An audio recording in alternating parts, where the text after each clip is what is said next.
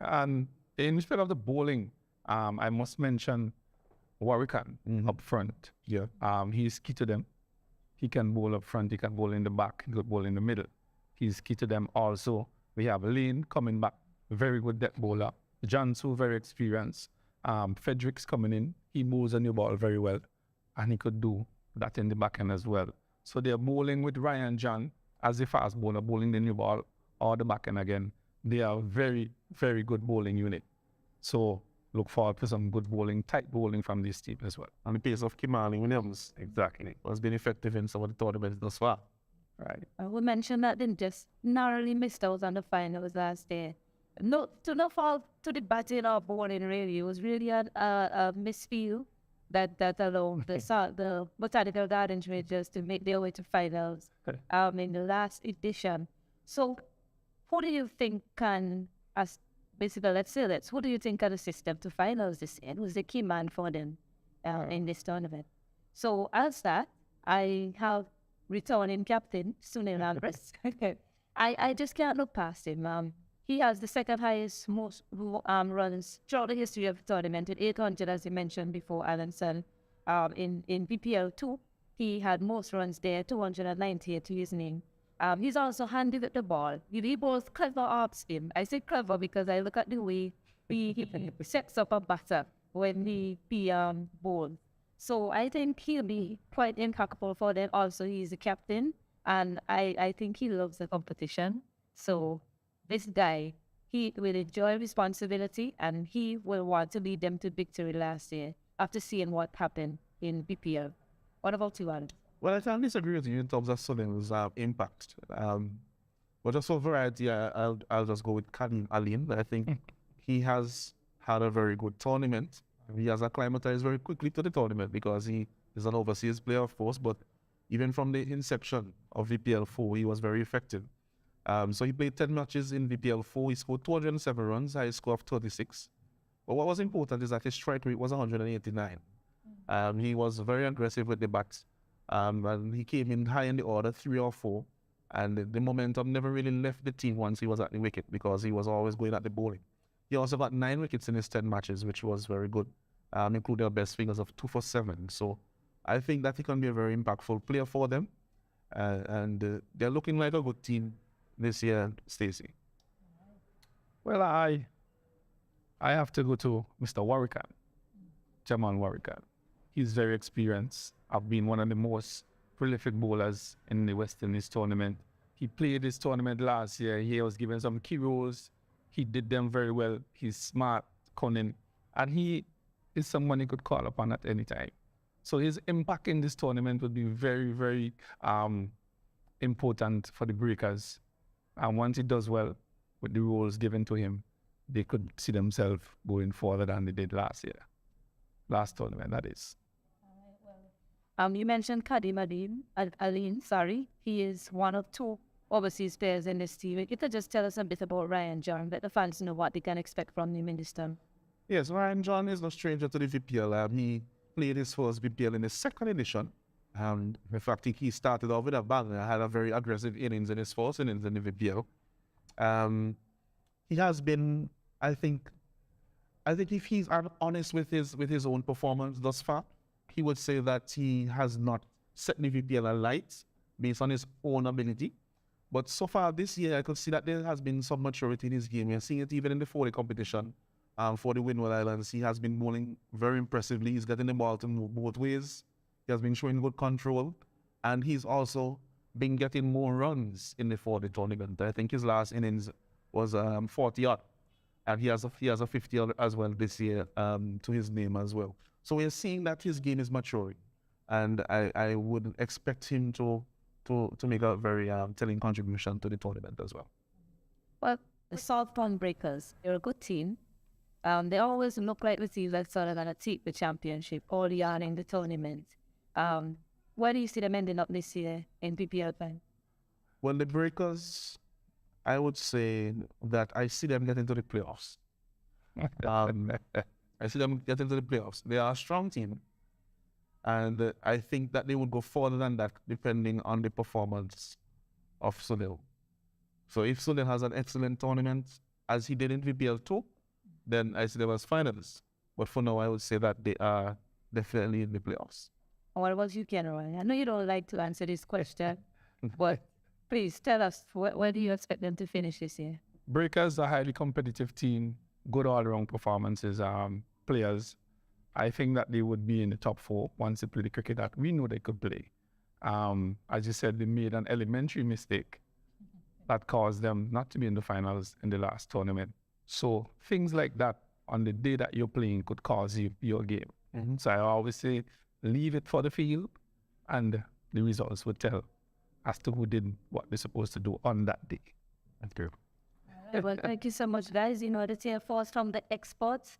Just a reminder, we do a video on all 16s in the tournament. Tune in at VPL10 on Instagram, Facebook, and YouTube. And remember, the action starts on April 10th to the 23rd. You can't miss it. Credit action in VPL5. Can't wait to see you there. ITFX. ITFX. Be bold. Be loud. Go live. Anytime, anywhere.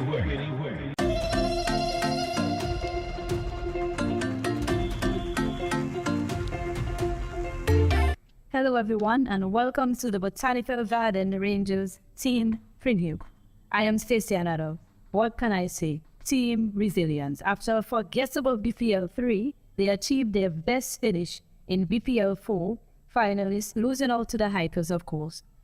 Somehow, this team seemed to have struggled a bit in previous editions with role identification and in terms of getting personnel in the right place. It's largely due to the fact that they have played a number of tournaments with their key players, especially in BPL3. But we saw what a formidable bunch they are in BPL4, and after getting so close to touching the trophy, one would expect that they would want to go one step further. I have with me the experts, Alanson Cruikshank and Kenron Martin. All right, good day to everyone, wherever you are in the world, whenever you're watching this video. And, we look forward to previewing all 6 teams, and now we're looking at the Rangers. Well, good day to everyone. Good morning, good afternoon. Welcome to VPL5 preview of the Rangers team. As you said, resilient. They have been here from the beginning, and they have not captured this tournament up to now. They had some good teams on paper. Unfortunately, they have not done what they should have been doing during the tournament. All right, well said from both of you. This team, well, we just want to dissect the team a bit. They have Keswick Williams, Kenneth Denver, Kieran Tatoy, Atticus Brown, Wayne Harper, Andres Fletcher, Rashawn Primus, Ronil Jeffrey, Ravindra Prasad, General John, Jarrell Edmonds, Elran Douglas, Michael Joseph, and Tijon Pope. In comparison to last year, there is just a little feedback from the team, changes that they may have made. Well, in my opinion, this team, they went to the finals last year. They played a very good tournament, and they garnered good momentum throughout the tournament. And they just, fell just a little short in the final. And I think that they have put some thought, a bit more thought into the acquisitions. And they should be a contender again coming around this year. We see that, they have brought in the all-rounder Primus, and who plays for Barbados, but also played for Trinidad in the past. He's a Bajan. Plays for the Zoos as well. Prasad, who is a Bajan. So, there are some changes there, but they have still kept, some of the nucleus of the players from before. Fletcher, Harper, Katoy, Keswick Williams himself, Demba. These are players who have been with them for some time now, and would be accustomed to the culture within the team, and wanting to pass that on to the newcomers, and have them gel as quickly as possible. Well, the Rangers team, in my opinion, has always been a balanced team. They have always had good batters, good bowlers, depth bowlers up to the front. What they have struggled with really in the tournament is putting persons in situations and circumstances, executing when they have to, using the right persons in the situations and circumstances. That is what they have failed with. They had some close finishes, but the right persons weren't at the wicket at the time. The right person was not bowling that over at the time. Those are the little changes that they need to make in their team, and they would do much better They play together as a team, as a unit. But those are the things that they need to get right for this tournament. And to have selected the best 11 for this squad, I'll have Kelroy. Just give me a bit on the batting. What kind of fans expect from the Botanical Rangers batting this year? Well, they are led by the experienced Fletcher, who's known worldwide for his aggressive batting, and also he's a game changer. He's excellent at the top. He finishes your game, and with the inclusion of Primus as well, that would add to them.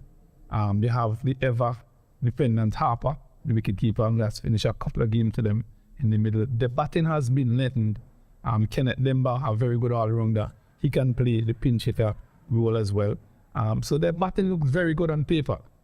Very good on paper. They just need to, as I said before, use the right players for the circumstances and situations. Give people different tasks and roles, and they would be able to do well in this tournament. There's a lot about Kieran Katoy, you didn't mention. Well, the all-rounder Kieran Katoy, he could be used at any time. He's an excellent player, brilliant feeler. He comes in bowl 2-3 overs, and he could be up top, pinch hitter he could use as an opening batter, he could be used in the middle. All you need to use Kieran Katoy when he needs to leave. Right. And I will say, what about the bowling? Then Well, looking at the bowlers, of course, Keswick is the captain, so you expect him to bowl his quota of overs in every game. Demba has been bowling well for the Windwards so far this year, and he has bowled well in previous editions of the VPL. Young Tijon Pope, all-rounder, has been very effective as well in the VPL. And Atticus is our spinners. You can't underrate him at all as far as that is concerned. He will bowl. And of course, Prasad from Barbados, he is an all-rounder. So we'd expect that he'll be doing a lot of bowling for the team as well. And the thing is that you have Katoy, you have a leg spinning option. And Fletcher does bowl turn his arm over and bowl leg spin from time to time. So it's almost as if everybody in the team can contribute one way or the other. And of course, Primus, as we know, is an all-rounder and has been quite effective for the Zooks in T20 and T10. Martin, you had a laugh there. Mention of Andrew Fletcher bowling some like spin. Do you think they'll put in the one? Fletcher might be very much disappointed that he went going into this tournament because he has been called out to bowl a couple of overs and he has done well, but he's not an out-and-out bowler, but he's very useful. Very useful. Well, they do have a lot of players to choose from in terms of who can be the key man in the team. And a lot of them, you mentioned Kieran Katoy, Wayne Harper, Rushan Primus, Andrew Fletcher. But in terms of impact, I think Andrew Fletcher will make the most impact in this team. He has over 6,000 runs. We know he has international experience. But last year, he missed out, I think, 2 games for Botanical Garden Rangers, and he was still able to close out the top 5 with the highest runs, with 193 runs. So that says a lot. But I really think it's going to be a case of unfinished business because he wasn't able to finish the job for them last year. I saw how passionately he played for them last year. And I think he'll come into the tournament with that thought. He needs to finish the job, get them to finals, and win it this year. So he's my key man for the Botanical Gardens Rangers. If you can tell me, Allenson, who do you see making the most impact for this team? Well, I see Roshan Primus. Once he gets on the backs in the team, I can see him being a very impactful player because I expect him to bowl his 2 overs. He has 26 T20 matches, 18 wickets, best of 2 for 12, economy of 8.34. And in terms of his batting, he has 253 runs, a score of 38, and a strike rate of 170. But one thing, the strike rate may look a little low, but we have seen that he has the ability to play that destructive innings in the last regional Super 50 in the semi-final against Trinidad. Barbados were basically done and dusted, and he scored a blistering unbeaten century in that game. And the Trinidad attack was no joke in that tournament. So somebody to look out for in this tournament for sure. All right, what about you, Martin? Well, and the impact? I am staying home to shift it in Winston and Grannies. My impact player would be Wayne Harper. He has played some crucial roles for Botanical Gardens in the last tournament and so on. He has matured and he is one of the better batsmen in the tournament. He has caused Botanical Gardens to be where they are in the finals, and he is crucial in that lineup. So he would have a very big role to play. And his impact on the tournament would determine a lot of things for Botanical Garden. Yeah, he's been there with them. Like he was there in VPL3, a disappointing VPL for them, and then VPL4 came back really well in that tournament. Almost got them to victory. Unfortunately, he wasn't able to score in that game. That probably was the difference in VPL4 for them. Well, apart from Andy Fletcher, we already mentioned him as one of the overseas players that not be in the tournament for the Botanical Gardens Ranger. There's also Revenge of Passad. So, Alan, if you could just let the fans know what they can look forward to from Revenge of Passad. All right, Passad, he's from Barbados. He has played at the youth level, youth cricket level, for the West Indies. He is an all-rounder, so he will be expected to contribute to this team both with bat and ball. His figures in Barbados are quite good, with ball in particular. So I'm expecting him to always bowl his 2 overs within this lineup. And when you look at the team, they do not have a lot of slow bowling. All right, and of course, cutter will be very important to them. But I think that, you know, some of the other players who they have here, they will need to find, that's one area, if you're looking at the team, that's one area that I think that some of the other teams have a lot more options with the slow bowling. And we know that the spinners, traditionally, with the exception of maybe Ryan Williams, but throughout the tournaments in the past, the spinners have been, a thorn in the flesh for many a side. Well, you spin bowlers, you seem to really like to spin her. No, I can't. Being a bowler, a net bowler maybe. Definitely to put you on the spot, guys. Last year, finalists. Where do you see them finishing this year? I'll give them a top four finish. Once you get it right, once you put things together, once the captain leads from the front and make the right decisions, I see them in the top 4 with the likes of Fletcher, Primus, Prasad, Williams, and the others. You don't want to give us a little, you don't want to be brave, you don't want to say champion. No, Wow. Cricket is played on the day. Second place. Cricket is played on the Not day. getting anything from Cricket is played on the day, and the team that plays best always come out victors. the top 4 finish. What about you, Anderson? Well, for me, I think it's a very strong team on paper. And I said in one of the other videos, that the caveat in trying to select where they would finish is the fact that, you haven't seen them players yet to see how they will go. I think we would be in a much better position to do this maybe after a game or 2. But what I'll say now, based on what they have on paper, I see them as contenders for the trophy. So I see them as finalists in this edition. I'm going to go out on the limb and say that I see them on winning the... I like that. Be brave. I like it. Yeah, to go. Yeah, on the best answer. When we want to cheer for us, ladies and gentlemen, finalists, top 4 finish. Yeah. Not brave enough. Come on, Matthew. The fans would want to hear a little bit more than that. I'm still going to push and poke. What do you think? Cricket is played on the day, on the field. That's where it's been played, You'll have to come back to us after a few games, and then we'll be able to give our definitive, position. I'll definitely come back to you guys with this question. Sure. Well, there you have it, ladies and gentlemen, and that concludes our preview on the Botanical Gardens Rangers. Just a reminder, there's a video on each team in the tournament, and you can tune in at BPL10 on Instagram, Facebook, and YouTube. And remember, the action starts on April 10th through to the 23rd of April. You don't want to miss it. Thanks for tuning in.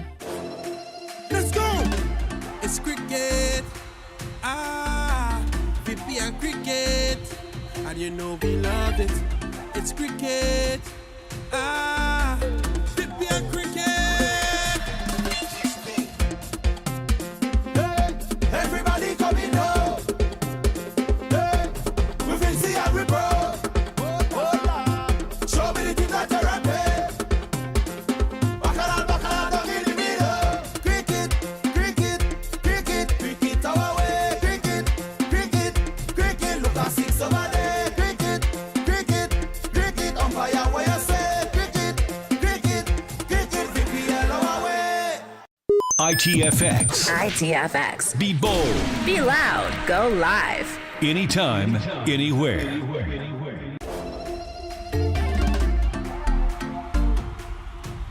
To me, VPL is life.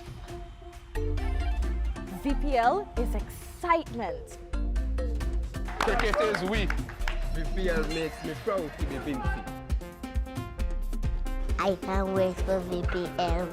The Vinci Premier League returns for 2023 from April 10th to 23rd. VPL, we are back in. Explorers! Hi guys! Diver! Rangers! Breakers. Strikers! Cricket, our way.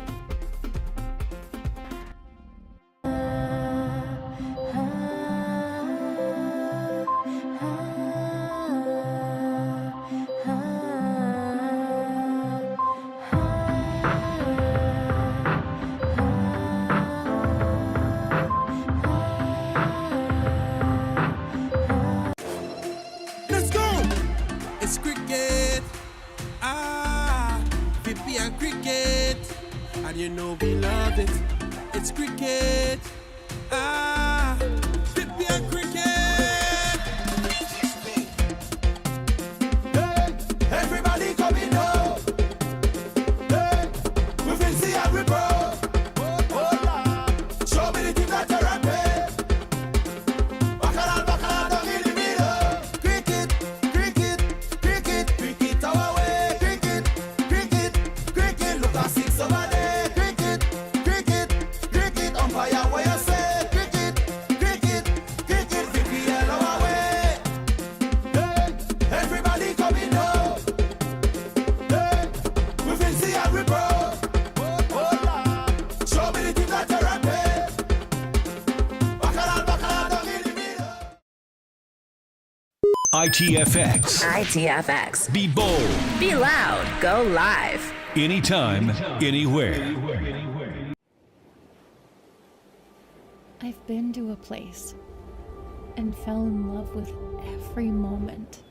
The sounds I heard, the touch I felt, the views I saw, the fresh flavors, the beautiful craftsmanship, the people I met, the celebration of freedom, the scenic nature. There's only one way I can describe this place, and it's by... Let's go! It's cricket. VPL cricket. And you know we love it. It's cricket. VPL cricket. Hey, everybody coming home. Hey, we will see how we bro. Show me the team that you're rapping. Bacala, down in the middle. Cricket, cricket, cricket, cricket our way. Cricket, cricket, cricket. Look at 6 over there. Cricket, cricket, cricket. Umpire where you say. Cricket, cricket, cricket. VPL our way. ITFX. ITFX. Be bold. Be loud. Go live. Anytime, anywhere.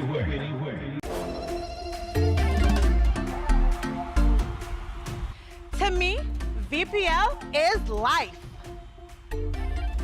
VPL is excitement. Cricket is we. VPL makes me proud to be Vinci. I can't wait for VPL. The Vinci Premier League returns for 2023 from April 10th to 23rd. VPL, we are back in. Explorers! Hi guys! Diver! Rangers! Breakers. Strikers! Cricket, our way.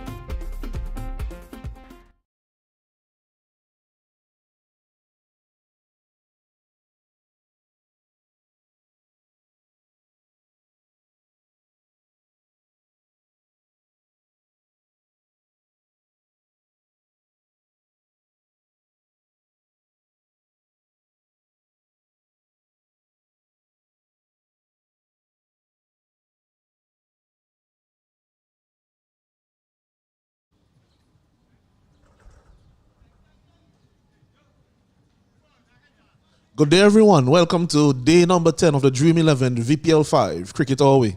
We're bringing live action to you from the Arnesville playing field in the magnificent multi-island Caribbean nation of St. Vincent and the Grenadines. We'll be having 3 games today. Yes, I said it correctly. 3 games. All 6 teams will be in action. In the first game, the Botanical Gardens Rangers will be up against the Salt Pond Breakers. The winner of this fixture will join the La Soufrière Hikers at the top of the table on 10 points. In the second game, the Fort Charlotte Strikers will clash with the Grenadines Divers, who have not qualified for the last 4. However, the Divers will be looking to end the qualifying round of games with wins, and the Strikers will be seeking redemption from their loss yesterday. And in Game 3, the defending champions, the preeminent team in the first 4 editions of the VPL, and the team that is currently top of the table in this edition, the La Soufrière Hikers, will be doing battle against the Darkview Explorers in a bid to extend their lead at the top of the table. And for the Explorers fans, sad to say that they have not qualified for the last 4. I am Alanson Cruikshank, and in the commentary box with me for the first game between the Rangers and the Breakers today is Mr. Kaznel Morris. Good morning, Kaznel. Good morning to you, Alans. Good morning to your viewers around the world. Good night, good evening, wherever you are. It's good to be back at VPL again for another day. An exciting setup for today's agenda. Yes, a very, very important game today for all the teams. Actually, it's six teams will be in action. All 3 games will involve, of course, all the teams in the competition. So it's a very important day. Only one of 2 days that we have all 6 teams in action. And in this first game, let's talk a little bit about this first game. We'll have Stacey and Adams with the toss in a few minutes. But in this first game, we will have the Botanical Gardens Rangers versus the Salt Pond Breakers. I just want to just speak a little bit about the 2 teams and how they've done so far in the tournament. The Rangers they started off well with a win. Then they had a little lull. They slipped up in a game, and then they started back to winning ways, and then they have lost their most recent game. So it's a bit up and down for them, but they still find themselves very high in the table. In fact, at the moment they are sitting on the 3rd position in the table, tied with 3 other teams on 8 points. But by virtue of net run rate, the Fort Charlotte Strikers are just ahead of them. How do you think they have been going so far, Kaznel? Okay, backtracking to what you mentioned earlier in terms of the winning procedure and how they started. If you look at the previous VPLs of the Botanical Garden Rangers, they have never been a team of consistency in terms of straight wins or straight loss. They are somewhat hybrid, somewhat performance. But truly, for the past previous 2 VPL, we have seen where the Botanical Garden Rangers finish in the top 3 position, which is something excellent. And they are also in the top 3 again. Now, they would want to clear this game out. It would be important that they're coming off a loss, as you made mention, and that will not phase them, but they will bring their top performance today to make sure that they are able to qualify along with La Soufrière Hikers in the qualification stage. All right, very important. And they also have a game in hand when you compare to the Hikers and the Breakers. So if they actually win today, they can see themselves going to the top of the table. Yes, and that's because La Soufrière Hikers, they have lost 3 to 4 games, 2 games, sorry. And it is important that if they are a net run rate as well, you spoke about it. And we see how closely competitive this VPL has come. And a lot of persons have expressed how competitive it has been. The diversity and experience in these international players that have caused these teams not only to be one-sided. We have seen where La Soufrière Hikers was put under the pump, chasing 150 odd. You understand? So clearly, it is not a case where we are seeing, or we could call it straight off the bat, that a specific team will be in the qualification stage until all the rounds of matches have been played. Yes, and just looking at the Salt Pond Breakers, they have played 7 games, so this will be their last game. Unlike the Rangers that have 2 more games left, they have their last game today. They will want to win. They have already qualified. The Hikers, Strikers, Rangers, and Breakers have qualified, but there is a tussle to see who will get in those top 2 positions to have 2 bites at the cherry. The Breakers, 7 games, won 3 in a row, then lost 3 in a row, and won their last one convincingly by 10 wickets. How are they going so far in the tournament, Kaznel? Yes, the Breakers have really dropped their standard from a personal perspective, that's from my view. They have really dropped their standard from what we have seen in the first 2 VPLs. Yes, they have the artilleries in terms of the men that are lined up for cricket. But something has seemed not to be meshing.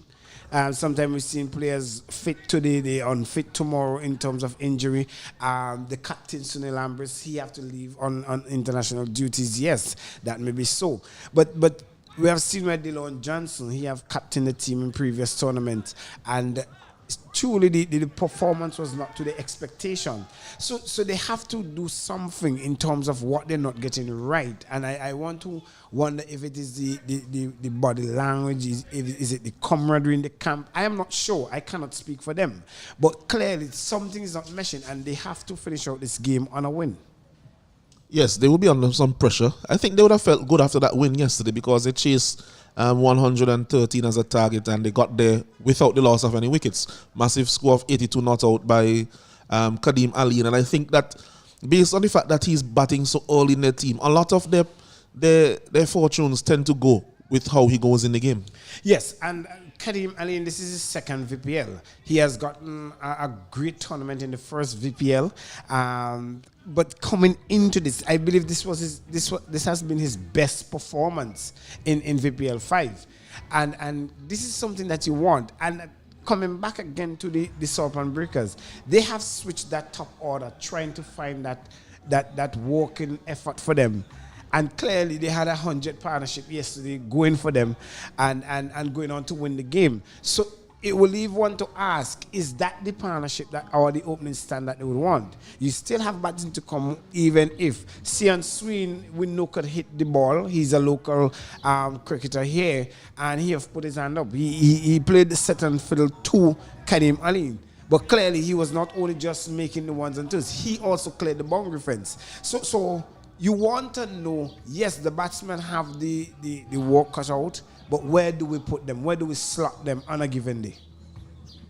Absolutely true. And one of the things that that I think that we have to consider in this game is that the Breakers, of all the teams that have qualified, they have sustained one loss of 70 runs, and that means that their run rate is actually at negative 0.691. It will be very difficult for them to make it into the top 2 if other teams get to the same points that they get to.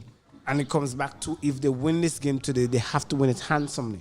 And I'm not too sure if the Botanical Garden Rangers will just go down like that. And when I say go down like that, I mean just give in to allow them to be battling for whether the 3rd or the 4th place. Yes, they are the top 4 teams that have shown signs of qualifications, but again, you would want to know who you're playing in the first position or second playing 3rd. All right, so at this time we have Miss Stacey and Adams. She's with the 2 captains and the match referee for the toss. We go down to you now, Stacey. It's time for the toss here in match number 20. In Dream 11 VPL5, we have Mr. Selwyn Allen, match referee, and the 2 captains, Kesrick Williams of the Botanical Gardens Rangers and Jumel Warrican of the Salpan Breakers. Kesrick has the coin. Heads is a call. Heads. And it's a head. So, toss was won by Salpan Breakers. Jamal Warrican, what are you doing today? We're going to have a ball first. We're going to take it from the back and see if we can restrict them to a low total and chase on the target. And what's a low total that you have in mind today? Everyone's at like 110. It seems to be par, so if we get them on the 110, that would be good, but nothing over 120. All right, a commanding display from your team yesterday. What sort of areas are you looking to improve into this game with an eye on the playoffs? We're going to improve on the power play. Spell it when we bowl the power play. We're going for not a little too much runs, a lot. We're going for a lot, over 50 most of the time, so we definitely got to improve on that. So that's one area looking to improve on. So it's a good opportunity to experiment with different things and restrict teams on the 40 in the power play. Any changes to your 11 today? No, same 11. Same 11. All right, all the best to you. Kesrick, you lost the toss, but you're not a captain that's really fazed by the toss decision, are you? Nah, I don't really fear by the toss decision. At the end of the day, it's all about execution and all about coming out here and putting teams under pressure. My team usually score really well in the power play, and it's good to see that our team is batting first. We've been batting second for the last couple of games, and we've been doing well doing that. So it's good to see that we can actually, come out back first. And as long as we come out and do what we're supposed to do, I'm not really worried too much. I mean, I'll back our bowlers 100% to come out and defend in total that I put on the board. Well, you definitely have an eye on the playoffs, but are you looking to go hard today with an eye on the net run rate to get you up in that top 2? Definitely, every game. We play every game hard. We look at the net run rate every single game. We sort of play every game like a final. We don't want to take any team for granted. I mean, even though we're third and they're fourth, we still have to play each game hard. I mean, they just won a game yesterday. We had a rest day. So it's good for us to just, come into the game today with our rest that we had yesterday, play some hard cricket and take this momentum straight into the playoffs. All right, any changes to your 11 today? Nah, same team. We're going with the same team. We have a bit of niggles, but at the end of the day, it's cricket. I mean, I'm happy that the guys come out each day and put in 100%, even though they have their niggles, whether hamstring, back, or fingers, or whatever it is. The guys come out and give 100%. So, I mean, I just really want to thank our physio, Uzari, that he's been doing a lot of work behind the scenes, and I just want the guys to just, continue to do what we're doing and take it into the finals, and then take one step further this year and win the finals. All right, all the best to you, Kesrick, on your game today. All right, well, there you have it, ladies and gentlemen. The toss was won by the Saltburn Breakers, and they decided to have a bowl first. Back to you in the studio. Thank you very much, Stacey. And so the Breakers, they have won the toss. They're going to chase. They're going to bowl first. What do you think about that decision, guys, now? Well, excellent decision. But I would have batted because of the momentum swing from Kadim Ali and the opening partnership that he had yesterday. They would have been in that vibes, that energy, as a continuation of a second test, But as the captain rightly said, he want to do it from the back, see how it is coming up, what total they could restrict the Botanical Garden Rangers for. As in, I believe that they would use a strategy of spin, where Andrew Fletcher is not that effective as much with the spin as with the pace coming on. Yes, very interesting to see how they would go. And just looking at the two teams that they have selected for this game, both teams remain unchanged, both the Breakers and the Rangers. So they have the same 11 that they played in the previous game. Captain Williams spoke about the fact that there are some niggles in his team. We saw Primus looking very immobile in the last game. He pulled something in his side here, it seemed, when he was bowling his first over. Couldn't finish the over. And also see him hampered by his injury during his batting. Well, that's why he was hitting those muscled sixes. So the running would not have been really much of a factor. But yes, he spoke of that even in the previous post-match interview, where he said the injuries to his team is really affecting most of the players. And that is so because this game of T10 is an intense one, where you do not have much of a time to rest. It's a game today, it's a game tomorrow. Yeah? So most of these players, the sun is hot and a lot of island sips water have been given. But it appears that the island sips water is not even enough to cool the temperature down in this tropic area. Yeah. And just looking at some key players on both sides in this game here. You're looking at, in the case of the Botanical Gardens Rangers, Andre Fletcher.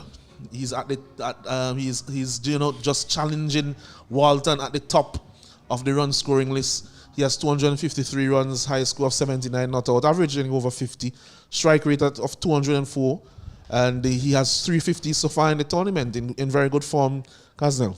Yes, it's a rich vein of form, and he would want to continue and finish out on high. Even though he doesn't finish to the top, he would want to finish at a place where he's satisfied that he has come to this VPL and contributed to the VPL. So clearly, you are seeing where they have invested in these overseas players, and they're getting their reward. And Jeff Fletcher, we know, is credited with fast bowling. He likes it when the ball comes onto the bat. So if we look at the percentage of his scoring over the pace over the spin, we clearly would see that he doesn't really factor in the spin much, but has a relatively high interest in the pace bowlers. Yes, and also Primus in his few games so far, he is on the table in both the run scoring and the wicket taking. He has 130 runs, high score of 49, strike rate of 220.4, averaging 43 with the bat. And with the ball, he has 7 wickets, 3 for 45, his best bowling, averaging 15.29 and an economy of 11.46. So how has he been going in the tournament? Healthy. Healthy. You could not ask for nothing better than that. What I would also say, and that you missed out on, is that he's a very hard-hitting batsman. So even the spectators are in danger whenever he's batting. But yes, Primus has shown his pedigree, why he was selected as an all-rounder into this lineup. And to be honest with you, the Botanical Garden Rangers, they have a packed team here on paper, as we would normally say around cricket. On paper is the execution and getting the blend of players together on the day of cricket to really get it. Atticus Brown, for me, played that first game, got a 3-wicket haul. He have not really come to the party as they would expect, and this is so because mainly he is a batsman, and we have seen him do more bowling than batting in this tournament, and it contributes because of the lengthiness in that batting lineup. Yes, and we'll also look at Ravindra Prasad. Starting off the tournament excellently, went for some runs in his last couple of games, but he still is in contention for that Sandals yellow cap. He has 7 wickets so far with the best return of 3 for 6.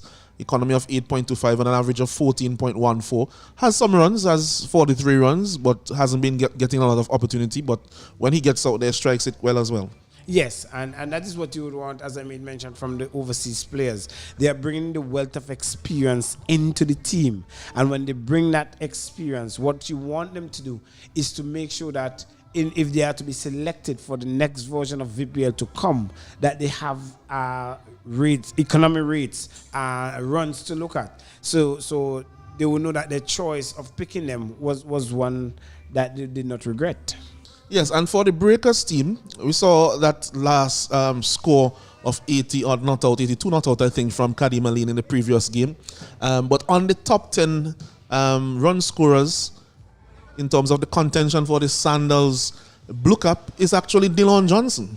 So is that a surprise? He's at number 9. He has the most runs, actually, for the Saltpond Breakers in this competition, with 127 runs, having scored a half century, striking at 244.23. And he's in exalted company in terms of that top 10. Now, these men, Dylan Johnson, most people know him for his bowling. But what a lot of person doesn't know is that Dylan started out in batting as well. You know, he was playing as an all-rounder. And he focused more on his bowling. We heard that in the interview from his mom yesterday.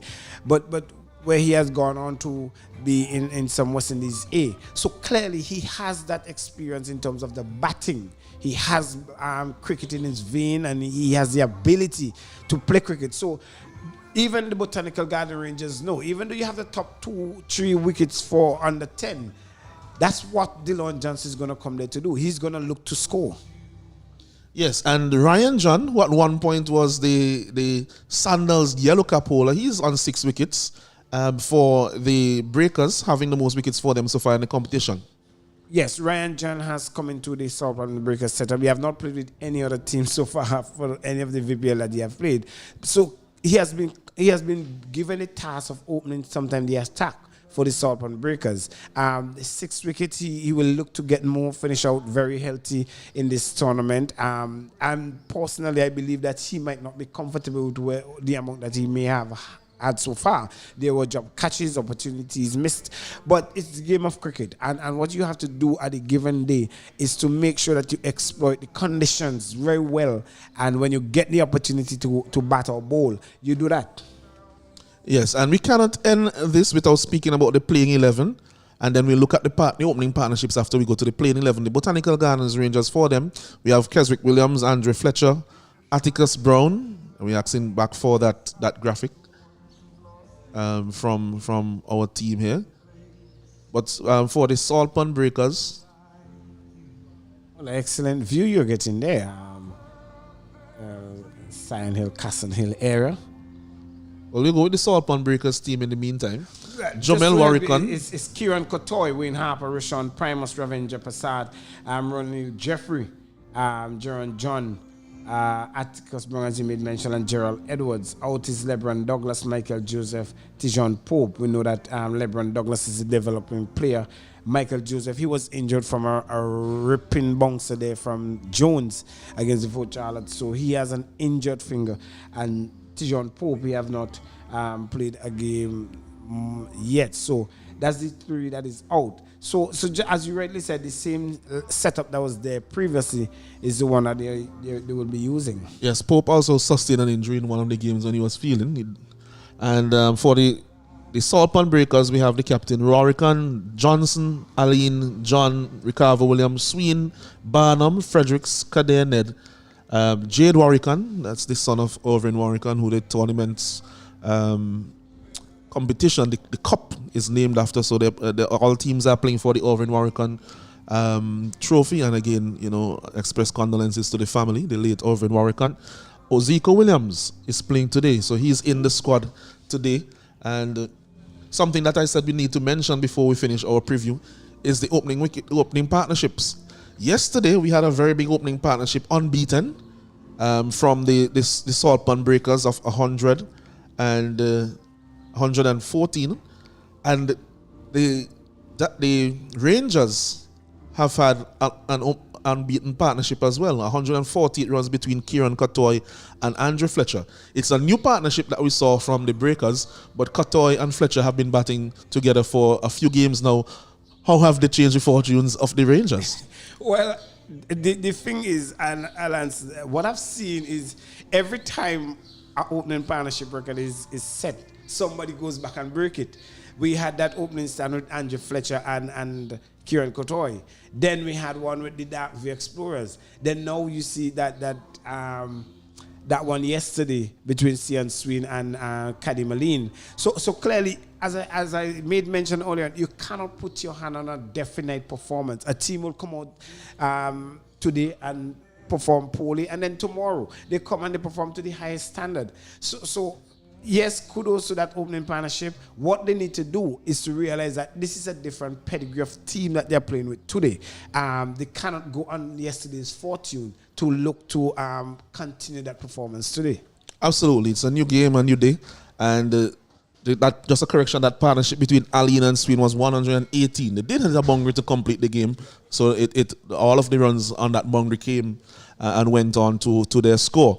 So when we come back, we'll have the live action. Remember that the Salt Pan Breakers, they have won the toss. They have elected to bowl first in this very important game here at the Arnorsville playing field in the Dream 11 VPL5 Cricket Away. We'll be back soon with live action. Let's go! It's cricket. VPL cricket. And you know we love it. It's cricket. VPL cricket. Everybody coming up. Hey, we fancy and we bro. Show me the team that you're rapping. Bacala, down in the middle. Cricket our way. Cricket, look at 6 over there. Cricket, umpire where you say. Cricket, VPL our way. ITFX. Be bold. Be loud. Go live. Anytime, anywhere.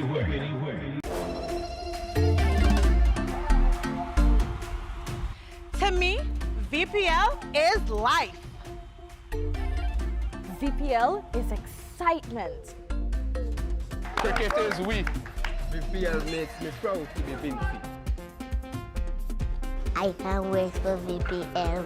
The Vinci Premier League returns for 2023 from April 10th to 23rd. VPL, we are back in. Explorers! Hi guys! Diver! Rangers! Breakers! Strikers! Cricket, our way.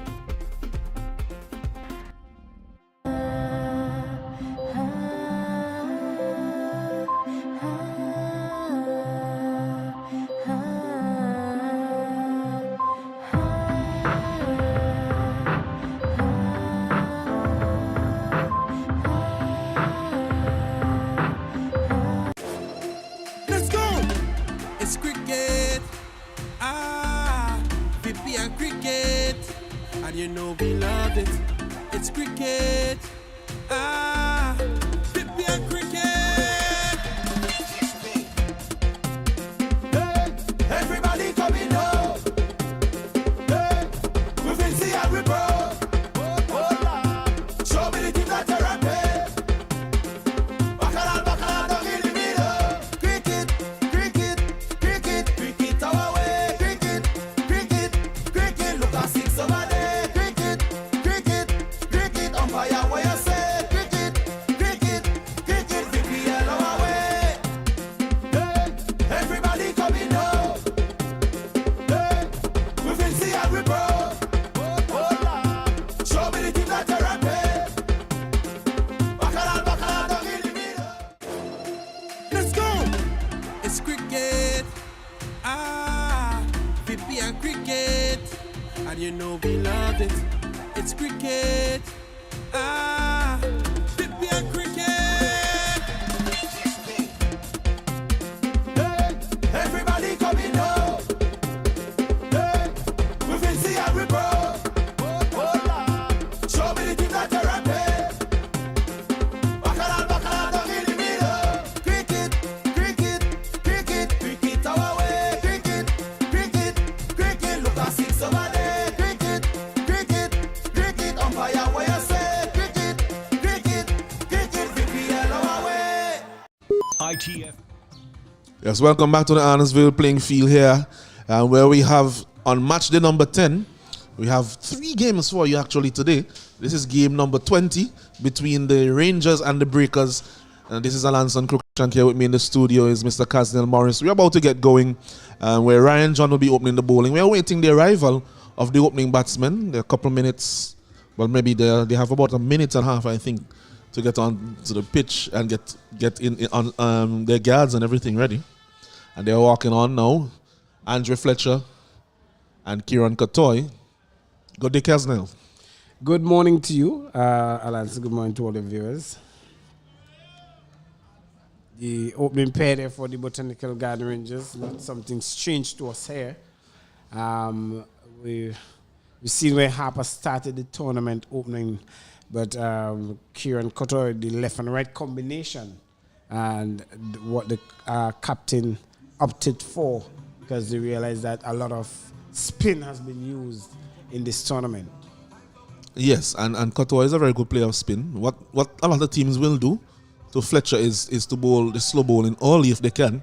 But with Kotor there, they don't think twice, because he will really be attacking against the spin bowlers. As John is about to get going to Fletcher, the two will be extremely familiar with each other. Two Grenadians, and big up to everyone who is listening from the island of Spice. Yeah, good morning Grenada. to the officers in Guav police station. Casnell, are you from Grenada originally? No, I have a lot of friends in Grenada. Okay. Morning to Marshall. Yes, I've been to Grenada twice, but it has been a long time since I've been there. I went there in 2006 and 2007. Fantastic place to be. If I have to adopt an island, I'll adopt Grenada. It reminds me a lot of home when I'm there. Very similar to St. Vincent in a lot of ways. As John comes in now to Fletcher, Yorker length delivery dug out there by Fletcher. Good start by John in the first over. Yes, positive start. That's something that you would want. That also can lift the momentum. Now, if you look at the movement of the Sarpan Breakers, it's a different movement than the game prior to yesterday. Because that's what a win can do. It can lift the momentum of the team. Good start by Ryan John. Checking on the ball, but seems to have something behind the line.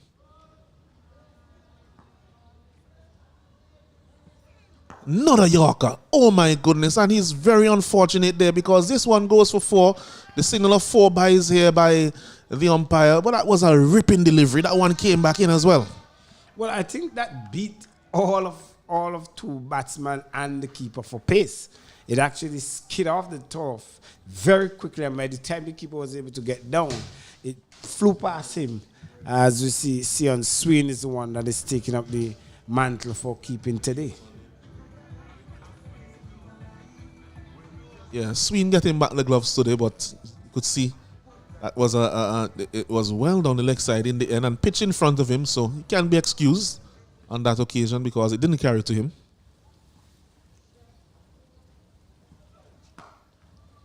Nice looking shot there by Fletcher, just opening the face to go square on the offside, but straight to the man there at point, Ned.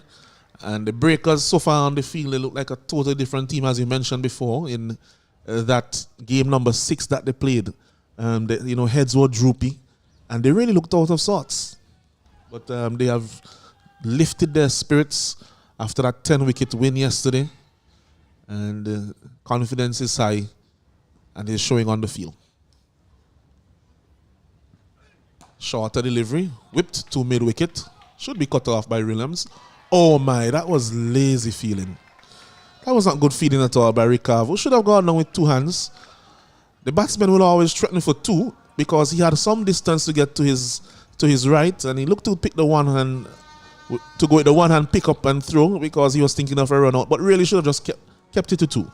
Disappointing feel there from Ricardo. One of the better feelers there for the Saltpan Breakers, and this is the kind of feeling that will tend to drop the shoulders. But as we see in a previous shot, he was applauded even for the effort. But this is unacceptable in terms of Ricardo's standard. So Fletcher, he's off the mark now with that boundary. 8 without loss. This one is high in the air. It's going over the man at oh my. Never looked like he was getting under that one at all. I think it's Jade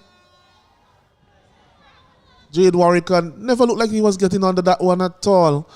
And the bowler will be very disappointed because that would have been the big wicket of Fletcher.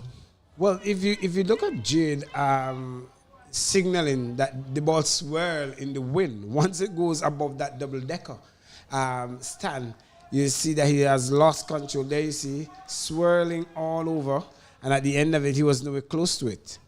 Davian Barnum there, giving some assistance, but was even close.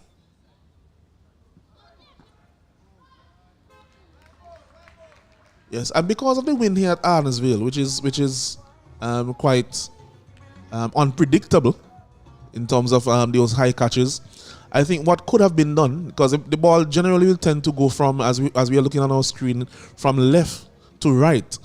And maybe Barnum, because of where he was coming from, may have been better served to go after that because it was always going away from the young man there, Warwick. At the end of the first over, 10 without loss, are the Botanical Gardens Rangers. Well, as we...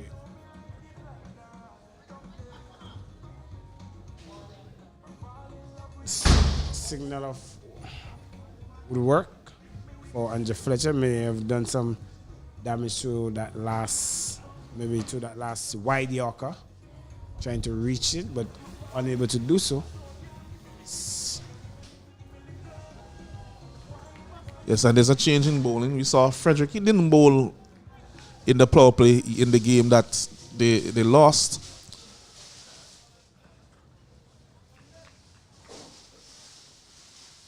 And the decision is to get him back into the power play, where he has bowled for all 4 previous editions of the VPL for the Strikers.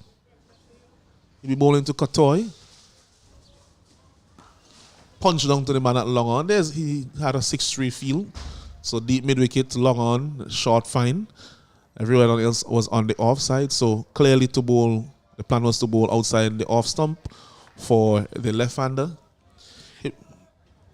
Yeah, I was somewhat disappointed to know that they had not started the power play with Rashid. We've seen most of his success came in the power play. Whether or not he dart up the balls or he sponged them up or he got wickets was in the power play.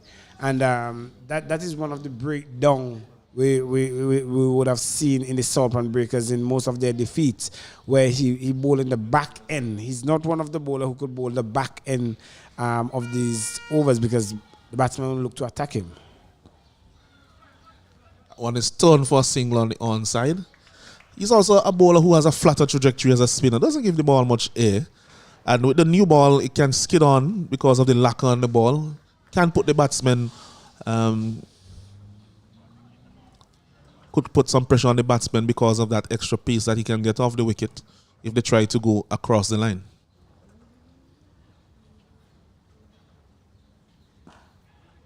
This one not timed. Should be cut off there by Johnson. Excellent feeling by him. Single to Katoy. Good start so far from Frederick. Yeah, excellent. And it's something that you would want because the over before from John was a good one, had an opportunity, and then now he's coming into the attack and doing the same thing, holding down the run rate, sorry. This one again, Fletcher tries to use his feet, comes down the wicket, doesn't really get to the pitch, but a good line as well bowled by Frederick, kept it into his feet, didn't really give him any room to free his arms, single taken. So good start by Frederick, bowling in a situation with which he is more accustomed, and so far he has come up trumps in this over for the first 4 deliveries for his team.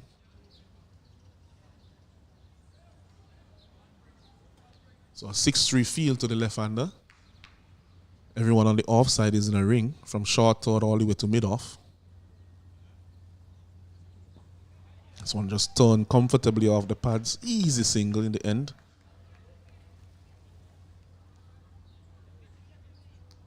So 5 deliveries, 5 singles. Excellent going. The South Breakers will be happy with that the ball is not going for any sort of high run based smashing shots.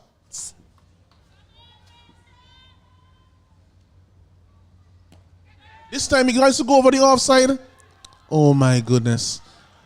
And again there, I think that was an opportunity. And I think that when you're feeling on that side, once the ball goes in the air, you have to run ahead and try to get ahead of the ball because it's always going away from you with the wind. Well, is it that Andrew Fletcher is living a cat life, as we will say here?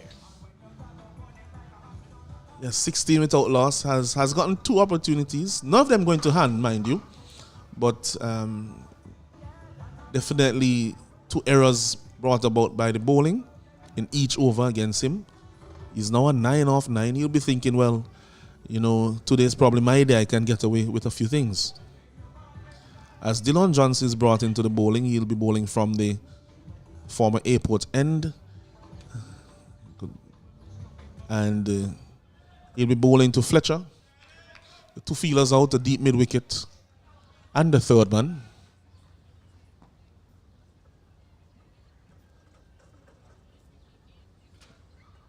This one is high in the air again, and it's Warwican who is under it. Oh my, he drops it. He had it, but when he struck the ground, it bubbled out.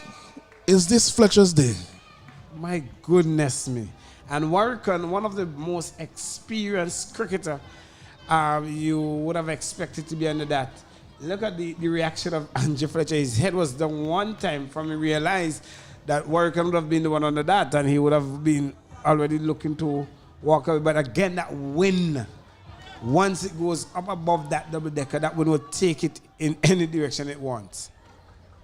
And generally will bring it again, as we mentioned, as they were looking at the screen there, from left to right. It pulls it across. So you might think you're under it, but it is coming back towards the pitch.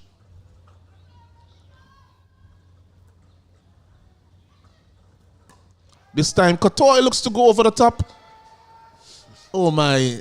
And they are finding the gaps with surgical precision here because except for that one that went down in the last delivery, all the shots seem to just be finding the gaps when they have miscued.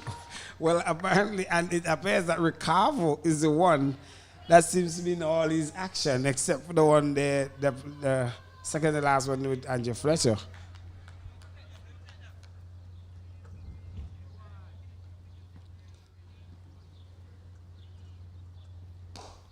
This time he tries to go down the ground, should be caught.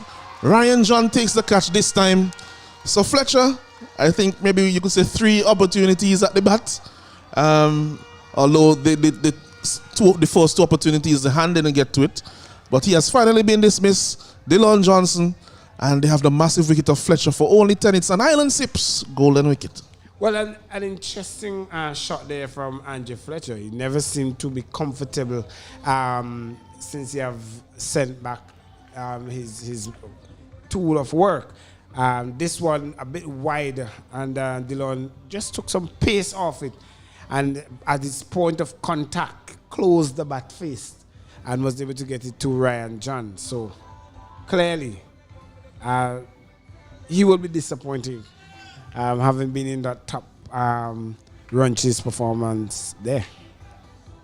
So interestingly now, Harper coming back out at number 3 early in the innings. So you'll have to forge a partnership here with Kotoy. And that delivery seemed to be a slow one. Did grip in the pitch. And he was looking to go over the offside, but in the end the bat went ahead of where he would want to make contact and tugged it to the man at mid-on. The diminutive Harper, he's coming out now to play against his former school captain, facing up to Dillon Johnson. And there is the field is the same field that they had for Fletcher.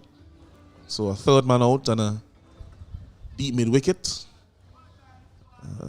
Backward point, a man on the point. In the 30-yard circle, extra cover. Mid on, mid off. And you also have a mid wicket. So the deep mid wicket has been turned around to deep square, and there's a short fine. Not a slow delivery there, ball by Johnson. So a good start from him. 4 deliveries, and he has taken a wicket for only 2 runs. Well, great start there from the Saltpond Breakers. They have won the toss and inserted the opposition in. And after a couple of job catches, maybe because a lot of companies on board for sponsorship, Fletcher played with those opportunities and he got through. But was able to evade his luck, as we would say. Yeah, luck running out for him at the end. And that was a slower bouncer. Harper into the shot very, very early. Struck him on the body, leg by taken. So Johnson mixing up his pace. 1 wicket for 2 runs after 5 deliveries. And at this moment now, the Breakers will be pleased with this start. Of course, they will be. And knowing the attack of the Botanical Garden Rangers, I remember at one case they had a partnership where with the same Fletcher and Kotoy where they had 50 odd in 2 overs. So it will be good to know that at a more sedated manner as the third over comes to a close at 20 for 1. Yes, and they're going at a run rate of 6.67, which is good going on the part of the Saltpond Breakers to restrict them to that. 3 overs have been bowled. 20 for 1 are the Botanical Gardens Rangers. We'll see. Yes, it seems as if Rashid Frederick will finish off his spell in the power play, which is the likely thing to do. I think they are using him in his preferred position and the position in which he's accustomed to bowl, which is in the power play. But Kotoy would want to go after this over, given the run rate.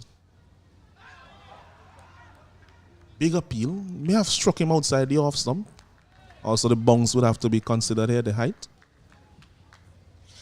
Well, it's as we made mention, it's a much different Saltpond Breakers feel that we're attitude towards the feeling that we're seeing this morning.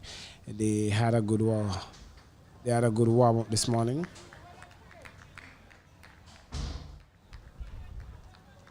Yeah, this one is wide down the leg side. Good work by Sween to prevent it from going for additional extras.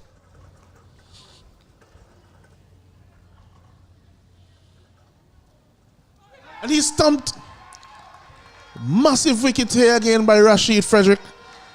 And the Breakers, they have gotten the see in the back of both openers. 21 for 2 after 3.2 overs. An excellent start here from the Saltpond Breakers. This is what a winning momentum does. I'm not sure if I should apologize only for telling the Saltburn Breakers they should have batted, but clearly if this is the start that they're getting, they should be in a more in the mood that they are in now, positive mood, as we see the Rangers who are coming off a rest day. That's what momentum swing can do, as we see Primus now comes to the crease. 21 for 2. Yes, a very important opening spell here from the bowlers of the Saltburn Breakers, getting rid of both openers, Katoy and Fletcher. See in the back of these two destructive players. Katoy was always going to go after this over, but he left his crease very early there, and I think Rashid saw him coming, slowed it up just wide of off stump, had to stretch, was beaten, and an easy stumping in the end for Sween. 21 for 2 after 3.2. Frederick so far, he has taken 1 wicket for 7, and he's in his second over. This one is short, but as is the case sometimes when you're on top, even the short delivery doesn't get put away. Well, I'm surprised because Rashad Primus, he would also feel disappointed that he missed out on that one. This one is wide down the leg side. He will look for that midland leg line. Doesn't want to give too much room to Primus to get use of his arms. We have seen him hit the biggest 6 that we have seen here at Arnesville in all editions of the VPL, and from my memory, at any point in time here at the ground. At least from my memory, at least. Talking about the one that went over the stands? Yes, over the commentary stand at the opposite end. That's a building that has about 5 floors, so it's quite a way up, and went straight over that. And the building also stands about 30 yards away from the rope. Well, that's the power of Rashad Primus. Frederick to Harper, punches this one, but straight to the man at point.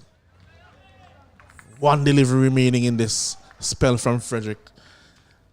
1 for 8 from him of 1.5 overs.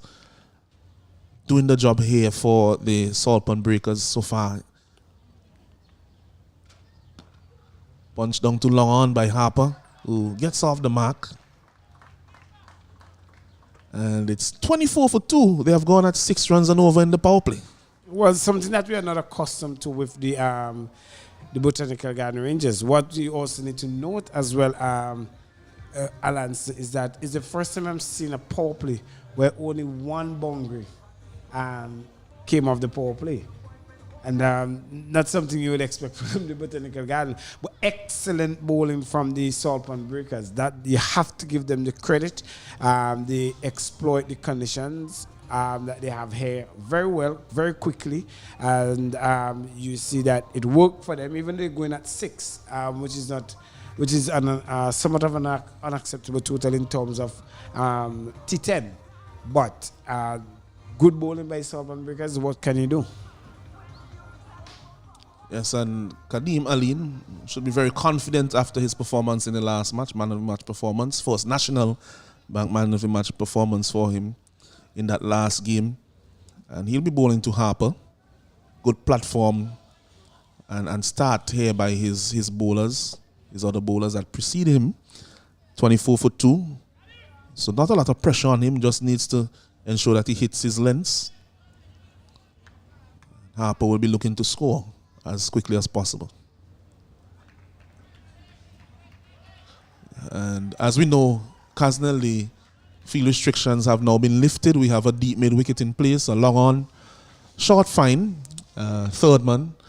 A man actually who is, you could call him probably just square on the offside, on the boundary. So a deep point, not the usual sweeper cover. And a man at deep extra cover because the mid-off is in the circle. So interesting feel here. Yes, I'm not too sure if that field is set for a drive because of that feeler that is somewhat a deep extra cover as you make it. It would be interesting to see. Well, no one is stopping that drive. That one has been smashed down the ground for Hiram smashing 4 by Wayne Harper. Well, I was speaking about the power play. Well, it appears now that they're taking it after the power play, the boundaries, and the second pop in Hiram smashing 4. Welcome to the VPL this morning, Mr. Ali. Yeah, that one didn't really have much on it. It was slowish outside the off stump, and Harper really, went into that with all of his might. Gave it some hitting down the ground. Good delivery this time. So after a fairly lackluster first delivery, a loosener, this one now a Yorker, quicker delivery. Well dug out there by Harper.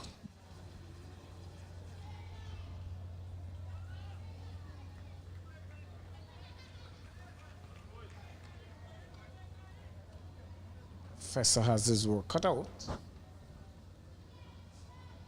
This one is whipping it to the onside.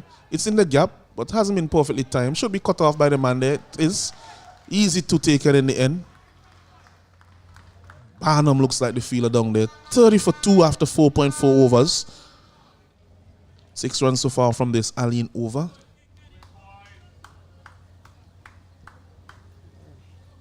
Somewhat still not in agreement with Allen with the field set, but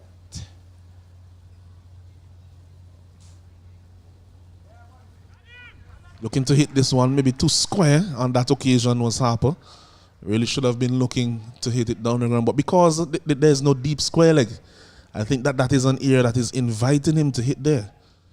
yeah, I think what the thing is that Harper is one who likes to cut this ball. So what Allen has to do is to get that ball a bit straighter so that he could flash it and get the man at a deep point in action.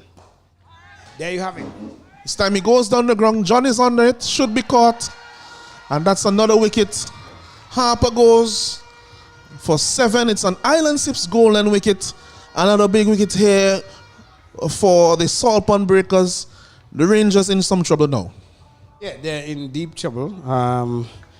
We saw in that previous delivery, Ryan Jan was signaling to Kadeem Ali to get it straighter, let him boast the sky. And he signaled with a thumbs up. And there you see it again, Harper getting this one straight down to the same Ryan Jan who gave Kadeem Ali the signal. And so it clearly showed that the plan worked. But on that occasion, you would say Harper, no run really behind square on the offside on the boundary. That one was quite wide of the off stump. May have been better served to go on the offside. The Rangers, who seems to be climbing up this morning, I'm not sure if they're tired, because we cannot be tiredness because they had a rest day yesterday. And I'm not sure what is creeping in, but it appears that the Salt Pond Breakers have swallowed up the Rangers. A late shower, maybe? Yeah, well, it's still a bit early in the innings, but at this point, they're definitely in the ascendancy. Only 6 runs and over after 5 overs. So they have to really go very hard in these last 5 overs, and they already have lost 3 wickets. So Warwick now to the bowling crease. Skipper bowling to Primus, wide down the leg side. And looking at the field, there is a deep square leg, a man at deep mid wicket, a long on, and there's a short fine. And 5 fielders on the offside, a long off and a deep extra cover are out. And a ring of 3 square of the wicket on the offside. Do you challenge Primus to clear this field? I'll get back to it after this delivery. They're pushing for 2. Should get 2. Direct hit would have had him short there. He's not looking as if he's running.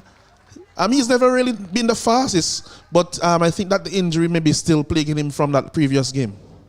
Clearly, it will, as they made mention, but he still have to capitalize on the singles if there's an opportunity for 2. Make it as best as you see that. Had it been a direct hit, as you rightly called it, it would have been in some serious trouble. But they made it safe, 33 for 3.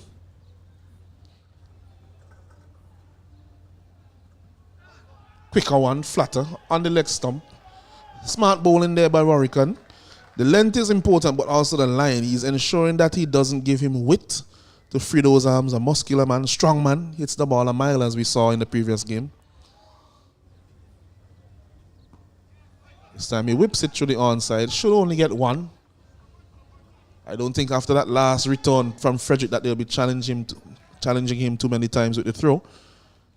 So 4 deliveries, 4 runs so far in the over. Warwican will be pleased with this start.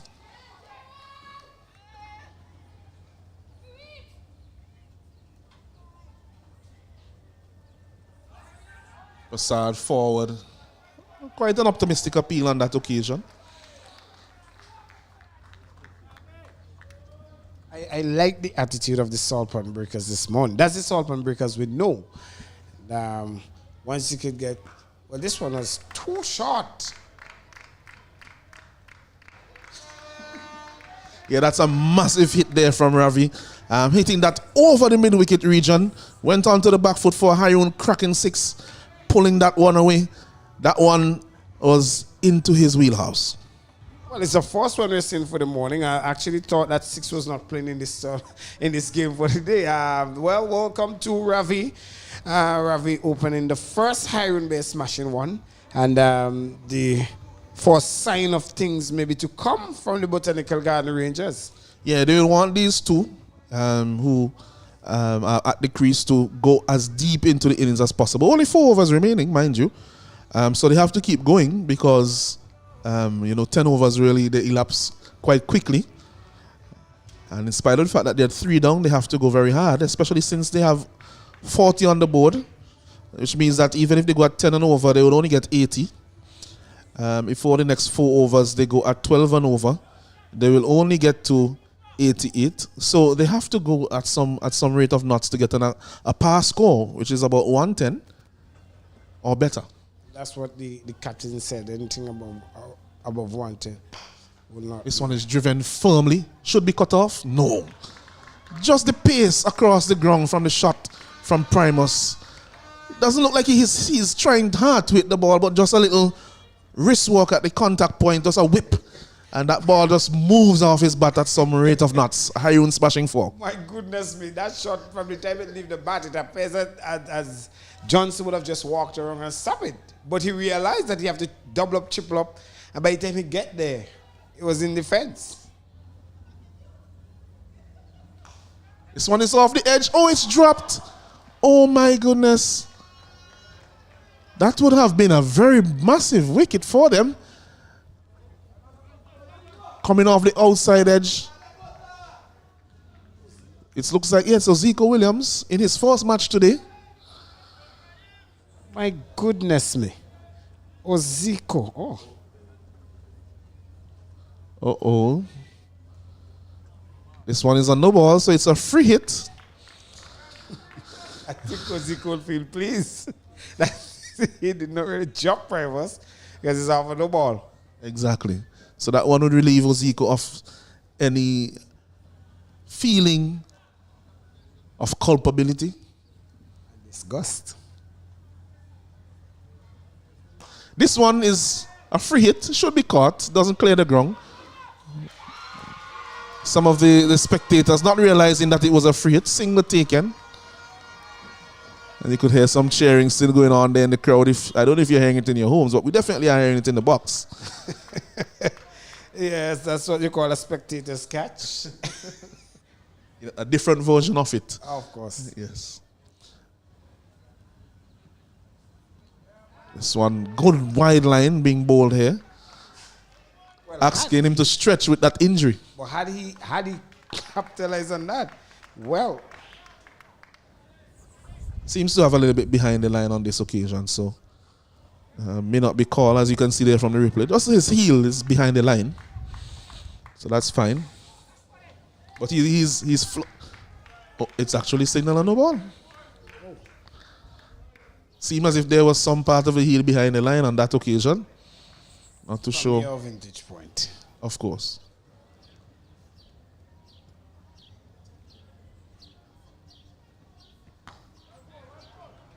But even the smart bowling there from Ali, he realized and knows that most of these players are injured, so the movement across the wicket is very limited. So he's bowling wide of the stump, which is wise, very much wise, because the power of Primus and Ravi, as Ravi showed in the previous over, can muscle this ball easily. So any way they get close to this ball, it could travel very far. This one, it will go for 6. Didn't really get all of it, but got enough of it. And it's a high run cracking 6. And that's what I'm talking about. Any hint of closeness and connection on those bats. They're using some very good bat. And there you see, the wide off stump line. But Ravi realizing that that's a ploy that Kadim is using. So he took a guard across and made use of it and got maximum 55 for free. Yes, he also has a high grip on his bat, batting high on the handle. That's an extraordinary shot. This time he was across his off stump and just whipped that over the onside for high run cracking 6, if you've ever seen one. Ravi, that's a ridiculous shot. What you doing? This is VPL. You do not do that. But he got maximum for it. Look at that. He swept the ball. That's a great shot there by Ravi. Would put some thoughts into Ali's head. He'd have to be thinking about where he's going to put this final one. He goes around the wicket now. Change of angle. And he goes again. This one is high, and once you get it that high with the wind, it is going to travel. And that's another high run cracking 6. And Ravindra Prasad, he has come to the party. He's on 25 of only 6 deliveries. Well, he brought his own iron bear to the party. He realized that, no, this is not going to work. These top 3 guys who are all here on did not brought any iron to the party. So let me bring my own, and I'll do it my way. And what a shot that is. Yeah, that's a massive... He's actually taking a lot of the deliveries from very wide on the onside, and he's able, with quick hands and a wristy play, to get them quite square on the onside. And I think the pace of Allen is what he used, because the power that he has. Look at, he's a muscular dude, very strong upper shoulder. So once he get holds of that delivery, and boy, oh boy, Ravindra Prasad, my goodness me. So it's now 67 for 3. They're going now at almost 10 runs and over, just courtesy of that 1 over. And this is now the 8th over to be bowled by Dylan Johnson. He'll be bowling to Roshan Primus. There is a man at third man. Dylan likes to bowl with his third man. There's a fine leg, there's a deep backward square leg, a long on. Everyone on the onside is back. There's a deep mid wicket as well. And this will be a wide, and it will also be 1 for the over. So very, very short there. May have slipped out his hand because that one pitched almost at his toe. Well, I'm sure you would prefer it bowled there than in the hack of Primus. He's standing in the same position where he hit that ball straight over the stand. So, and the way he sized up at the lawn there is like, if you're saying, if you come close, I will lose this ball.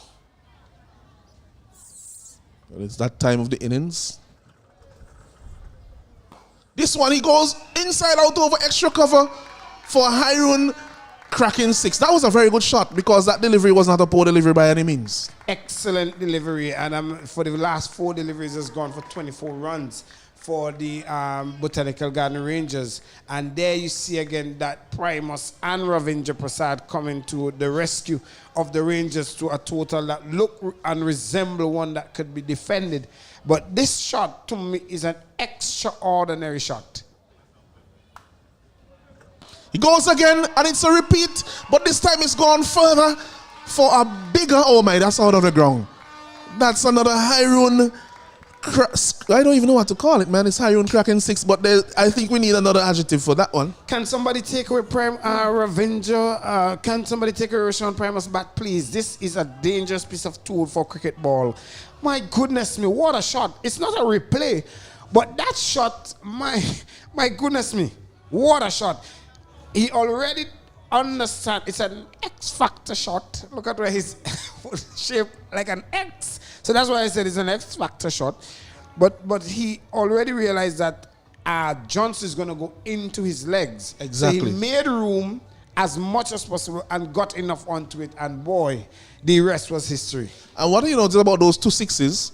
Johnson's actually bowling to their plan, which is to keep him from going over the offside by trying to, and from using his arms by trying to tuck him up on the leg stump. But he has backed away and successfully hit him over the extra cover region. So that's good thinking there and good counter by Roshan Primus. And we are having some contest here at the Ardersville playing field. Not only contest, but a big press conference by Jamal Warwick and Ryan John, Dylan Johnson, even Colin Mullin, 4 of the most experienced players there. They have to come together to have a meeting. There's a subcommittee meeting there.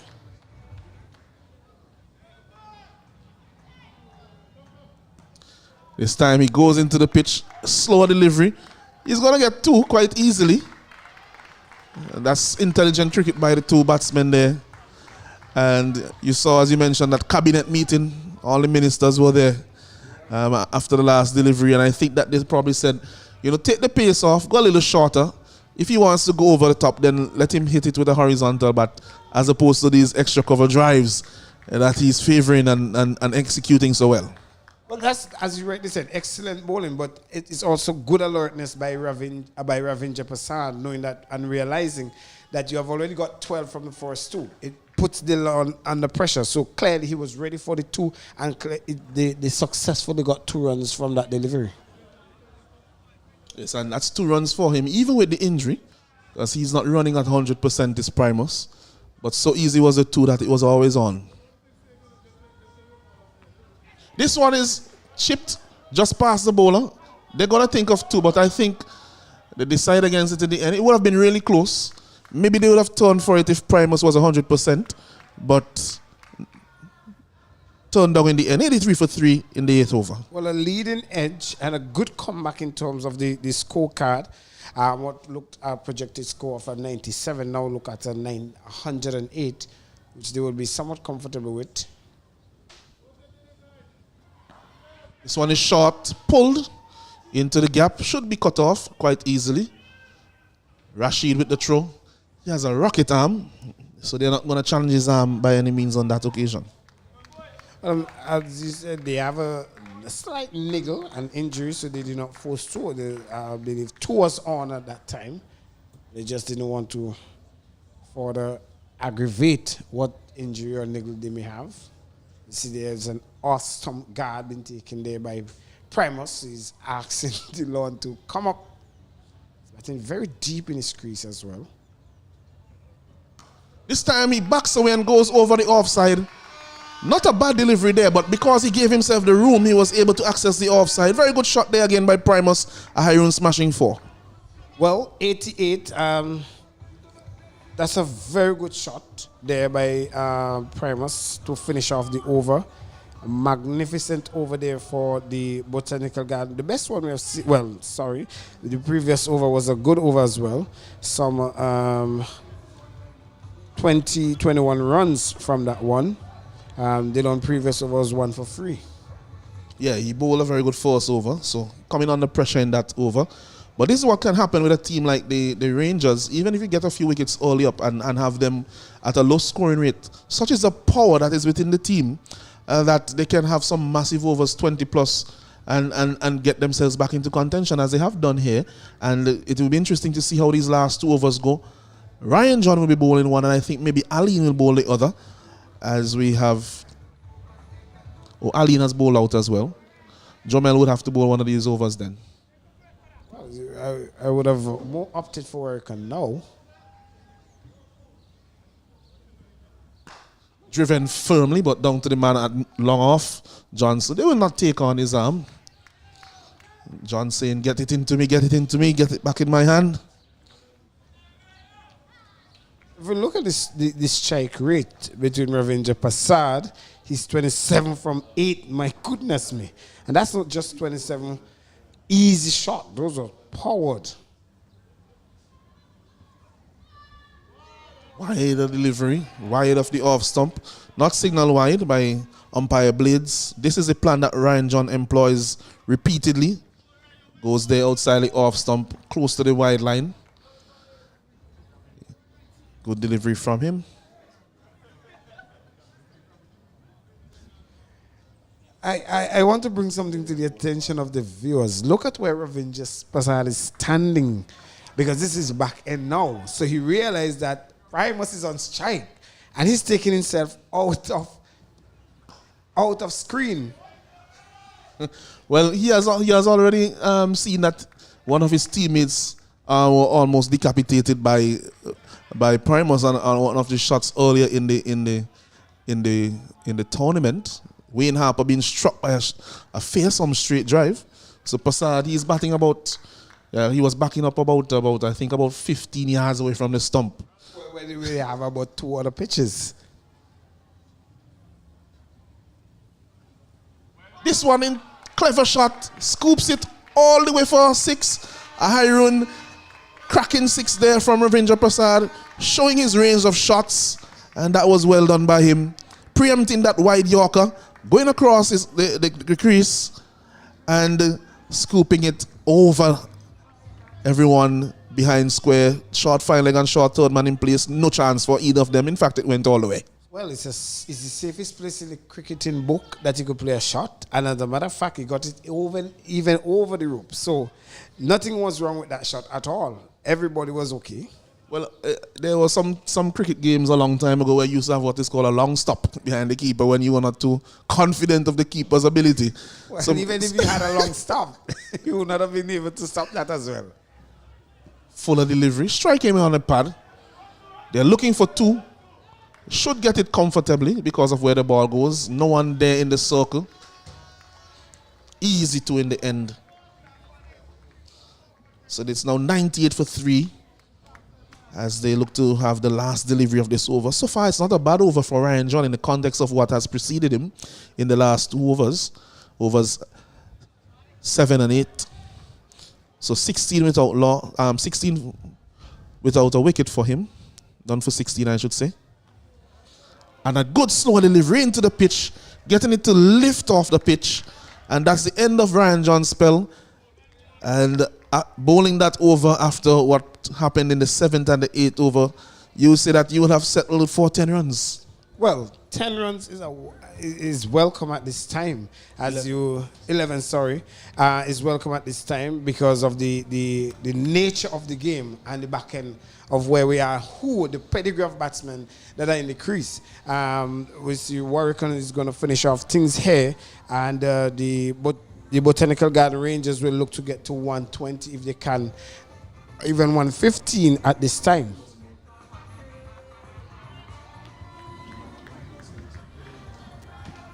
So Warwickon opting to bowl from the southern end. Bigger boundary on the leg side, that may have influenced his decision as he bowls the last over. This one is short, and Ravi puts that easily over the mid-wicket boundary for a high run cracking 6. 100 is up, 105 for 3. Well, I believe that Warwickon slowed up that one and asked Prasad to go into the wind. But such is the strength of this man, win or not. This one was quicker, lifted off the pitch. Oh, Oziko trying twice to get that one back in. Goes all the way for 4 byes. Why didn't he go with the hands there? He was there in good time. Well, I believe his football skill is not the top, but he was looking to somewhat stop it to Drade, who was coming in support. And, oh my goodness. I don't think he would ever get picked for Manchester United and 4 more. And this has gone for another 4 byes. What is happening here with the Salt Pond Breakers? They started the innings off so well, and they're giving a lot of runs here freely to the Botanical Gardens Rangers. And it's not good keeping there from Sween. He must hold his hand up on that occasion. He was late to react to the line. The ball was already on the leg stump, and he was late to go across. This time he does a lot better.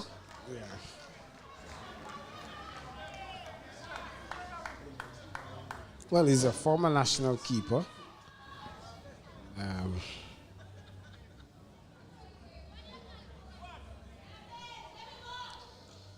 good delivery again. I think he might have made his way back there. So after going for 6 off the first delivery, he's actually bowling very well. It's the buys that have really racked up the score. And he was saying to himself, he doesn't want them to go beyond 120, and once he keeps his foot behind the line, he would have his wish.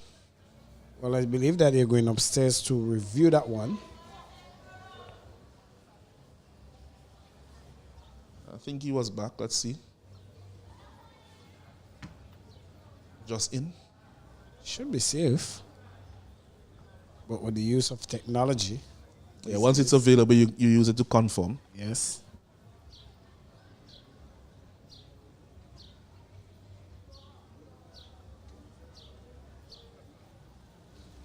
So now, there goes the confirmation.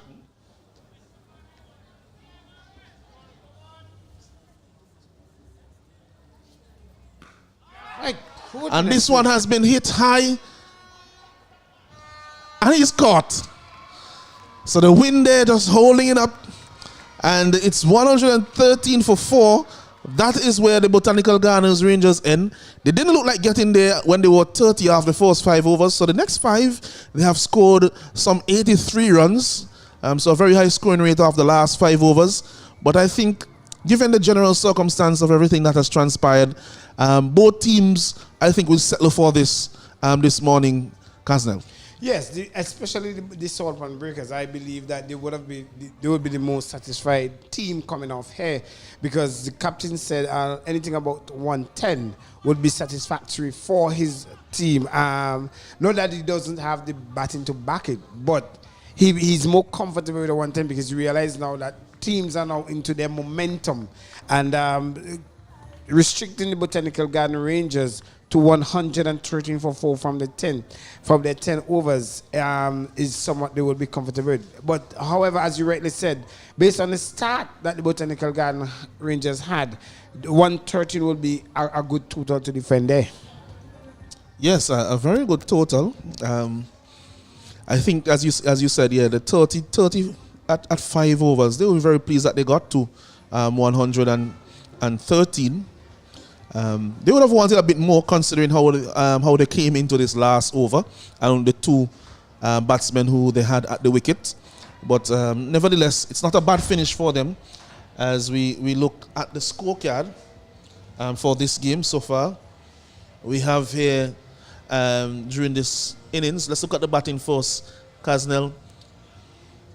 Well, the Botanical Garden Rangers never got it off with Andre Fletcher. He got 10 from 11 balls, something that is not becoming of Fletcher. Kotoy, he got 5. Wayne Harper didn't really stay long at the crease. He got 7. And the thing to note is that they consume more balls than runs in those partnerships. And it was when Primus and Passad got to the crease again for the Botanical Garden Rangers. We saw them sharing 42 and 29 apiece, respectively. Passad from 17 deliveries, both of them from 17 deliveries per se, and they were able to get the Botanical Garden Rangers up to 113 for 4. Yes, and bowling for the Salt Pan Breakers, Ryan John, 2 overs done for 17, a good over 4 stop, and came back to bowl at 9th over when the Botanical Gardens Rangers were feeling themselves, so to speak, by getting some very big overs, and went for only 11, which is commendable. Rashid Frederick bowling in his accustomed position, an excellent spell by the young man, 2 overs, 1 for 9. Dylan Johnson, 2 overs, 1 for 24, taken apart by Primus in his second over. Kadeem Aline, 2 overs, 1 for 33, went for 3 sixes in his second over. Those last 3 deliveries off the bat of Ravindra Prasad. And Warwickon, a very good last over, 2 overs, 1 for 16. Good performance by the skipper. So when we come back, Kaznel, we'll have the chase. The Salt Pan Breakers will lead 114 runs to win.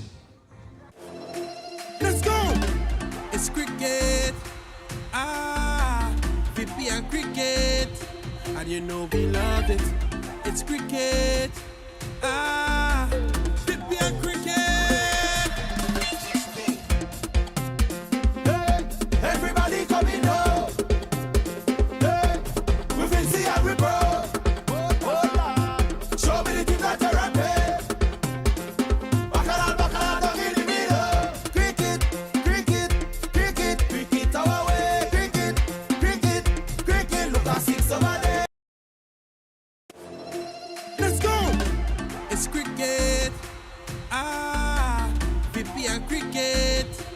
and you know we love it. It's cricket. Ah, VPL cricket. Hey, everybody coming now. Hey, we feel see and we bro. Show me the team that you're rapping. Bacala, down in the middle. Cricket, cricket, cricket, cricket our way. Cricket, cricket, cricket. Look at six over there. Cricket, cricket, cricket. Umpire where you say. Cricket, cricket, cricket. VPL our way. ITFX. Be bold. Be loud. Go live. Anytime, anywhere.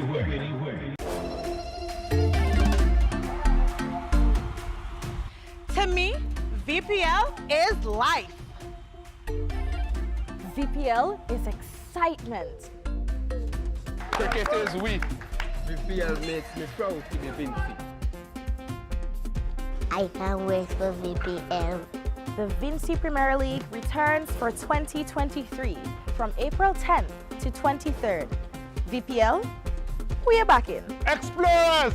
Hi guys. Diver! Rangers! Breakers. Strikers! Cricket, our way.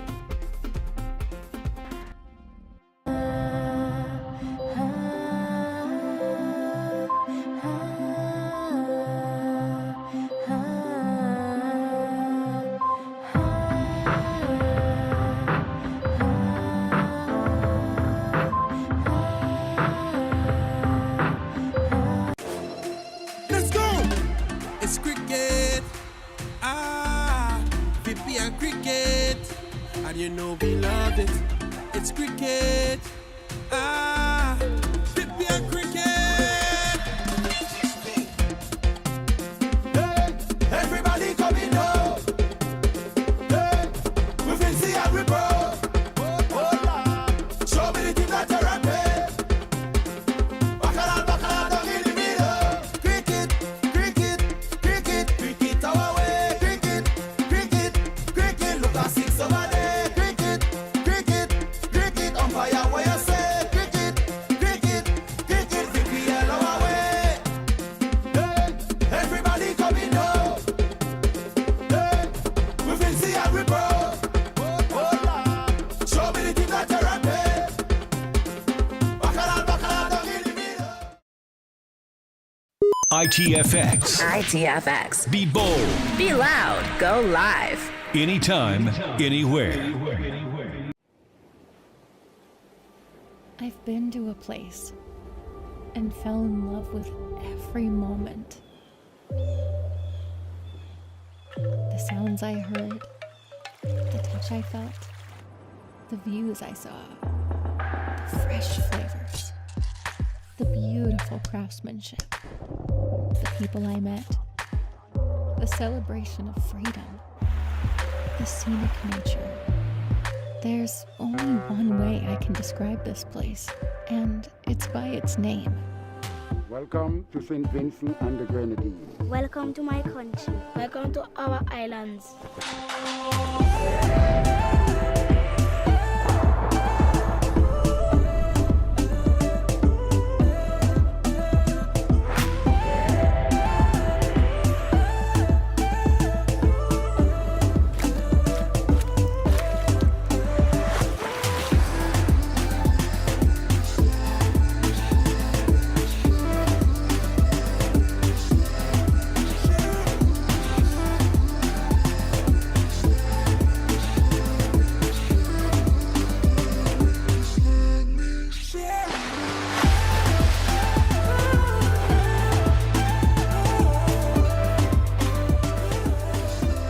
St. Vincent and the Grenadines.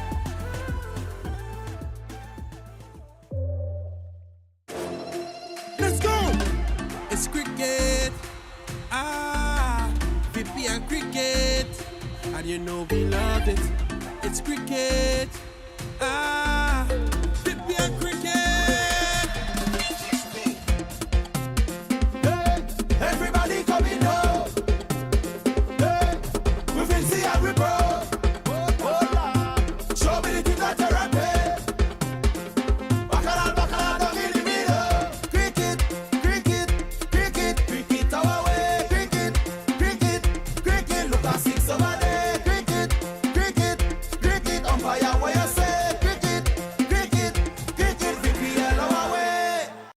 ITFX. ITFX. Be bold. Be loud. Go live. Anytime, anywhere.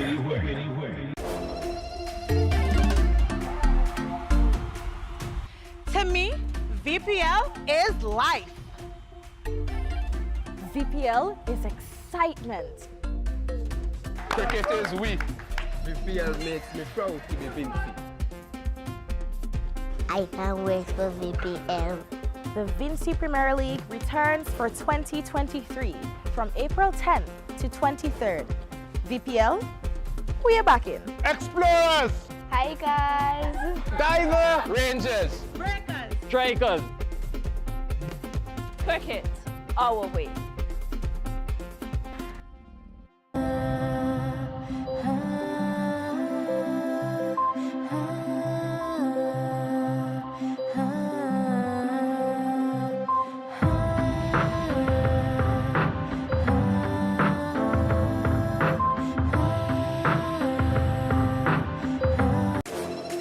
Let's go! It's cricket. Let's go! It's cricket. VPL cricket. And you know we love it. It's cricket. VPL cricket. Hey, everybody coming home. Hey, we will see how we bro. Show me the team that you're rapping. Bacala, don't give the middle.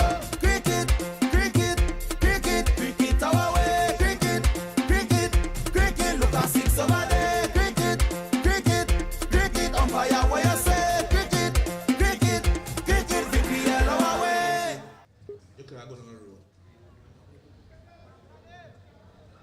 Welcome back to the Arnorsville playing field, where we have the chase. The Saltpond Breakers will be in pursuit of the target set by the Botanical Gardens Rangers. 114 they will need to win from their 10 overs. And I am Alanson Cruikshank. Good day to you. And with me in the commentary box is Mr. Casnell Morris. Good day to you again, Casnell. Good morning, Alanson. Good morning to your viewers. It's compelling cricket here as we come to the back end of VPL5. The teams are now somewhat sharpening their tools to those who are to be qualified for the next rounds. So you have the Saltpond Breakers have answered your question. Will they continue with the same opening partnership? Yes, they will. Sweden opening the batting with Aline. And Keswick Williams is opening the bowling. Primus, I don't think is maybe fit to bowl. So he has been basically forced into this situation. And I think it is something that if you were doing it all year in the tournament, you'd have been in groove than doing it now and ready to perform it at this more pivotal stage of the tournament. Of course. He made mention that he had a slight niggle. It will be interesting to see how he takes responsibility of this lead attack. And Aline will look to take him out all in the power play. So Williams to Aline. Short, pulled 4. This one is in the gap at mid-wicket. Easy boundary for him in the end. Shortest delivery. Didn't really have any zip off the wicket, so it was not at full pace by any means. There is a deep backward square leg in place and a third man, but that was well away from anybody on the boundary. Dissected the fielder at mid-wicket and mid-on. Haroon smashing 4. Yeah, that one was precisely placed there by Aline. And remember, Aline is coming off at 82. So he will be seeing that ball with some great fortune.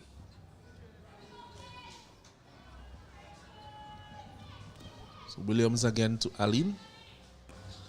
Better delivery this time, not a shot. Rushing on to him. Coming back in to him off the wicket. 5 without loss after 2 deliveries.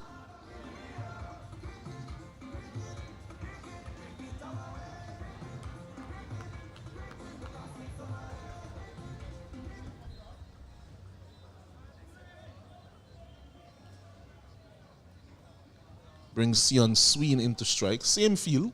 Deep backward square leg and third man the men out. Short fine. Mid wicket, mid on, mid off. Extra cover. Point and a backward point. This one is short. Single taken.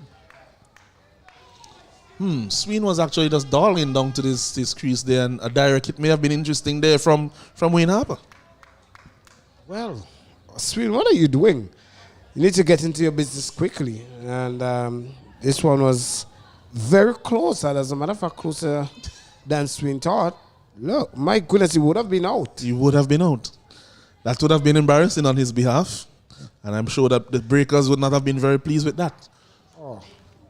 Good thinking by Harper, though, to go for the run out. Williams to Allen. Punched off the back foot. Quick single. Ooh. Close one. Missed in the end. Another hit and out. Because Allen did not get a chance to drag his bat. It was more like in an effort to escape from that ball coming from Primus. It's powerfully throwing that ball. Yes, he would have been out if it had struck. You could see. He knew he was short, so he was just hoping for it to miss. So 2 possible runouts here with direct hits. But they have missed. The first over, 7 without loss. Hey. Good delivery, that one. Quick delivery. Wow. Rising up to Sween. He defends it on the offside, but gets a single. My goodness me. Kesrick. That's a fast delivery there. That's the Kesrick Williams we're accustomed to see. And he knows that Sween is not one who is very comfortable with a short pitch delivery.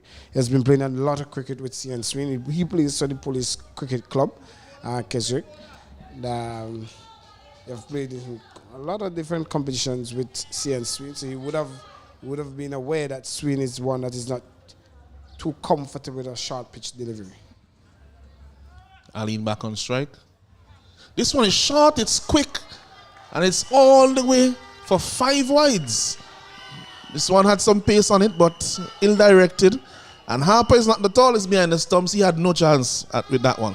Well, Keswick is walking up some pace here, even though that went for 5 wides. He's walking up some seam here, as you see that one skid off. It's off. My goodness me. Yes. Harper would have needed to be about 2 meters taller to get to that one. A short man. Probably about 5 feet, 4 inches there or thereabouts. That is serious pace.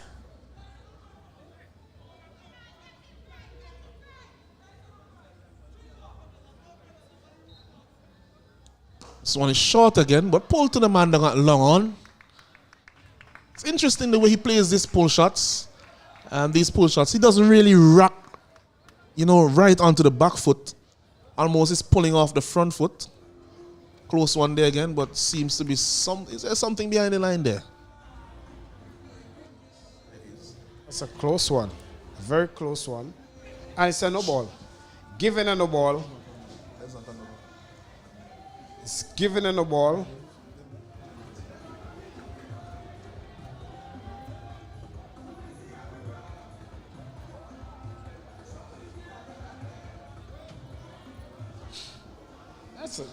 That's a tough one. He's not letting up for no errors at all. I don't have much to say about that call.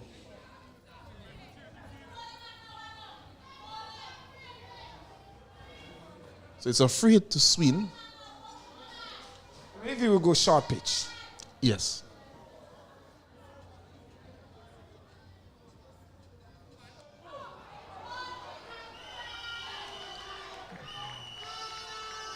And I think Harper will have to be blamed for that one because right into his hands, bursts through, goes all the way to the boundary. So a very poor start. 19 runs off the first over. Lots of extras. 9 runs off the bat, but quite a bit of extras. 5 wides and As a matter of fact, 9 extras. Exactly. This one burst into the hands of Harper. Not the tallest man. He had to jump to that one.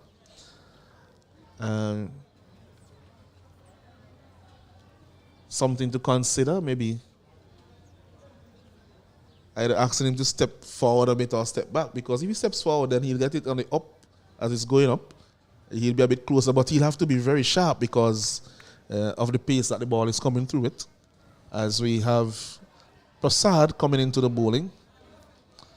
He'll be bowling to Aline from the Beckway end. 19 already in the first over. 95 needed of 54. Contrasting starts by the two teams. Well, less of a pace now. Sween and Aline will be more relaxed with. This one has been hit for 6. Off the back foot, down the ground. Too short there by Ravindra Prasad. A high run, smashing 6. My goodness me, that one win or no win. He got enough onto it. A bit too short there by Prasad. And Aline, who has hit a number of these 6s in his previous game, capitalized quickly on that one. This one is in the air. Should be safe. Bounces away, goes for 4. Another boundary in this over. And Aline is taking no prisoners here.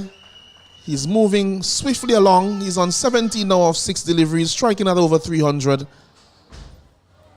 29 without loss in just the second over, in pursuit of 114 for victory.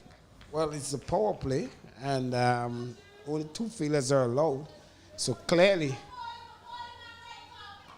and again, out to that vacant point, deep point area. Another 4 by Aline. I think there's a case here for having the sweeper cover, because if he's going to be bowling his left arm spin, if he gets one to turn, as that one did slightly, that is exactly where the ball is going to go. It's better to protect that boundary, because it's likely that if Aline gets it out of the middle, that he will clear the man on the onside anyway. My goodness me.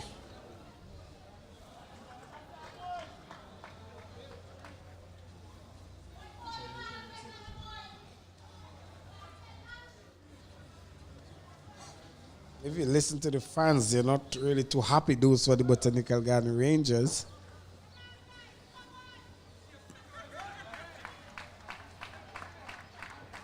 So after the boundaries, he takes a single, gives a strike over to Sween. 34 without loss in the second over. 80 now needed from 50. All of a sudden, the required rate, which was close to 12, is only now 9.6. They're scoring at 20 runs and over. I was just going to look at the current. Maybe able to get 2 here. Yes. Good. Excellent work.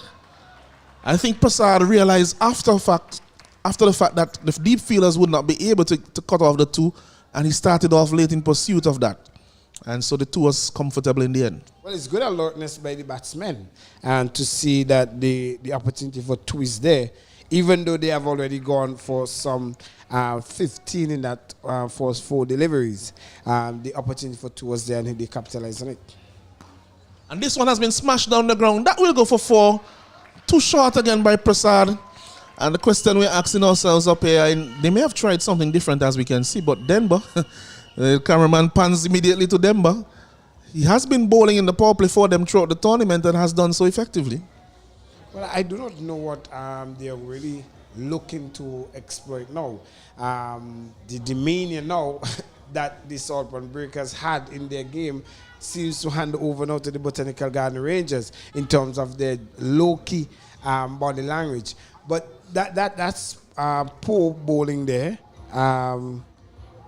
Good aggressive batting there from the the Saltburn Breakers, sorry. And clearly, you see, they're taking up the opportunity quickly. They are 40 in over number 2. Yeah, so 20 runs and over. 9.25 required now. 74 from just 48 deliveries. Or maybe we may put it the other way and say just 74 from all of 48 deliveries. No wickets taken as yet.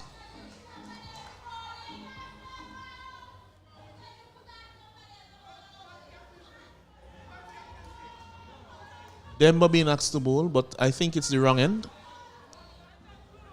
I think he'll be better served bowling from the other end. Well, the thing with Dembo is that he's comfortable bowling just about anywhere, but he would have been more preferred from the Grenadines' end. The field set at this time will be the same two fielders in the deep mid-wicket region and the long off, whitish long off. Yes, and he's been asked to bowl from an end that he has not bowled as yet from in this tournament, so he'll take some adjustment. And of course, it's a pressure situation. Costly first over, costly second over.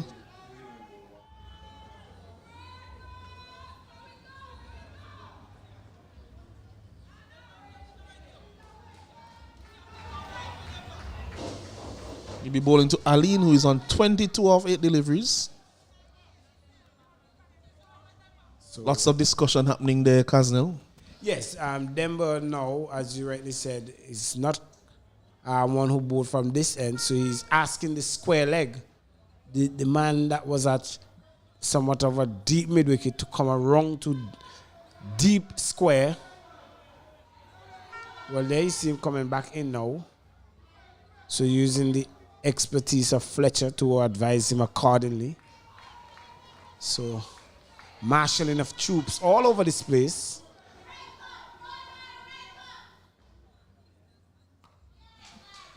Wow. Good shot there by Aline. Only goes for 2, but nice shot. I think Dembo would be wanting to steer from giving him that hit over the onside because it would be with the wind. Boundary is not too long on that side either, although they're playing on the furthest pitch to the opposite side of the ground. Good start. He goes over the top as he's wont to do. He has shown that he's willing to punch the ball off the back foot against the spin bowlers, and that's a good shot. Harun smashing 4. Yes, what Allen is going to do, he's not going to try. He knows that Dembo is one of the better bowlers in this lineup. So he has to do is just get it over the infield, the 30-yard circle. Once he does that, because it's a power play, then he will quickly get into his work and get that to the rope. The outfield is one that is very quick.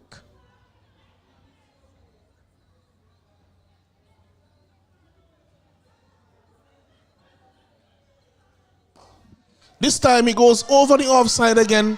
1 bounce, a Harun smashing 4. And I really think that this experiment is not working so far because he is unwilling to go too straight to the batsman, which he has done very well from the other end. But he is mindful of the batsman hitting with the breeze on the onside. So I think that the tactics have gone awry here. Well, that shot brings up the 50 for the Salt Pond Breakers. That's what you were talking about. That is what he's afraid of. It's a massive 6. This time he's hitting with the wind, not afraid to go. Not that on the other side he may not have cleared the boundary as well, but Dembo on that delivery had to make the adjustment because he was hitting him from that line outside the off stump. Went a bit straighter and he went with the slug sweep. Good connection. A Harun cracking 6. Well, that was not even cracking. That one broke up and broke up far. It went actually way outside the pavilion, and I believe there are some cars that are parked there, and those cars may have to see the insurance company because clearly that went mightily far over the Mike Finley Pavilion. Yes, it's not the most advisable place to park in the VPL, especially in this edition. The 6s are going further, and sometimes you may think that I'm far enough away from the ground, but you're still in danger of your vehicle being struck. 56 without loss, 2.4 overs. It's not a small ground in Arnesville by any means. I am somewhat surprised at the bowling options that Kesrick Williams have used. There's the services of Ronald Jeffrey, who is a medium pacer, and somewhat he zipped that ball off, and they have not used him much in this tournament. He resides now in the BVI, and to see that his services of batting and bowling have not been used much, you question, his selection in that regard. But I believe that Ronil is an option that he should have opted to once he's not getting his bowlers right.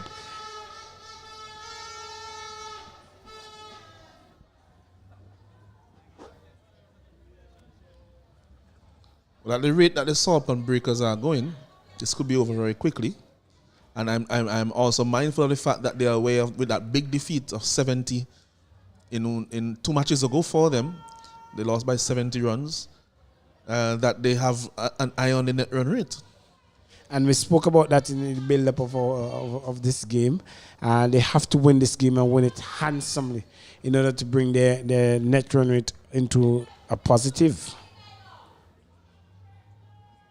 So he's going to go around the wicket. Let's see if this works for him. And to push it across to the off stump. Flatter delivery, beaten outside the off stump, dot delivery. Well, something of a rarity. A dot ball. Even the body language of Demba is not one you would always see drops, but this one is a beautiful shot. That's a high run smashing four. That one was not by any means a half volley. Driven on the up, used his height, and just punched that over Williams at mid-off for a beautiful four. Well, again, Sion Swin at a moment they thought he was in danger, but it evaded him. And 60 in 3, consistently at 20, the run rate.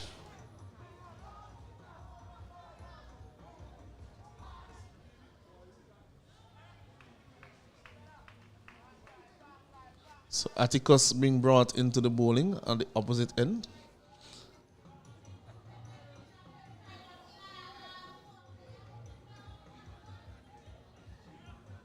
You can hear one of the fans in our air shot saying, why not bowl Primus? I don't think she's aware that Primus is injured. So Atticus Brown being brought into the bowling attack. He'll be bowling to Swin. And the two fielders out are long on, deep mid-wicket. And he has to come now and bring his team back into this game after this onslaught by the Saltpan Breakers batsmen, but in particular, Kadeem Alim. So Swin doing the smart thing. Gets Aline back on strike, but they're taking two. Misfield there from Brown. Easy two in the end.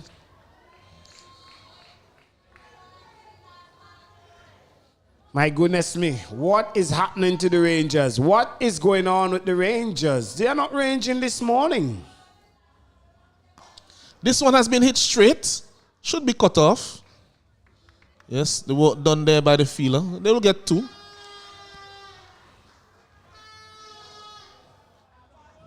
Sion Sween now moves on to 12 off 7. 50 needed from 40. Gettable? More than. And this one, he hits it over the offside. Will it travel all the way? Yes, it does. It's a high run cracking 6. 70 without loss after 3.3 overs. Will they end the power play? With 80. With 80 or more. Continue at the 20 runs for over. My goodness, it's all happening here. They're going at exactly 20 runs and over. Serious pressure being heaped. Coals of fire heaped on the heads of the Rangers so far in this chase. That has gone for, is it another 6? It's another high run, cracking 6. 76 without loss. Only 3.3 overs. Yes, do not adjust your screen. It's not incorrect.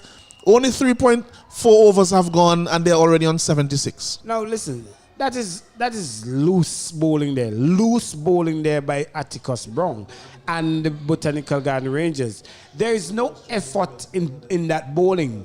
Atticus Brown is just going there and expecting that Sion Swin should just tap him back down the ground for one. You're bowling short. You're bowling to get the ball hit. And I'm going to do that. That's what Atticus is saying. Sion Swin is saying. So once I'm going to see you short, I'm going to capitalize on it. So 1 delivery remaining in this over. 77 without loss. Can they have the biggest score after the power play? Can they be 80 out after the power play? Yes, they will. Oh, that yes. has gone for 4. It's 81 yes. without loss. Oh, yes. So constantly we have seen 20 runs per over in the power play. My goodness me. This is the salt pan breakers I'm used to see.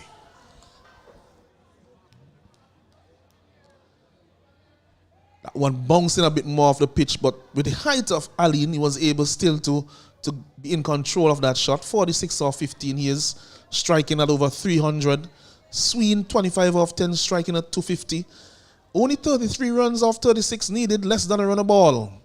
So early in the piece, and that's the end of the power play. I don't know if the Rangers would want me to go to the bowling now, but we'll go to Benava, who has someone down in the stands for an interview. I'm here with students from the KNN Government School who are here enjoying the cricket match today. Everyone having fun? Yes! Who are you here supporting today? Breakers! And your favorite player on the Breakers? Jeremy! Okay, so we have a few cricketers here today. How are you today? I am fine, thank you. So you're a cricketer? Yes, please. What do you like to do? Bat, bowl? I like to bowl. Fast-paced bowler? Yeah, fast pace. What about you? You're another cricketer. What do you like to do? Bat. Bat. Who's your favorite batsman? You don't know, but everyone enjoying VPL so far? Yes. Say hello to your family out there. Hi. It's vibes here at VPL. Thank you. Thank you very much, Benava. 82 without loss after 4.1. And this one comes off the edge. It is likely to go to the boundary. Yes, it does. A high run smashing 4. And the young man there didn't say who was his favorite batsman, but the way that he's seen Karim Aline going this morning, then he may have to consider him in his thoughts. Well, KNN Government School is out. I'm sure they will not be pleased with the performance of the Botanical Garden Rangers, but with the Salt Pan Breakers, because they loudly shout that they're here for the Salt Pan Breakers. And Jeremy Lane, who lives in the vicinity of the school. My goodness me. A bisected shot by Sian Sween. I'm not sure if he's a tailor by profession, but he threaded that one precisely. Yes, 34, Sween now of 13, joining the party, saying, well, I'm not going to leave all the runs to you, Kadim Aline. We are in the driver's seat, so to speak. At this point, we are high on confidence. We are almost there to the end, and I want to cash in as well. Inside out, doesn't time it perfectly. May land safely, yes it does. Should be able to get 2 runs comfortably in the end, and they do. So can they get to the 100? Oh my, and it's an overthrow. That's not good. So they will get 3 instead of 2. Wow, my goodness me. This game could be finished very quickly. Some 20 runs required. Can they get to the 100 in this over with a high run cracking 6? Of course. Of course. This one is off the edge, should be caught. And it's caught by Primus. It's the end of Aline, but I think he's already done the damage. 94, the first Island Sips golden wicket. And up in the stand, we can tell you that Ravindra Prasad should have been bowling from this end already. And Demba should have been bowling at the opposite end. I'm not too sure what thoughts went into the Rangers' head this morning. Not that it may have made a difference to the end result, but definitely you could see that the bowlers, these are the ends that they have bowled throughout the tournament. That's where they are comfortable. They have their plans already. Why change it? My goodness me. As a matter of fact, I am somewhat able to catch my breath now from all those 6s and 4s. And realize that a wicket has gone. Kader Ned, who is normally a dashing batsman, now walks to the crease with only some 20 runs to get from 30 balls. Not something he really fancy. He likes to go quickly. But it is the game of cricket. Kadeem Allen finishing his task, or more so, and there should be a walk in the park somewhat here for the Salt Pond Breakers. Well, a swim in the pond. So interesting now, as we have the end of 5 overs. The last time I saw this many runs at this stage of a game was when the West Indies played that second T20 against South Africa. After 5 overs, they were over 100. They were 5 point something overs when they brought up the 100. De Kock and Reza Hendricks were going great guns. Well, what you called for is Kenneth Demba coming back from that Grenadines end. We saw when Demba was about to bowl from this end, the coming boot end, there was a bit of exchange in terms of disagreement to say that that's not the end he should be bowling from. But 94 for 1. Let's see if the Salt Pond Breakers could allow the runs to be finished here. And immediately, bowling from the end that he favors, he looks more confident and a good force delivery. 29 needed from 20.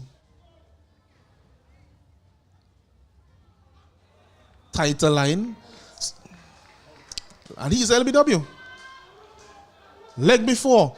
And you see that is the line and the length that he would be not comfortable bowling from the other end because of the short onside boundary and also with the wind. Well, a lapse in concentration there from CN Swin, as you see this one. Well, he struck right in front. So umpire had the opportunity to just adjudge that. Maybe the height would have been a bit in question, but here you go. Swin actually played back as well. So it did not have much to travel, as we see the Salt Pond Breakers losing their second wicket. Something of a very, would have been something different had you got what you wanted earlier on, Alanson, with Demba bowling from that Grenadines end. Yes, when you have something that is working, you don't change it unless it's broken. And I think that first over that went for so many runs, all those extras, it may have just frazzled their mind just a little bit. And they ended up going against the grain, so to speak, against what has been working for them so far in the tournament. And I think that has been to their detriment. And at this stage, most likely it's too late. Well, it brings 2 new batsmen to the crease. Yes, Barnum, who hasn't gotten much of a knock so far in the tournament, with just a few runs needed, they're saying, well, we don't know if we will need you further in the tournament. You know, get your iron, see how the pitch is playing, and get some confidence before we go further into the tournament.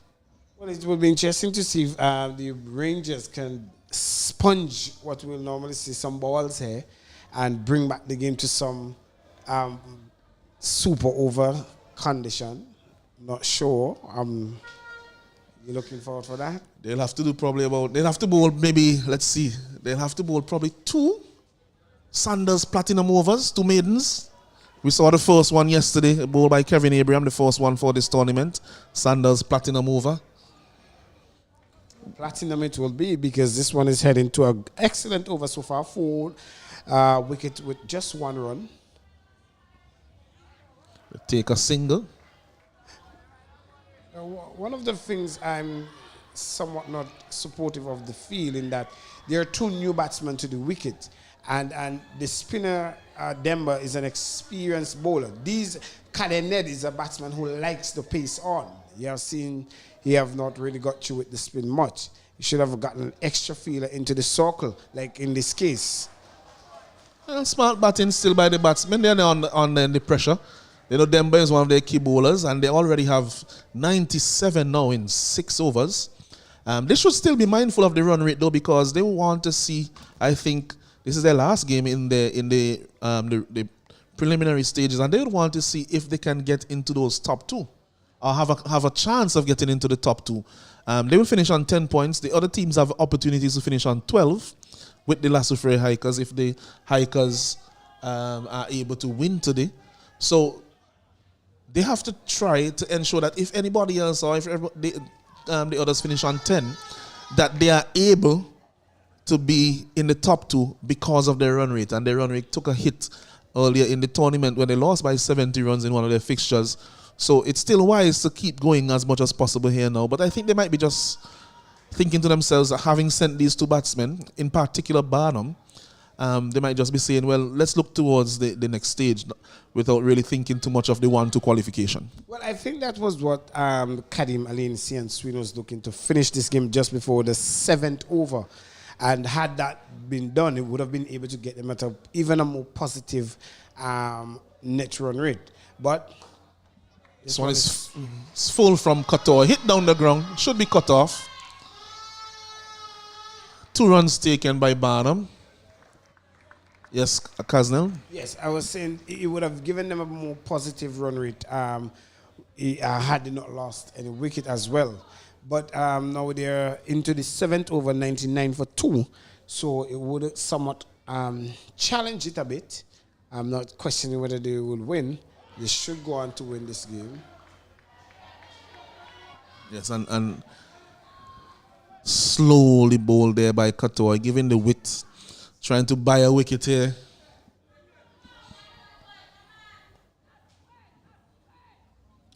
Driven nicely by Barnum, but should be cut off by Demba at extra cover. Does so. Keeps it down to 1. Flat throw to Harper.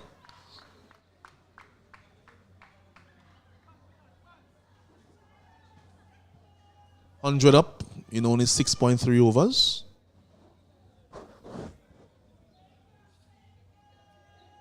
It's a game that is interesting because if this was a batting first scenario, and they had not lost these 2 batsmen who were going great guns, could we have seen a score close to 200? Based on the run rate that they were going at, at almost 20 runs and over, basically. Yeah. That's a beautiful googly appeal. But umpire doesn't agree that there was any nick on that from Ned. He was defeated by the googly there, tried to read it off the pitch, but in the end was late in picking it.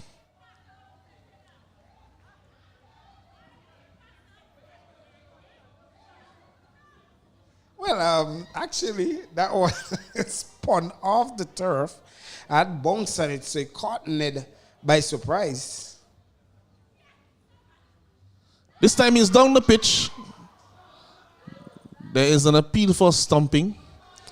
Because of the line, it was quite wide, so Harper had to stretch back to the stump. So he may have had the opportunity to get back. We'll wait and see. And the slow nature as well of the ball spinning. It's like he might just be in. Kaznel. Well, what about the bat bouncing back up? Did it? No, I think the rule has changed. Okay, that so once you're in now and you bounce out, that.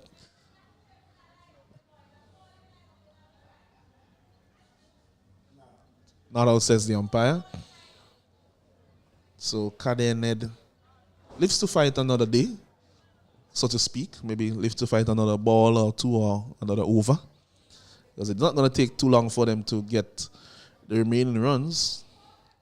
They need 14 of 19 deliveries. I do not think that Ned is really picking Kotoy. And Kotoy fancy bowling at Ned. So an over that goes for 4 runs there by Kotoy. Leg by to finish the over. And so 4 runs from the over, but 3 goes to the bowler. The leg by goes to the team. And 101 for 2 after 7 overs. A bit of a sedate last few deliveries now that the openers have been removed from the wicket. Almost as if, the storm has passed and there's that little calm, that eye. Well, calm, because this is going to be interesting because this other 13 runs, 12 runs, 13, sorry, is not going to come that easy because look at how 2 wickets would have brought things back had the captain opted for Demba from his end that you spoke about and Ravinder Prasad from this end. I'm not sure it would have been things would have changed, but clearly we've seen where they have bowled from their comfort area. it has brought some relaxation to the total. What looked as 20s are now currently 14.43, and they require some 13 runs from 18 deliveries. Now Atticus brings back into the attack. So Atticus will be bowling to Kader Ned. 13 needed from 18, as Kaznel said.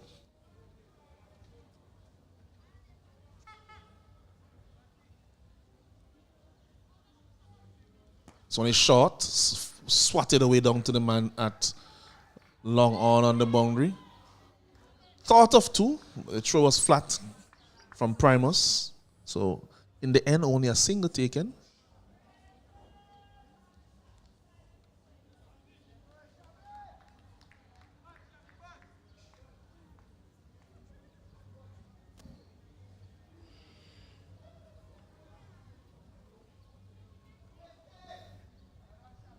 So one is turned for a single. So they're doing it in ones. Common sense. You're below the ball, and there is no need for rash and aggressive shots. Kader, who has actually been looking to hit the ball, has a lower strike rate. This one now goes for should be 2 in the gap. Stopped by Ravi, they get 2. May have had a chance for a third if they had run the first 2 very quickly.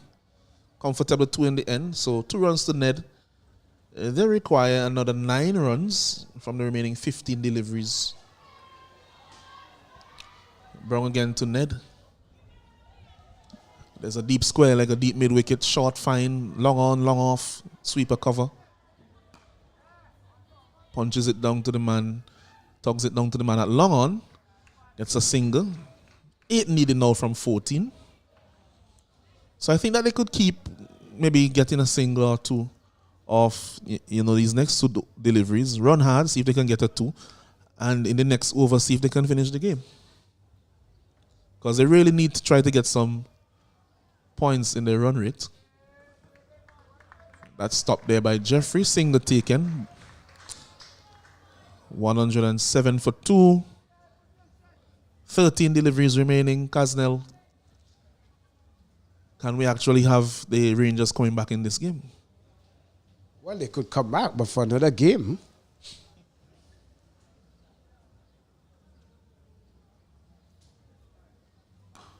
This one is finally one that is timed well by Kader, but it's straight to the man at long on. So he's not able to get more than 1 for that. 108 for 2 after 8 overs. They need another 6 runs to win the Salt Pond Breakers, and the Rangers need to restrict them from getting those 6 runs in 12 balls. Can we have a maiden platinum? Well, as I said before, they would have needed some Sanders platinum overs, and that would have brought them back into contention. If they have 1 now, then they would need 6 from 6, so you never know. To bring more pressure onto the batsman. I mean, Kader Ned is no low-key cricketer. Neither is Damien Barnum. 7 from 7, Davian Barnum. And Ned is on 6 off 9, but you saw the destruction already at the top. That opening partnership bringing all of 94 runs in just about 5 overs. Williams now bowling to Ned. And this is it. This is the game. It's a Hyrule smashing 6 over long on. And they have won it. 8.1 overs. I was saying to the scorer here in the commentary booth that the game will finish in this over. And it took Kader Ned all of 1 delivery. Slow ball. He saw it, picked it. And it's a Hyrule cracking 6 to end this smashing game. And not a convincing win there from the Salt Pond Breakers by 8 wickets. That too will be a positive for the net run rate. They won the toss. They decided they will chase the runs from behind. And that they did. And effectively they did that. And we see the Salt Pond Breakers being the victorious team. They were able to get it over the line. And I must say, a great show there from the Botanical Garden, the Salt Pond Breakers batsmen, who in the early start took it to the cleaners and destroyed it from the Rangers, who look at no time as they were ready for cricket today at all. Yes, that's something that's very important, the points that you make there. Just really looked out of sorts from the beginning. They were very slow in their power play, going at only 6 runs and over. After 5 overs, they were 30. And it took really a Herculean effort from Primus and Prasad to get them to that 113 runs that they got to in the end. And really, I think it was just a subpar performance by the Rangers in this game. But kudos to the Sarpan Breakers for having an almost perfect game. They are now 2 wins on the trot. It's a team that they really thrive off momentum. They had 3 wins in a row, then they lost 2. Now they have 2 wins in a row to end their preliminary stage, because this was their 8th game, so they will finish on 10 points. They cannot go beyond the 10. And Casnell, in the end, it was an easy win for them. Yes, they look like the better team that, as I said, coming out from their win yesterday, and you said that, you reinforced that. And it tells you what momentum can do. As I said, the Botanical Garden Rangers, they had a rest day yesterday. The day before, the game before, they lost. So they naturally act not really prepared mentally to come into the game with any sort of energy or vibes, we will say. But it's just cricket our way, and the way we play it here is that once you are not in that momentum swing, the game is not going to wait for you. You have very little time to catch up. And there you see that the Botanical Garden Rangers did not come with that energy, did not come with that vibes. The bowling effort, the bowling changes were not in sync with what they were accustomed to.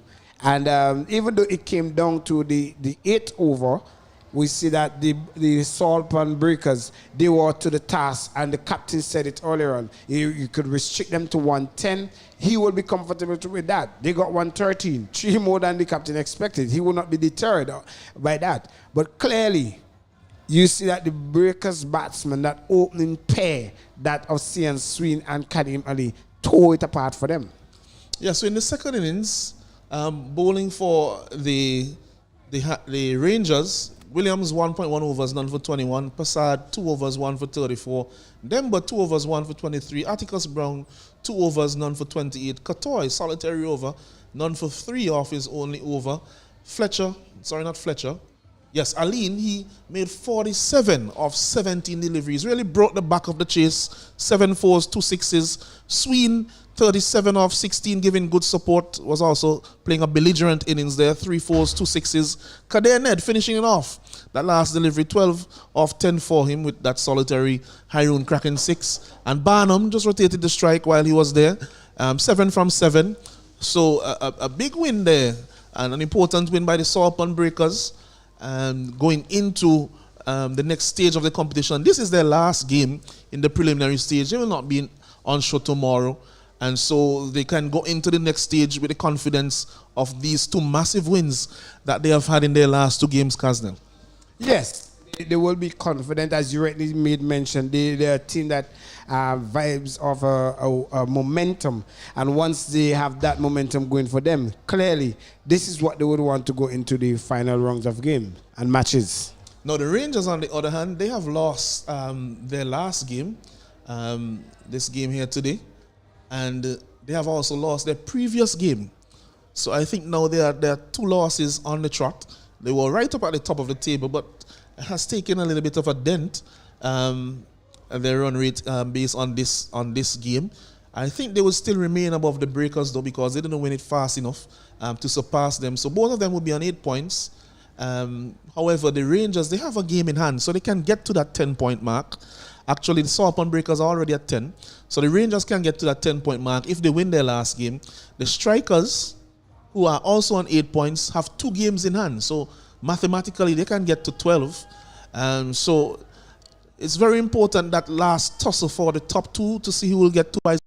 Because it's first and second, they will play a game, and then they will play the winner of the first eliminator.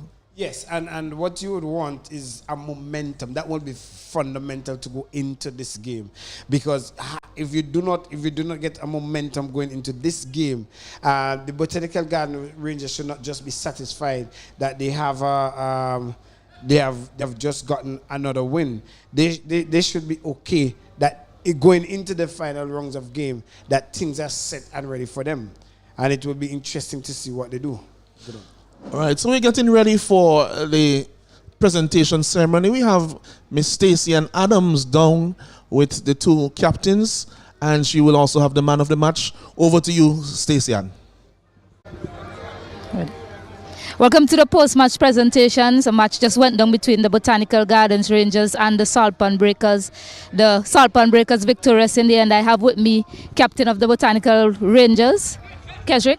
Kesrick, tough loss to take today. After that recovery from Passad and Primus, did you think you had enough at the halfway stage? Yeah, definitely. But I mean, it's just one of those days wherever your bowling just didn't come off and then certain plans didn't work. So, as I said from the start, who execute their plan the best win games. And I guess we didn't do that well, so I'll take a hit on the head for that. So, it's all right. All good. Your talisman, Andrew Fletcher, he was dismissed early today, but valuable time in the middle for the other players today? Yeah, definitely. Fletcher was usually the one who started the power play first in every game, but at the end of the day, he didn't start that. But you could see, I'm really happy that the guys in the middle came out and showed the kind of batting we have lower down the order. So that's a good sign. I mean, we're not out of it. I mean, in T10 games or T20 games, you're gonna have 10 games, and out of those 10 games, you're gonna find you're gonna lose 2 bad. You might win 3 out of it, whereby the other opposition do not have a chance or a sniff of a win. Other 2 you might just pass over the line, and some might have ups and downs. So it's T10, it's T20, whatever. At the end of the day, you just gotta execute your plans, and if you don't do that, hard luck. All right, commiserations to you today, and all the best in the playoffs, Kesrick. Definitely. All right, well, now we have the winning captain, Mr. Jamel Warrican of the Salt Pond Breakers.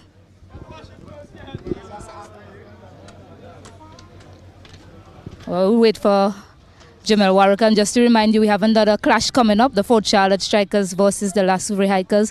Jamel, congratulations to you today at the toss. You spoke about getting your bowling in the power play nailed. You must be pleased with the effort of the players today in the power play. Yes, I'm very happy with the improvement that we made, but we still got some improvement still, because we allowed them to score too much runs in the back end. So although we improve in one aspect, we let them ourselves in the other aspect. So therefore, we haven't played a perfect game yet when it comes to bowling, but we're going to get there and we'll continue improving. Well, I mean, you've really had a top order problem throughout this tournament, but with the absence of Sunil Ambris, any questions around that opening combination has definitely been answered so far with the way this pair has been going for you. Yeah, they have been outstanding. Yesterday, I think they broke the record for the biggest opening partnership, and today they was on track again for doing the same thing. So well done to them. Let it continue playing good cricket and build that partnership and that foundation that we require. All right, well, thanks so much for your time. Congratulations to you again today, and all the best in the playoffs. Thank you very much. And now we have the first national player of the match, Mr. Kadim Aline. Congratulations to you, Kadim. Thanks for the handshake. Yeah.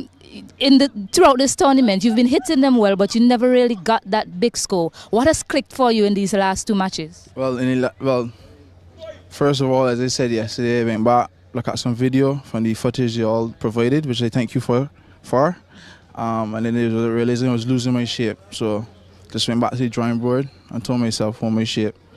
Well, you've now taken the responsibility to open the batting. Was that a decision made by the coaching staff, or was that something you wanted to do and you were willing to put your hand up for the team? I wanted to do that even when Sunil was here. So what I did, that when he left to go with West Indies duty, just make it easier for me to fill in the gap. All right, well, congratulations to you again, Kadim Aline, and collect your check from Mr. Samuel Holder, member of the executive. Congratulations, well played. Thank you very much. Yes.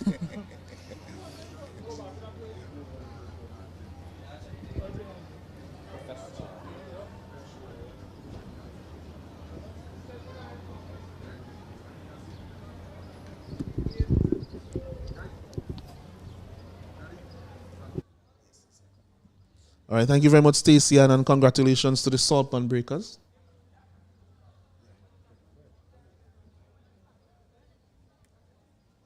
Congratulations to the Salt Pond Breakers on winning this game, and Aline on his second consecutive Man of the Match award, first National Bank Man of the Match Kaznil? Well, as it is said, we have been calling for him to come to the party, and he did. He has come to the party, and as he said in his post-match interview there, he looked back at the clippings and realized that he's not getting the general shape of those sixes. And you see, the basic in cricket always work. Get back to the basic, and once you get back to the basic, no, this is what he's doing. He's in a destructive mood now, and I believe that if you put 200 there, he would tell himself he could beat 200 as well. Absolutely. Well, they were actually going at 20 runs and over, so 200 is not impossible once they had held their wickets together. And we have another game coming up shortly, which will be a second of the day. To take you through that will be Kaznil Morris and Stacey and Adams. And in that fixture, we will have the Grenadines Divers versus the 4 Charlotte Strikers. So when we come back, we'll have that second game, that build up to that second game, and live action again for you from the Arnorsville playing field here in Dream 11 VPL5 Cricket Our Way. Let's go! It's cricket. VPL cricket. And you know we love it. It's cricket. VPL cricket. Hey, everybody coming now. Hey, we will see how we pro. Show me the team that you're rapping. Bacala, down in the middle. Cricket, cricket, cricket, cricket our way. Cricket, look at 6 over there.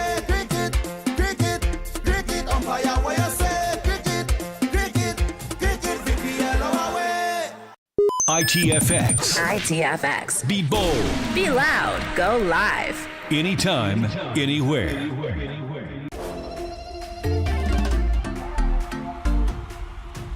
To me, VPL is life. VPL is excitement. Cricket is we. VPL makes me proud to be Vinci. I can't wait for VPL. The Vinci Premier League returns for 2023 from April 10th to 23rd. VPL, we are back in. Explorers! Hi guys! Diver! Rangers! Breakers! Strikers! Cricket, our way.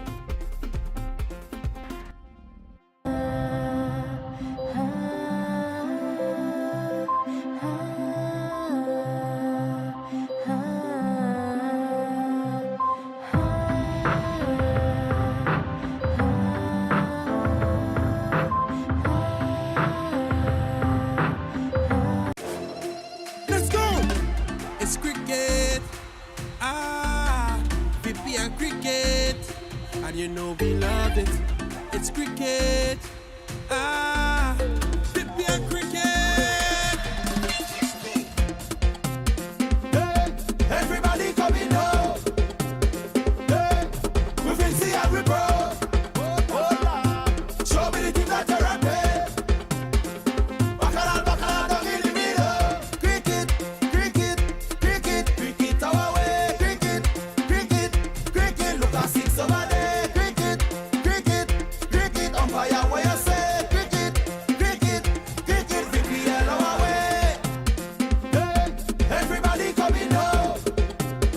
Hey, we will see how we pro. Show me the team that you're rapping. Bacala, down in the middle. ITFX. Be bold. Be loud. Go live. Anytime, anywhere.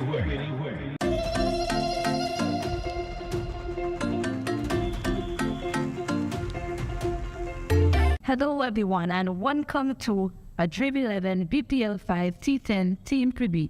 We are going to have a look at the Grenadines Divers. Despite playing fiercely and passionately throughout this tournament, they always find themselves at the bottom of the table. Their best finish ever is 5th in this competition. What can the Grenadine Divers do to kind of get themselves above water in this VPL5? I have with me, Alanson Cruikshank and Kenroy Bassi. Welcome to another preview of VPL 5. We are here with the Divers team. We're here in St. Vincent and the Grenadines, bringing you live broadcast here on this tournament. So welcome, and we do hope that the information that we provide to you is very necessary for this tournament. Yes, and good for all of you as wherever you are in the world. Welcome to another preview with the Grenadines Divers. As mentioned by Stacey, the team has not, performed as well as they should have. In some cases, they have had fairly good teams. I could remember, especially in VPL1, the team was very strong in that VPL, but they just haven't really, put all the different aspects of the game together so far. So we'll go through their squad and see what they have. Yeah. So let's have a look at their squad. Asif Cooper, returning captain. Also have Chadwick Walton, Dean Brown, Benetton Stapleton, Cody Hahn, Razine Brown, Richie Richards, Romario Bibi, Cosmos Hapsha, Rodrigo Thomas, Gerard Wiley, Rayshawn Williams, Weswick Strop, and Colby W. I think that they have done a lot in the draft in terms of balancing the team. Compared to last year, what do you guys think? Compared to last year, what do you think? Well, they definitely have a stronger team than last year, in my opinion. The leader of the team, Asif Cooper, he's the one who really, wears his heart on his sleeve. I was saying off air earlier that he's one of the most loved cricketers in the country. Has a big following as an individual cricketer. He would have to lead from the front, I think, sometimes because Asif is a very emotional player. As we said, he wears his heart on his sleeve. When the team is not going well, sometimes it is difficult for him to, kind of pull himself away and then try to encourage the others, because then, you can see that he's down as well as the team. And so, that's something that, they'll have to think about throughout the year. They have Chadwick Walton now in their team, vast experience, former CCC player, Jamaica. He has played so much cricket, and he will be a very important force in this tournament for them. And there will be some change. We'll see how they go in VPL5. Well, I think it's time enough that the Divers take their tongues off and come up with some air, in this tournament. They have been down there for too long. I think the changes that they have made are pretty important. The inclusion of Walton, and that would take some pressure off of Hooper, who has been carrying the team on his back for the past 4 tournaments or so. And Dean Brown, the addition to this team, is a very good finisher. He would make some impact in this team as well. So this may be Divers, yeah. Who knows? If there's the point where you call, where do you think you'll finish? All right, but before we get into all of that, I'm really excited to hear where you think they'll finish at the end. But the best 11, we selected a best 11 for this squad. In terms of the bowling, Ken Roy, what kind of fans expect? The bowling for the Divers team, just a little bit concerned today.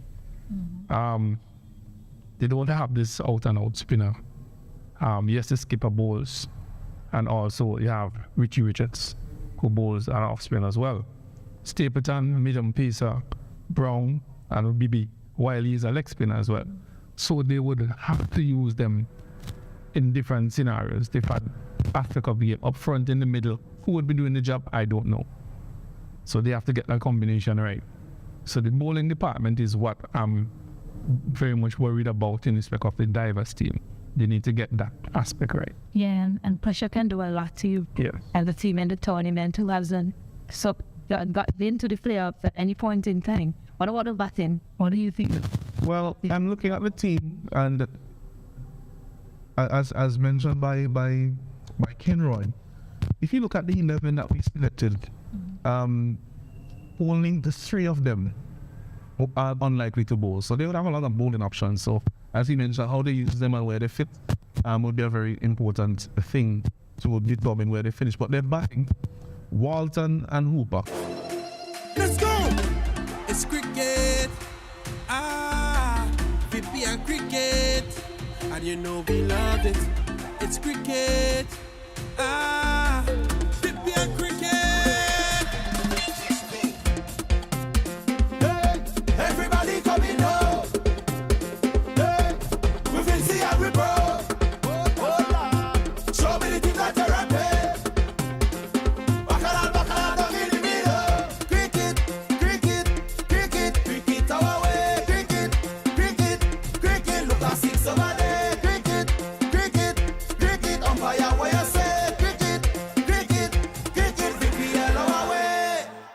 ITFX. ITFX. Be bold. Be loud. Go live. Anytime, anywhere.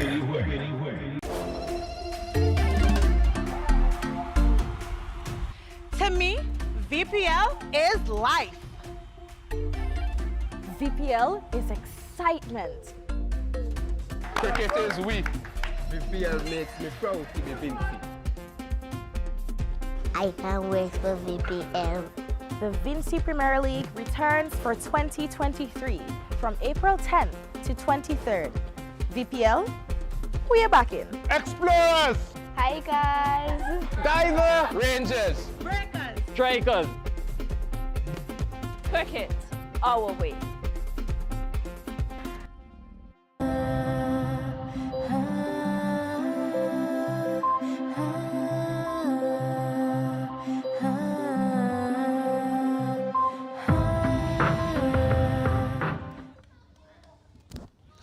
Well, welcome back to the Arnoldville playing field for a fantastic second game here at VPL. Boy, and if you think that the Salt Pan Breakers would have washed away the Rangers, it will be the matchup of game number 2. Fort Charlotte Strikers, they will be taking on the Grenadine Divers. Boy, and isn't the Divers ready? Because they're coming off on an exciting win that they had in the previous game. The Fort Charlotte Strikers, they have lost their previous game. So it will be a twist of the table here. But the luxury that I have now is to have Stacey and Adams in commentary with me. Stacey, and good morning. You're reeling from that first game. Good morning to you, Kaznel. Good morning to all the viewers out there. It's such a lovely day here in St. Vincent and the Grenadines, gem of the Antilles, St. Vincent and the Grenadines. So thanks for having me. Boy, and we're in the back end of business here.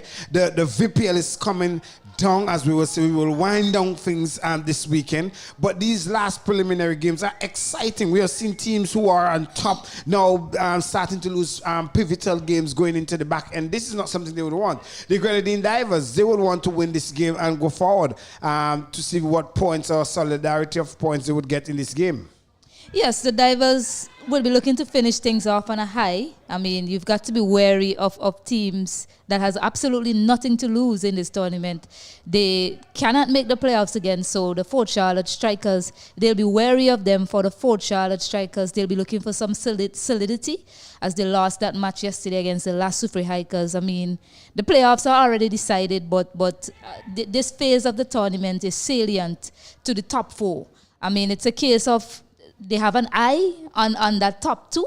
That's one thing. And the next thing is finalizing team plans as well. So very important matches on today. You made mention of finalizing stuff. They have always switched that top order, the Fort Charlotte Strikers, the Gideon Pope top order, along with Salvan Brown, who, well, we know that Salvan Brown is not going to move anywhere from the top there.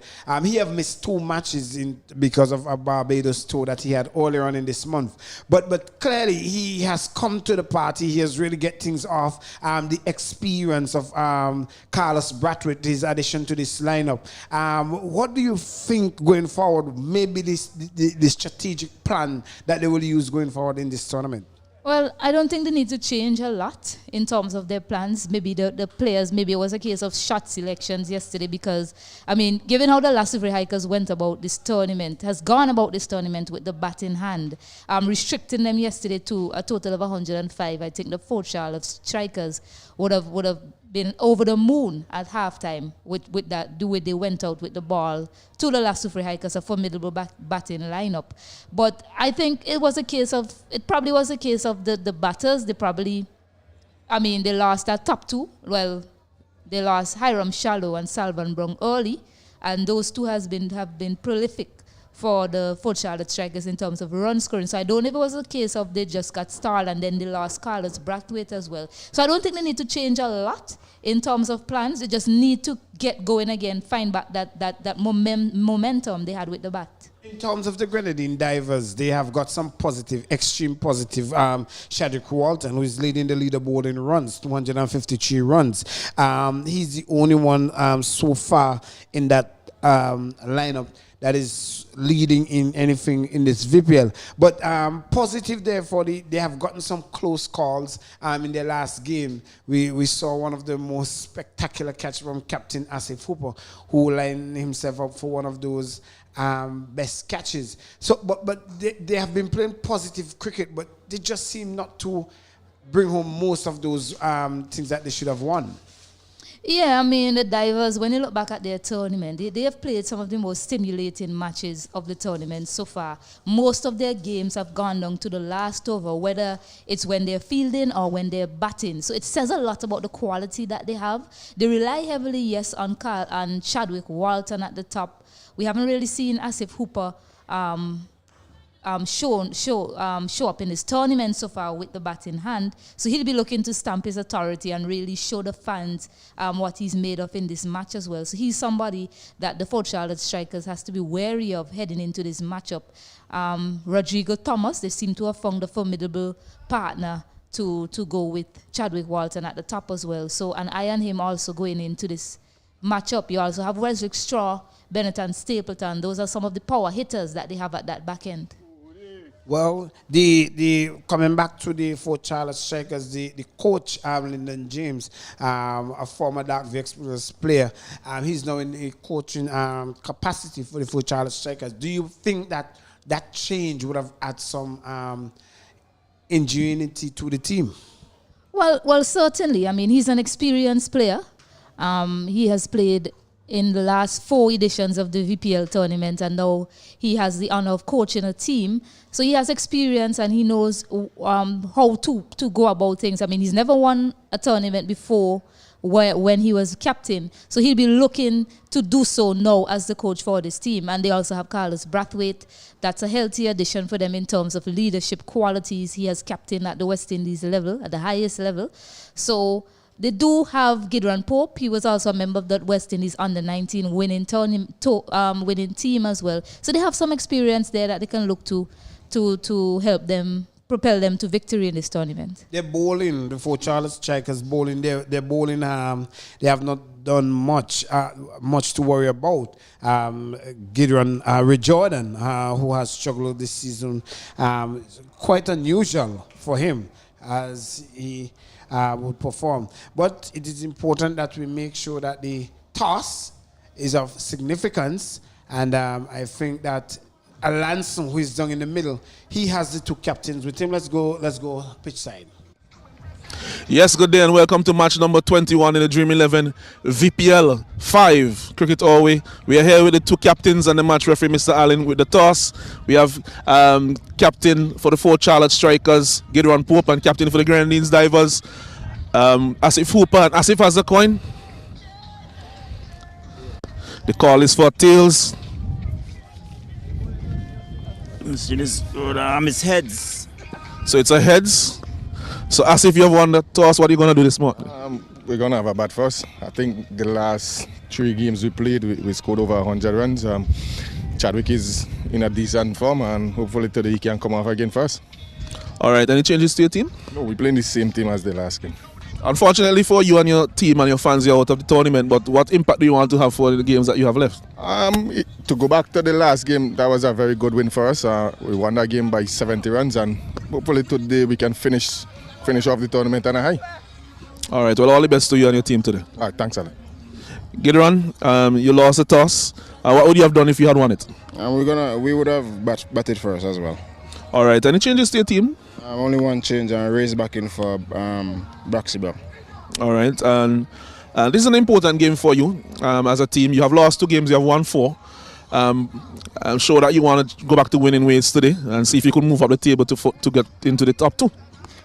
Just want to try and restrict them to a low total, and cricket is played, so anything can happen. So hopefully we get back on the winning ways. So I just want the guys to keep it simple.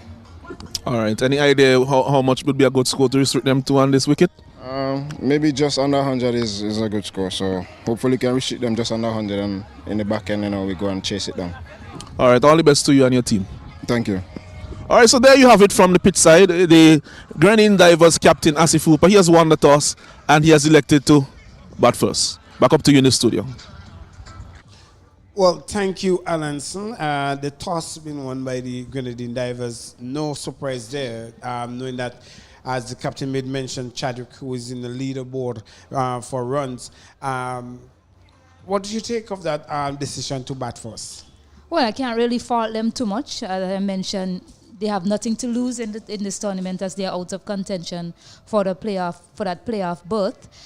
So they decided to go back to what was successful for them. So you cannot fault them for that, and I agree with the decision. In their last encounter, they scored 140 runs, and they were able to restrict the team to 70. So giving the guys a chance to display their talents with the bat, I don't see anything wrong with that decision, Kaznel.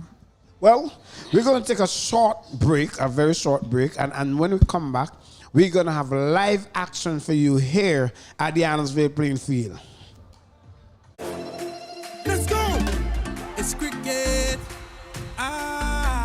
VPL cricket. And you know we love it. It's cricket. VPL cricket. Hey, everybody coming up. Hey, we will see how we grow. Show me the team that you're at.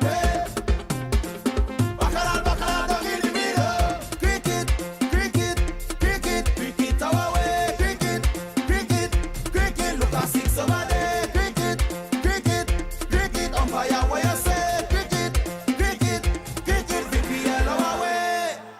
ITFX. Be bold. Be loud. Go live. Anytime, anywhere.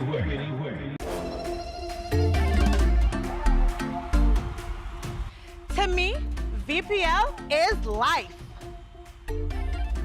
VPL is excitement. Cricket is we. VPL makes me proud to be Vinci. I can't wait for VPL. The Vinci Premier League returns for 2023 from April 10th to 23rd. VPL, we are back in. Explorers! Hi guys. Diver! Rangers! Breakers! Strikers! Cricket, our way.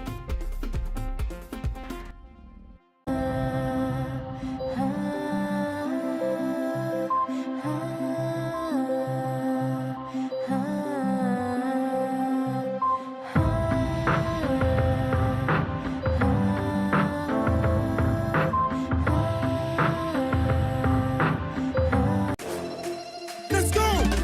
It's cricket. VPL cricket. And you know we love it. It's cricket. VPL cricket. Hey, everybody coming up. Hey, we will see how we grow. Show me the team that you're at. Bacala, down in the middle. Cricket, cricket, cricket, cricket our way. Cricket, cricket, cricket. Look at 6 over there. Cricket, cricket, cricket. Umpire where you say. Cricket, cricket, cricket. VPL our way. Hey, everybody coming up. Hey, we will see how we grow. Show me the team that you're at. Bacala, down in the middle. ITFX. Be bold. Be loud. Go live. Anytime, anywhere.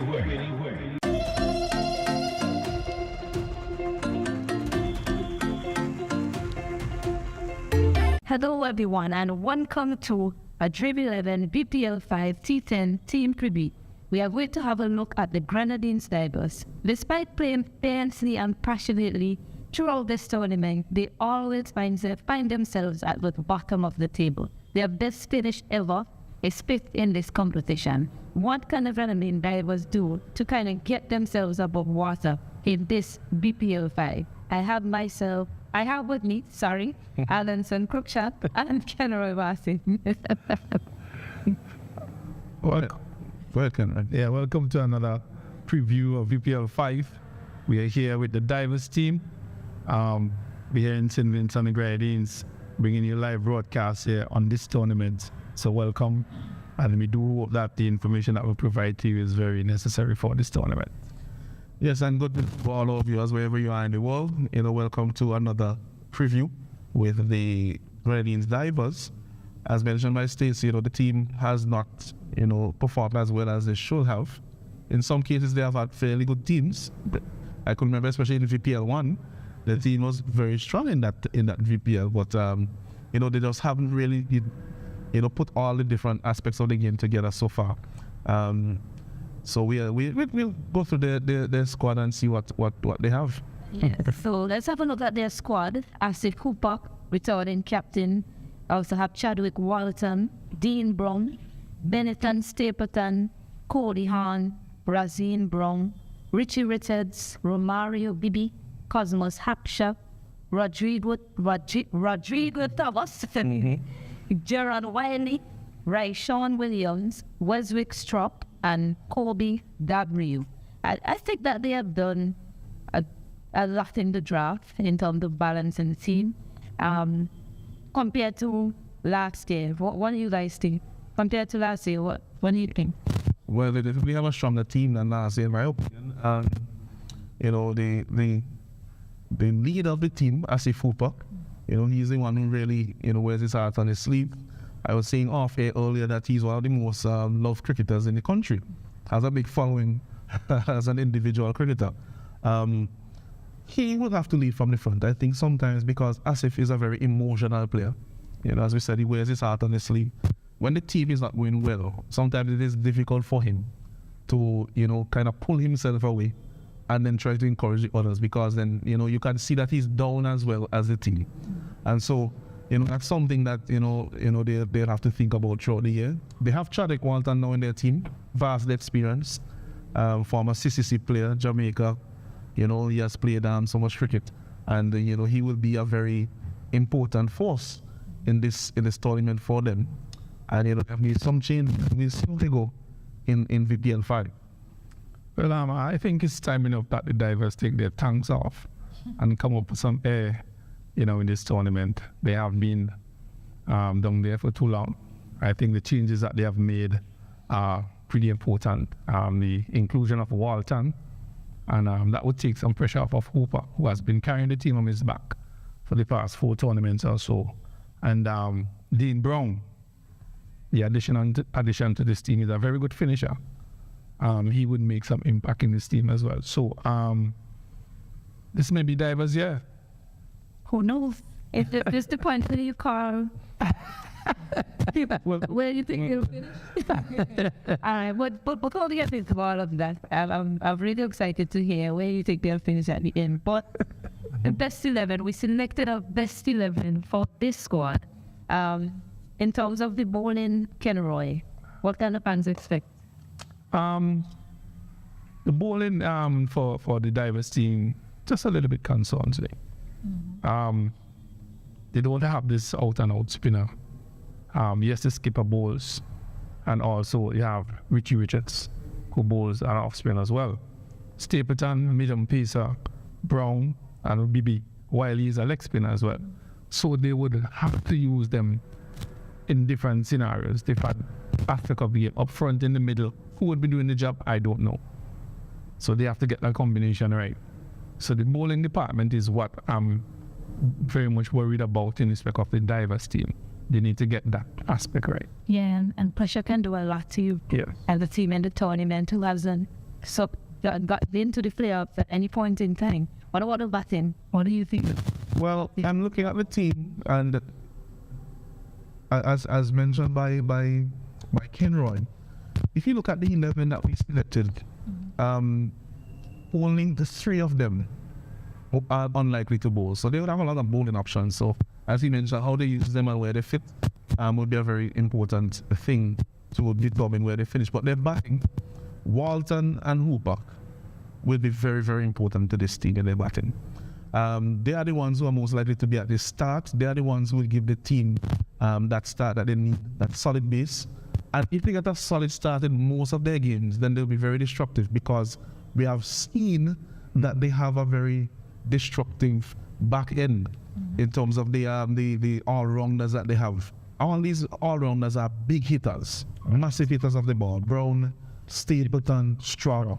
And Richie Richards has played some very useful innings for them in previous editions as well. So it basically shows that they have that firepower at the end. But the firepower at the end would need a good start, because what will happen is that if they lose wickets quickly or in a clump or cluster up front, then it will be very important for Thomas and Raishaw and Williams, who would be that connection between the top and the middle, to then be able to guide the team towards the end, so that the others, the big hitters at the end, can go really hard in the last few overs. Indeed. That period between 5 and 8 overs for this team would be critically important, whether bowling or batting. Yeah. Between 5 and 8 overs. They need to get that part of the game right. Yeah, I mean, I want to talk about Benetton Stapleton as well. I know that he's a player that can hit me miles. So Very powerful batsman. They'll look to in that middle order, maybe around that 5-2 period, to come in and assist him, depending on how the top order goes. Right, you see, that's the thing you don't want. You don't want to put too much pressure on the top half, and you don't want to put too much pressure on the lower half to do too much work. And the top half needs to have freedom. Exactly. They need to know that they can rely on players that's coming. So that might be a question for them as well on this tournament. If the top half goes, who do we have at the back end? Right. Yeah. So that was that critical period. Yeah, because most of them they play in one way. Brown, Stapleton, Straw. Right. They're hitters, but you're not going to expect them to knock it around for a while if they're in trouble and then get the team going again. They will go hard. If they get through, then it will be very good for the team. But if they don't, then all of a sudden they're into the lower order very quickly. And so that is something that they have to bear in mind and get that approach right, measure that approach right in terms of their batting lineup. Actually, that has been the problem with this team. They don't have that comeback power. Whenever things go bad up front, this team tends to collapse. And there's nobody coming back from the back end. So that is the area that they need to work at in this tournament. Agreed. And we've mentioned a lot of names today, a lot of names. We've mentioned a lot of names, Benetton, Chadwick. But who is the key player in this team? Who do we think is going to make the most impact in this tournament for the Grenadines Divers? Over the years, Asif, who plays with it, sort of turned to. But for me, I think with the addition of Wesrick Straw, I think he's a good addition to this team. So for me, he is the impact player. In BPL1, I mean, it's something to mention. He has only played 2 tournaments. He has only played 2 editions of BPL. In BPL1, he was the highest wicket taker. And in BPL4, he was second behind Ryan Williams for the Hikers. So I think he will be the key player with the ball for them. He's a smart bowler. He knows how to bowl in these circumstances. Yeah. So I think he is the key man for them in this. What about you, Addison? Well, just to say something about Straw, I mean, something he has been doing for his entire career, because I remember him as a schoolboy when at Josham Secondary School. And it was a similar role. He was never a quick bowler, so he was never one to open the bowler or anything like that. But he was always able to get variations and to bowl those slower deliveries. And because he himself is a very aggressive batsman, he has the ability, when the batsmen are being aggressive at that point in the game, to kind of have an idea of what they will be trying to achieve and to combat that. It's just to mention, 2 tournaments, he's only played in 2 editions, and he has 24 wickets. Yeah. So that says a lot about the way he bowls in the tournament. Well, for me, I have Chadwick as my impact player. I'm giving him the benefit of the doubt because I know he hasn't been playing a lot of cricket in recent times. I'm giving him the benefit of the doubt because quality is quality. And so he has played 182 matches. He has 3,456 runs, a highest score in T20 of 99 not out. So he just missed 100 and a strike rate of 124.22, which may not seem very high. But he is a very, very effective batsman, both against pace and spin. So that's something that is very important. And Chadwick is also a very astute cricketer in terms of the way that he thinks about the game. We all remember what happened a few years ago in the CPL when Keswick dismissed him. And of course, Keswick had the notebook celebration at the time. And every time Chadwick was able to hit him in that next innings, he just kept ticking off, page after page. And he's that type of individual as well. He will think about what he's going to do, not just in terms of his approach on the field, but if there is something else that is happening within the cricket that people want to see as entertainment, then he will be thinking about how he can get involved in that as well. A good jovial player as well. Well, my impact player for this tournament, for this team, would be Benetton Stapleton. Stapleton has played for Breakers. I think he played for Hikers as well. Yes, he played in Hikers. Right, and he have been given several roles, whether to come in, hit the ball, whether to bowl the last over. I could remember him bowling the last over in the finals, and they won the game. And he would be very important for them at the back end. So Let's go! It's cricket. VPL cricket. And you know we love it. It's cricket. VPL cricket. Hey, everybody coming home. Hey, we fancy and we bro. Show me the things that you're rapping. Bacala, down in the middle. Cricket our way. Cricket, look at 6 over there. Cricket, on fire where you say. Cricket, VPL our way. So welcome back to the Adamsville playing field, where we have compelling cricket here at the game number 2 of free match encounter, and it will be the Fort Charlotte Strikers who will take on the Grenadine Divers. Earlier on we had the toss being won by the Grenadine Divers and selected to bat first. Still have in my luxury suite here the company of Stacey and Adams. Stacey and the matchup, the Fort Charlotte Strikers said they only made one change for their setup today. Yes, so Ray Jordan is back in. We know that he didn't play yesterday. They said that he was ill at the post-match presentation, so he's feeling better. So I'm pretty sure the Fort Charlotte Strikers fans, they'll be happy to see him. He's their quickest bowler in the tournament, I should say. So they'll be happy that he's back in for them today. The Grenadine Divers, they are unchanged as well from their previous game. And they will be looking to get things off with Chadwick Walton, who has a healthy VPL5, and he's also the leading run scorer so far, Stacey. Yes, he's certainly the man that they will have their eye on, the Fort Charlotte Strikers. They'll want to get rid of him as early as possible. We've seen how dangerous he can be when he gets going in the tournament. So they'll definitely want to get rid of this man early. Well, we see a very hot sun tearing out here as we see Goodrun Pope, Alston Bob, Carlos Brathwaite, Donwell Hector, Hiram Shallow, Jerome Jones, Kevin Abraham, the off spinner, Ray Jordan, Salvan Brown, Seal, Roy Williams, and Winston Samuel. Winston Samuel has really bowled very well for the Fort Charlotte Strikers. Yes, and for the Grenadines Divers, their lineup is Asif Hooper, captain of course, Chadwick Walton, Dean Brown, Cosmos Hackshaw, wicketkeeper, Ryshawn Williams, Benetton Stapleton, Romario Bibi, Wesrick Straw, Richie Richards, Razine Brown, and Rodrigo Thomas. Rodrigo Thomas, who finishes off that 11 for the Divers.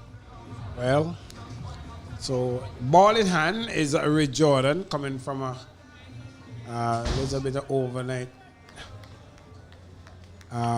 predicament. And just get sorted out. He's not had the best of tournaments you would want. So the first ball, or what should be the first ball? Okay. Goes straight to the keeper on the lower side. Breezy condition here. In light of things that we see that shot there, the finale, the wind is taking a toll on the banners there, and the palm trees in the backdrop just waving across.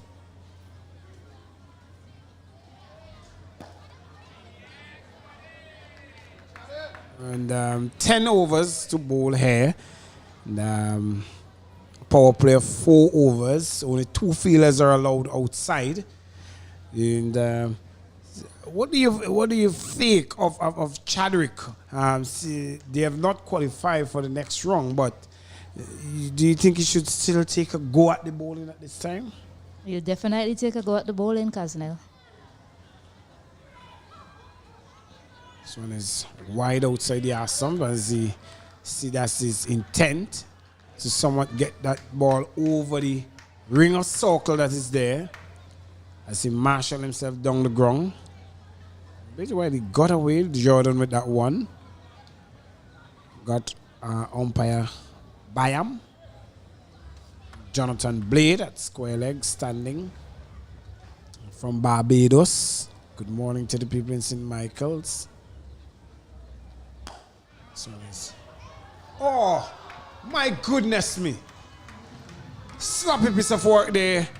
And Jerome Jones, who's wearing that Sandals orange cap, misfield that one and went for 4, the first bunger of the bat of Chadwick Walton. Yes, it was a bad miss from the fielder there at mid-off, but it was excellent timing of the bat of Chadwick Walton. It was timed marvelously, and he picked up a Hyrule smashing forward for that well-timed shot.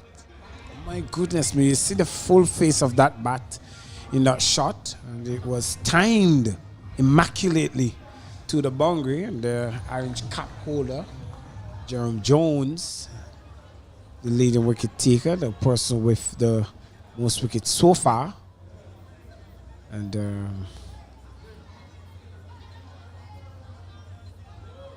this one is quick. And as Byam now signal, that's 1 for the over.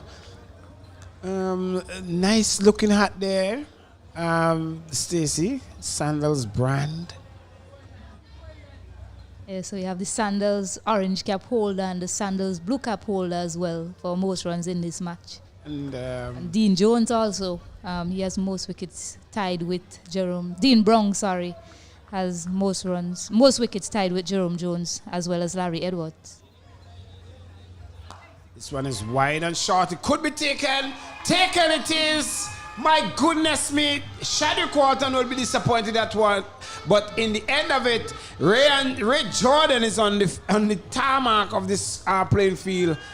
And boy, he's rolling all over the place. Not a good sign for the Fort Charlotte. First wicket down for the Grenadine Divers.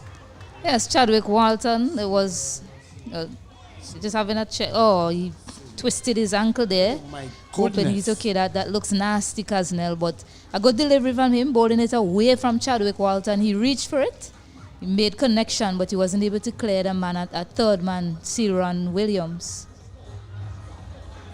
My goodness me. And that's Sealroy. I know you will get the little confusion yourself. There are 2 brothers, Sealroy and Sealron. So that brings Asif Hooper and some 77 runs so far in the tournament. And, not a good sign for the Fort Charlotte Strikers because Ray Jordan is still on the ground. I hope that he's well. If you've seen that clip there, that he got onto his ankle somewhat. Yes. Yeah, just at that point of releasing, there you see it, nasty, could be very catastrophic. Yeah, it doesn't look good at the moment, Casnell. I mean, he just picked up that key wicket for them. I mean, in the midst of all this, yes, he's down on the ground, but he has done a job for his team. He picked up that man, Chadwick Walton. That's the key wicket in this lineup for the Divers. So, I mean, they'll be overjoyed. I mean, they'll be overjoyed they got that wicket. But at the same time, Ray Jordan, seeing him limp off, the team must be feeling some sort of disappointment seeing him limp off after the way he started for them. Well, my goodness me. He's actually pressing on it, something that he would want as a physiotherapist. And he's been aided there by Gideon Pope, yes. We have a very hard struggle for him. And it brings the culmination of the first over though. The Grenadine Divers, they are 4 for 1. The four Charlotte Strikers will be happy to see the back of Chadwick Walton in the hut. Yes, I mean, the true definition of a bittersweet moment there, picking up that wicket. But your key man with the ball, quickest bowler, he has to go off the field. It doesn't look good from here, Kaznel.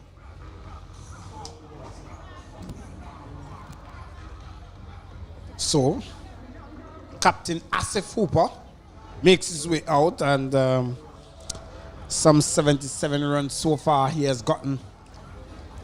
And, Kevin Abraham is the man with ball in hand. Nice pink decked uniform for the four Charlotte Strikers. And the Dream 11 VPL here is in its glory days, culminating this weekend. And boy, who will be in the finals is something that we can't say, we don't know. But I promise you, it will be an exciting event, as Abraham, first up, struck down the ground, should be cut off. This time the orange cap holder cleans up cleanly. Yeah, good comeback there from him. Kevin Abraham, he's been doing a good job for his team with the ball. Two left-handers at the crease, so this will be right in his alley in terms of matchup.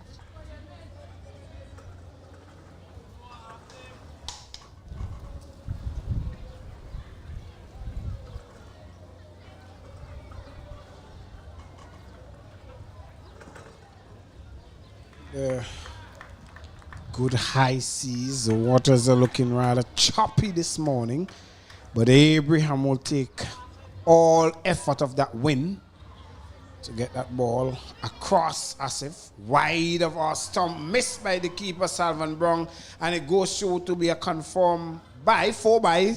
Welcome boundary there for the Grenadine Divers. Somewhat a quiet start, and the Grenadine Divers, they move on to 9 for 1. Just trying to stay away from him, trying to get him to hit to that at offside, but just drifting down, and Brown wasn't able to clean up. Excellent bowling there from Abraham. And Kevin has a lot of experience playing cricket around this country. He's been playing for a long time now, so he knows what is expected of him, especially to a pedigree batsman as Asif Hooper. He could hit this ball a mighty long way. Yeah, Walton is gone. He has been their most prolific scorer this season for the Grenadines Divers, so it'll be a good opportunity for them to look. I mean, there are more tournaments to come. There'll be a good opportunity for them to look to see what they have in that tank in terms of local talent. So you have Rodrigo Thomas there, Asif Hooper. So these guys will be looking to go big today. Great over there, great bowling there, as it brings the over to an end. Over number 210 for 1, the Grenadine Divers. Great start there from the four Charlotte Strikers and Kevin Abraham.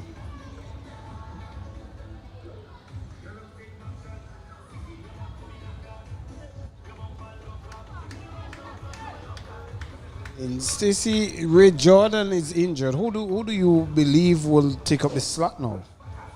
Well, yesterday we saw the captain bowl. Winston Samuel also had a bowl for them. So they do have someone that could, other players that they can turn to give them that extra over. Well, they have opted for Bob, Alston Bob, very experienced cricketer in this line of cricket here. They will be bowling left arm spin.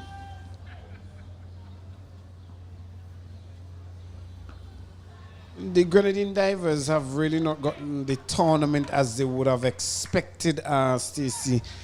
At what point do you think that the Grenadine Divers should have really looked to change their fortunes or bring other strategies into the game? Well, I mean, tough question, Kaznel. I mean, I don't have my memory bank right now in terms of how all the games have gone. But what I'll say, I mean, from this tournament is pressure. So from game one, you need to be able to nail your plans down. If you can't get things going for you in terms of a win in the first game, that second game that you play, you really were supposed to clean things up and come back strong there. So maybe from that second game onwards, I mean, they've lost some close encounters. So definitely that would have, I'll continue after this.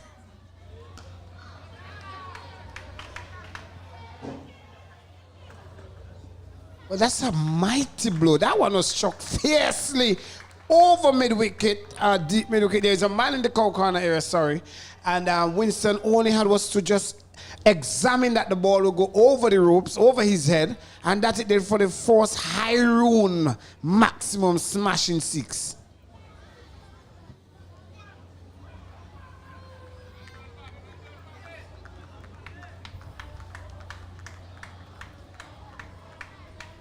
Yes, Stacey, you were saying? Yeah, I was saying, really from that second game, some examination should have been done, and I'll continue after this. Yes, after that second game, they hustled through for a single, but after that second game, really, Kaznel, that's when you really should have learned from the first game and take those learning into that second game, and I don't think they did that well, particularly with their bowling plans, because the batting hasn't really been a big issue for them. Remember, this is a power play. As we see Captain Asif, he's not really getting his coordinates right. He's Bob with that one has brought the end of the third over, 18 for 1. And we see a bit of struggle there from Hooper. He's 2 from 7 deliveries. Some 5 balls have been soaked up. Rodrigo Thomas was 8 from 5. So dot ball percentage is something that have struggled much with the Grenadine Divers. Yes, especially when they lose that key man, Chadwick Walton, early. But as I mentioned before, it's an opportunity for other players to put their hands up in this team to take them to a good total. Abraham continued his second over. As again, dot ball. So dot ball seem to have a lot of issue here with the Grenadine Divers, and it will now put a lot of pressure to the back end of these players, the batsmen, to come to have a lot of hitting to do, because I believe after the spell here of Abraham, more like would be the more experienced bowlers. This one is hyped over mid-wicket. It should be cut off. Or diving effort there by Jerome, and he missed it, went into the fence, and it's a welcome boundary there for Asif. Welcome one for the Grenadine Divers, a smashing Hyrule 4. Yes, he didn't seem to connect properly on his bat, and then nonetheless, it's still restored for a Hyrule smashing 4. Yeah, but what was key was getting it up and over that field, that short mid-wicket, and into the gap. So placement was perfect on that occasion for Asif Hooper. So he's taking it to the clearance. It could be taken. Dropped by Jerome Jones. And he's really getting that ball magnetically to him. And boy, what an effort, what a jump catch. And it would have been the second wicket, but 2 more to the Grenadine Divers. Yes, on this occasion, he didn't get the placement that he would have liked. Hit it straight to the man. A good effort from him running in, but he's not having a good day a good day in the field by his standards, Jerome Jones. This one is off the top, the bat edge, and only reached to the short third man, Hiram Shallow, and Kevin Abraham being successful this time, got the better of Asif Hooper, who never seemed relaxed and settled at the crease, and wanting to get his business on, was able to find Hiram Shallow. The Grenadine Divers begin to sink deep into the blue waters of the Grenadines. They are 25 for 2. Yes, credit to the bowler there. He nailed his length properly on that occasion. I mean, three deliveries as a face to him. He was always looking to go across the spin. On that occasion, getting his length right and a top edge that just went straight to Hiram Shallow. Well, Ryshawn Williams will do battle for the Grenadine Divers. Did he walk with enough air tank to go to the bottom of this ocean? Because the Fort Charlotte Strikers, the cannons, they're really getting off up there. And they're getting on real bad. Cannons of the Fort Charles, where the fort resides, sits on one of the most mountainous terrains here in St. Vincent and the Grenadines. Now, when was the last time you went to the fort, Stacey? Oh, wow. I've once, a very long time ago. Okay. And I believe you may have went to the Grenadines for the Easter? No, I didn't. Oh, my goodness me. So Abraham to continue. Just the last ball. What should be the last ball of this over? Great power play so far by the Fort Charlotte Strikers. This one is angled down the left side. Wide confirmed by umpire Blade. It's imperative. It's imperative that these two stay and build a partnership for their team. Right, Sean Williams is an overseas player.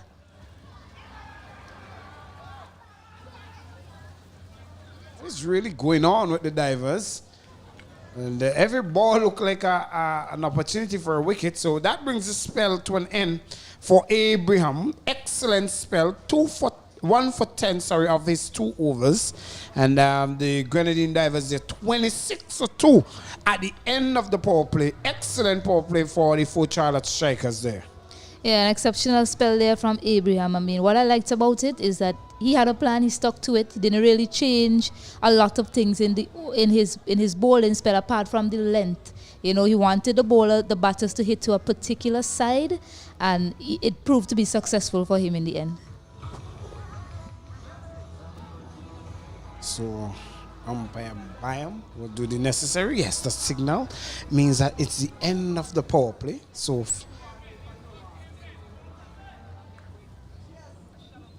the ring of fielders are now dispatched, but this one is swing. Bob continue his final over, and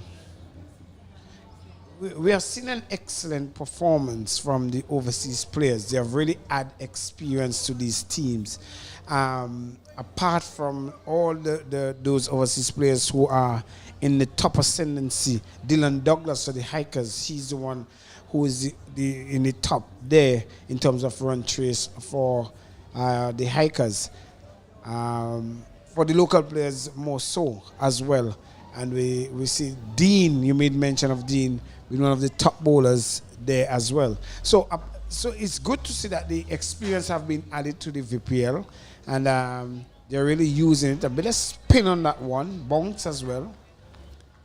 Yeah, and I'll add to that and say, I mean, the batting, I'll continue after this delivery. This one is struck fiercely down the ground. It is now coming out to where we are, and it goes into the fence for another iron smashing 6. My goodness, me keep exercising by him. Yes, and exceptional use of the feet there by Ryshawn Primus and Williams, and what you notice when you're facing Bob, the best way to get him is to use your feet. This one is cut away over point, and the man at point is Sealroy Williams. Had no chance. He's a very short, gentle lad. And the umpire by him now, he's exercising fervently in this over. Yeah, there you see again, nice use of the crease there from Williams. He looked to advance, and then Bob, he held his length back, and he was quick enough to get back and cut that over the point fielder.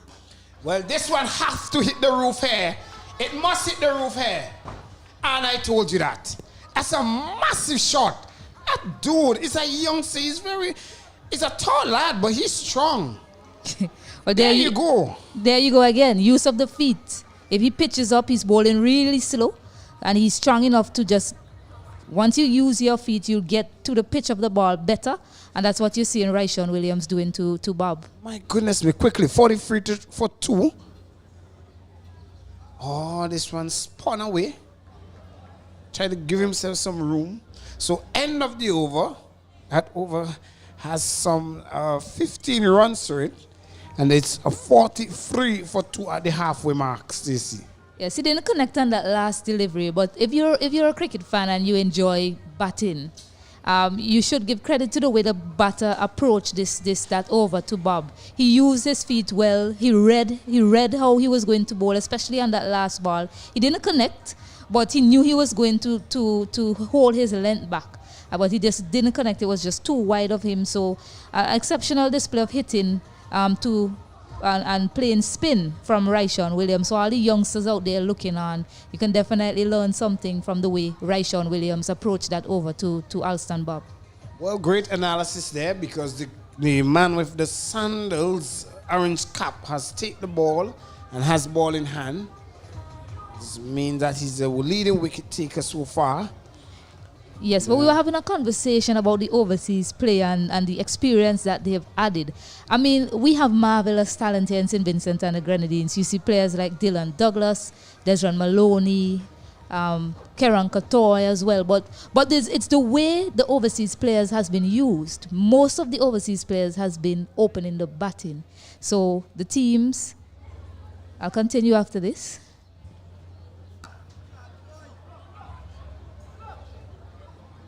Back for the second. They not trust that arm of Winston Samuel, prison officer by profession, so you don't know he has some heavy hands. Yeah, so it's just a case of the teams deciding that they're going to put their overseas pro at the top, and nothing is wrong with that, and they have delivered for their team. Well, and I think as well that they take the VPL actually may have caught them by surprise. We heard in a previous interview, Bratchwood said he's somewhat intrigued, as for use of a better word, of the standard. And this one is balloon in the air. Could be, what a magnificent catch that is by Brong. It's not the keeper Brong. They're all brothers, and I'm sure he has put himself up there for one of those spectacular catches there. And my goodness me, that is unbelievable. Unbelievable. Yes, all of the players rushing to congratulate him on that catch. He's definitely put himself up for that Island Sips golden grab of the tournament. I mean, the bowler was always going away from you. He's a left-arm seamer, and Ryshawn Williams was looking to launch him on that onside, getting a top edge in the end. A spectacular grab there. Lee Pin, Shembrong, taking an excellent catch for his team. My goodness me, Shembrong, what are you doing? That's a crazy effort, causing the Grenadine Divers to lose their third wicket at 44 into the 6th over. It was a slower delivery, cross seam, and you see that one ballooned off the edge. The short third man is up. Great shot there, and what a magnificent catch that is by Shem, who kept his eye on it. And you have to put Shem on his back, because he cannot put Brong for the amount of Brongs that are on this field. So there is Shem Brong, Salvan Brong, the brother, is the one doing the glove walk. Yes, Ryshawn Williams really looked like he was going to be the man for them today, unfortunately. A good piece of bowling from Jerome Jones. He's not wearing that orange cap for no reason. He has the most wicket in this tournament so far, and he's definitely showing why. Dean Brong, another brother to Salvan and Shembrong, another Brong brother, enters the wicket for the Grenadines Divers. Do you believe he would have stuck that catch had it been his brother? Yes. This is cricket. He'll probably be even more competitive now that his brother is batting, Kaznel. Okay. Oh, swing and a miss. So Dean Brong is known very powerfully as a hard-hitting batsman. He has had a very healthy career here with the VPL in all its versions. We see that he's coming in at this stage where they need some massive shots, some more high-run smashing shot. This one is beaten for pace there. So the thing with Jerome Jones, he doesn't have this lengthy run-up. but he's a very deceptive bowler. He appears as if he's just giving you a gentle medium, but that ball zips off the turf. Yes, and he's smart with his changes of pace as well, and the fact that he's a left-arm pacer, it adds something to this Fort Charlotte Strikers bowling unit. Well, does Dean have any answers for him? This is wide and short, over cover. Magnificent shot, 4 to open his account here. Yeah, it sat up nicely for him to play that shot, and what was good is that he decided to go on the offside and then tried to play it on the onside, successfully picking up a 4, high-run smashing 4 there, Dean Brown. Well, this one was a bit too short there from Jones. He give Brown all the time to look at that one and find a placement. Even though there was a sweep on the boundary there, he had no chance of coming around.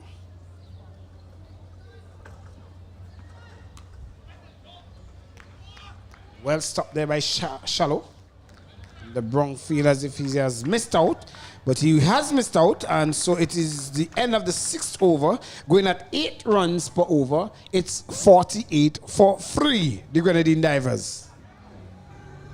What solution do you think that they need to do at this time now? Should they come up for some air from diving so deep, or they should just keep diving? Nah, they'll be looking to put some sort of total on the board and hopefully go out and defend it. They do have the batters to do that. They do have hitters at that back end, Westwick, Straw, Bennett and Stapleton. Mentioned those two earlier. Dean Brown and Rodrigo, they're quite capable of hitting it big as well. So at this point in time, it's not quite off the table for them to get to 90 or even to that 100 runs. Well, if they have to look at their watches because time is against them. This is the 7th over we're going into. Carlos Brathwaite has ball in hand. And he in himself would have had a good time here at VPL5.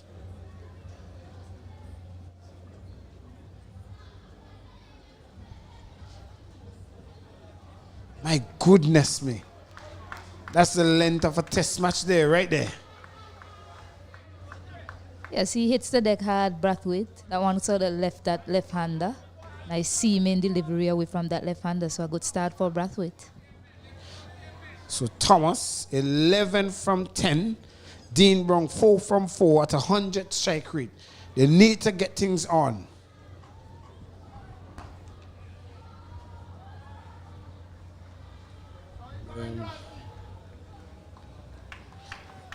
Current run rate is 7.74. Still haven't seen the 50 yet. They're close to the 50. The Grenadine Divers will certainly be going back to the drawing boards and see what positive they could pull out from this VPL5 to bring into a future VPL tournaments. And I would not question the selection panel of teams or the drafting. I believe that they would have drafted the team that they believe was best for this commission. This one is angling down the leg side. This Campachu. So you see the aiming there for Shenbrong to run out his brother. Yeah, just searching for that Yorker was Brathwaite on that occasion. But it was just heading down the leg side. It wasn't attacking the stumps. And Rodrigo, he's going to take strike to him. Would have even missed the stumps. My goodness me, Rodrigo just stood and wait for that one. And any hint of what it got, it was able to maximize it. It's a smashing, cracking high-run 6. And boy, isn't Bayam really getting his time for exercise. Yeah, you see, Brathwaite admonishing himself after he bowled that delivery because he realized that that was not the length or line to be bowling to Rodrigo, and that was easy for him to put away in the end.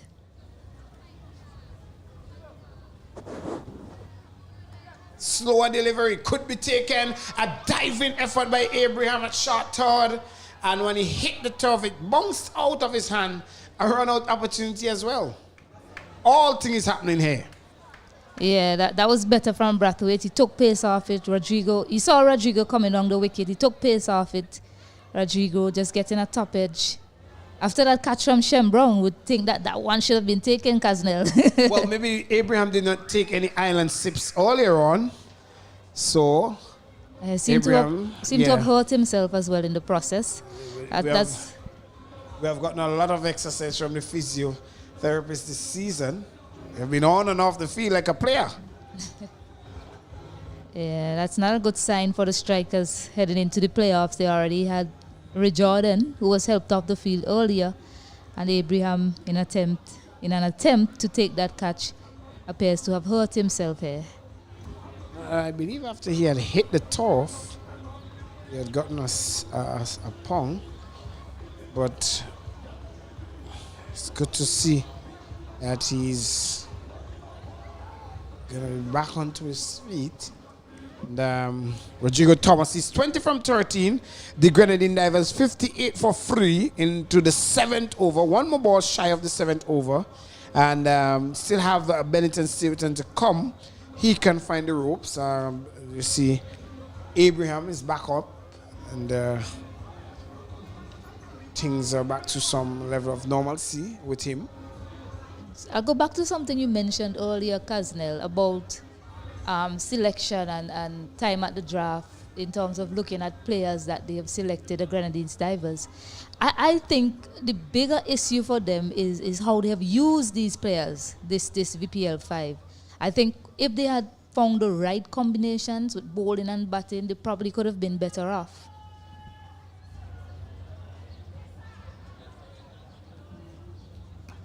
This one is clipped off the legs. I agree with you 100%. And for example, the tournament started with players like Bennington Stevenson, who have not even played with some of these guys. You spoke about the combination. It is always important. Brings the over to an end of over number 7, 59 for 3. As I was saying, it brings the importance of players knowing each other. Though, for example, we see Salvan Brown, who is now playing for Fort Charlotte. He played for Botanical Garden Rangers. He played for Hikers. Even though his repetition is one that is aggressive and of nature, he doesn't really seem fit to whoever he's played with.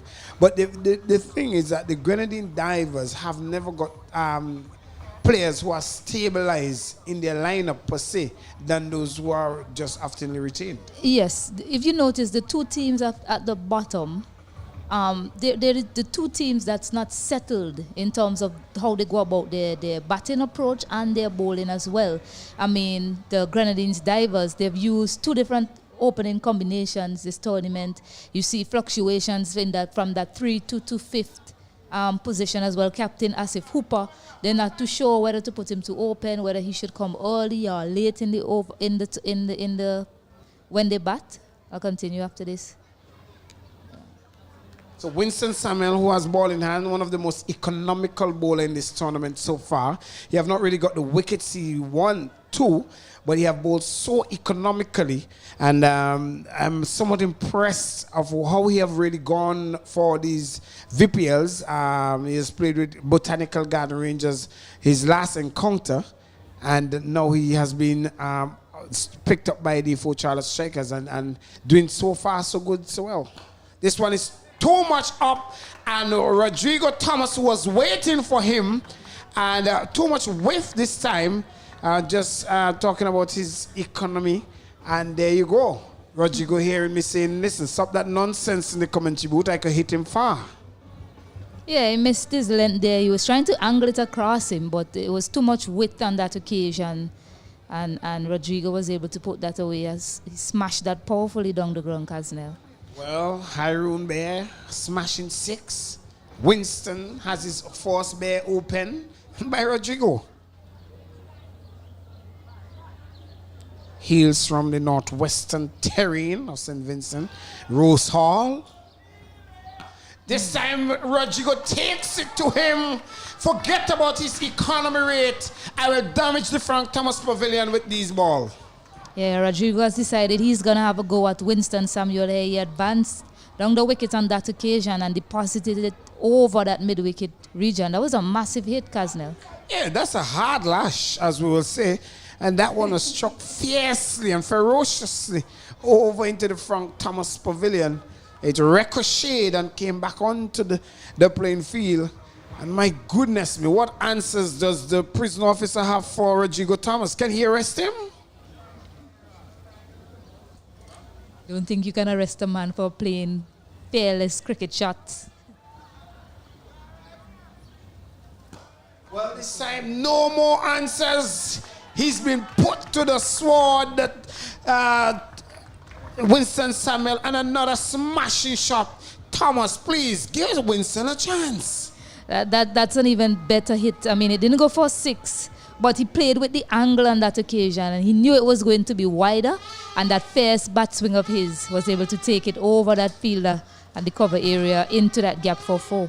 75 for 3.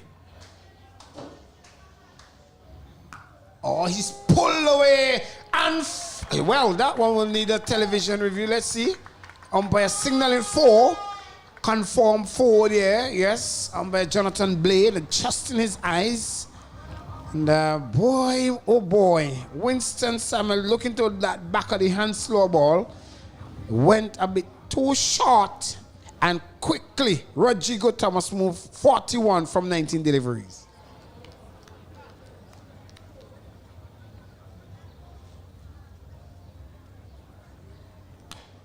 My goodness, man, if you think that wasn't enough, I will finish him off and send him back to that penitentiary where he keep guard.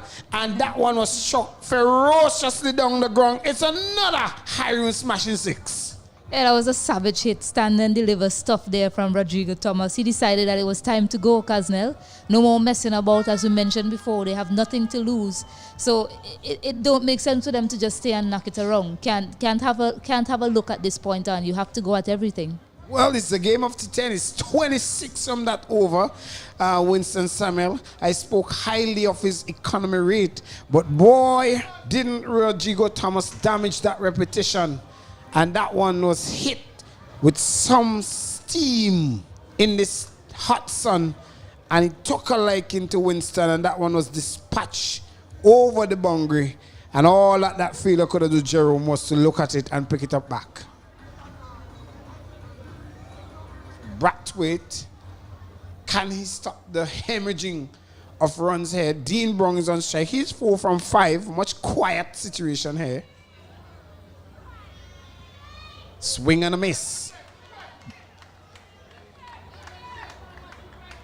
Do you think he need to get it over to Rodrigo? He's 47 from 20. His blood is pumping. I mean, you might say that. There's just 2 overs remaining, an over and 5 balls remaining. So, I mean, Dean Brown he's got to have a go as well. Stacey, get Rodrigo down. Get Rodrigo down quickly. I do agree with you, but they won't be looking for singles at this point in time. This one is hammered. 2 could be taken. Taken it is to mid-wicket. And they have lost the wicket. Good catch there by Donwell Hector. One of the prize fielders in this tournament. And you have to take a great catch there. This is what I'm talking about. You should have taken a single and get Rodrigo on to. Now that's the second ball. It brings a new batsman into strike. Bellington Stapleton is the man that is walking out. An excellent catch there by Hector. Great camera work there by ITFX, who have been one of the most esteemed production team here at VPL. Say hi to Paul. And his camera crew and his guys working in the backdrop, giving you exquisite shots like that. Well, not the catch though, but because the ball was hit to a fielder, but in terms of the camera shots. Yeah, as I said, I do agree with you, Kaznel. Get Rodrigo on strike. However, at this point in time, all of the batters are going to come out and try and chance their arm, given the situation that they're in. They'll only be looking for boundaries at this point in time. Well, I will beg Carlos Brathwaite to get it right to Bennington Stapleton, because he don't hit this ball easy.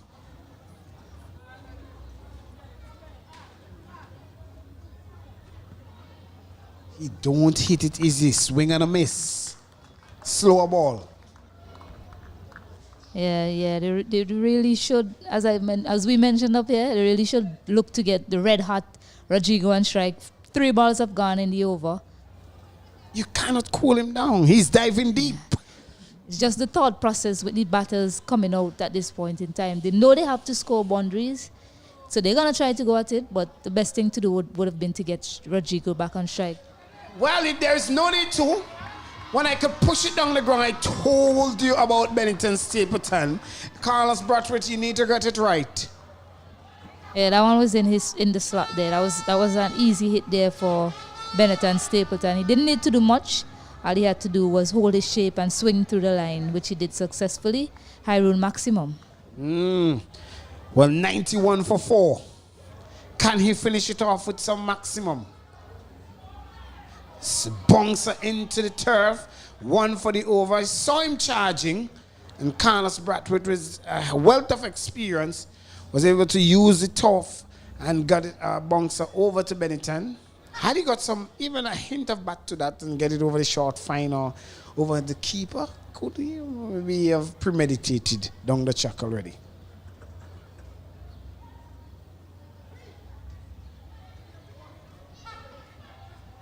Bowl him! Bowl him! The lumbers have been hit, and Bennington, a delivery that was full and straight, was able to cut the wheel his stumps back to the keeper, brought the end of the 9th over to an end. 91 for 5. The Grenadine Divers in the back end of this game are searching for 100. Yes, they only managed to pick up 6 runs in that over. That 1-6 that was hit by Bennington Stapleton. I mean, at the end of this game, they might look back at that over and say that's where they probably lost their way. I mean, if they had gotten Rodrigo back on strike, who knows what he would have done in that over for them. Well, the good thing about it, though, is that Rodrigo is on strike for the last over. And Rodrigo Thomas is 47 from 20. And the last time he has really batted a ball was in the last over, some 6 balls ago. It tells you that the Grenadine Divers really have lost it within that last over there in terms of knowing where to strike and who to put on strike. Yeah, well, he's facing up to the man with that Sanders orange cap for most wickets now. A lot of pressure on him in this over. He'll only be looking for boundaries. He has no choice now, Casnell. Well, Jerome Jones has ball in hand, orange cap holder. He will be looking to get another wicket to close things off. 1 for 5 from 1. I'm not too sure if he would finish with 1 for 5 after this over. Oh, India, he could finish with 2 for 5, yes. Rodrigo Thomas goes. And boy, oh boy, can this slum under 100, the Grenadine Divers, because they have lost one of the most experienced batters here in this back end of the game. They are losing it. They are losing it now in terms of runs to get up to 100. Jerome Jones into the turf and was able to get that one back to him. Yeah, excellent length there by Jerome Jones. He bowled into the surface, and with that length, it's always hard to get on top of it to put it away. And Rodrigo, on that occasion, he decided to try and pull that length and get in on a top edge. And the man with the Sanders orange cap picks up another wicket to add to his tally. He's now up to 10 wickets in the tournament. Okay, so that brings Cosmos Hackshaw. As a matter of fact, at the fall of the wicket with Bennington Stapleton and Westwick Shaw came in. So we are now seeing 2 new batsmen who have not faced any deliveries as yet to the crease.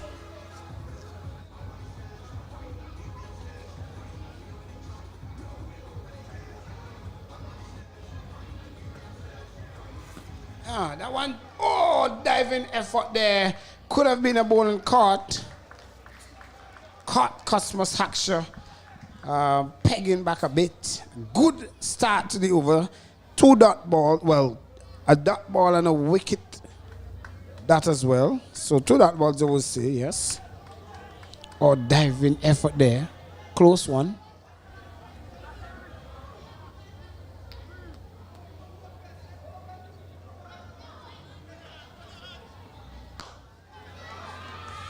India dropped. What do you call that a drop? It is a drop catch. 4 runs, another high run smashing 4. Gideon Pope the culprit this time. I think it was a valiant effort from him. I'm not too sure if it got to hand, but he did try to run around and dive to his left to put a stop to that from going to the boundary. He tried to go for the catch. Probably would have been better off just letting it drop in front of him and just letting them get a single instead. But he put in the dive to get to pick up the wicket. 95 for 6. 9.3. Halfway into the 10th. Can they get 100? Can they get 100? Cosmos action strike. My goodness me! What a shot that is! A smashing shot. And it brought up the 100 here with that shot. Cosmos Hackshaw. Where were you all the time? Were you sleeping? Well, you asked if they can get to 100, Kaznel, and yes, they can. That was a marvelous pickup shot there from Cosmos Hackshaw. A lot of power in that one to get it over that long-on fielder. Well, even the ITFX Joan is in danger when these balls have been hit. Slow delivery, my goodness me.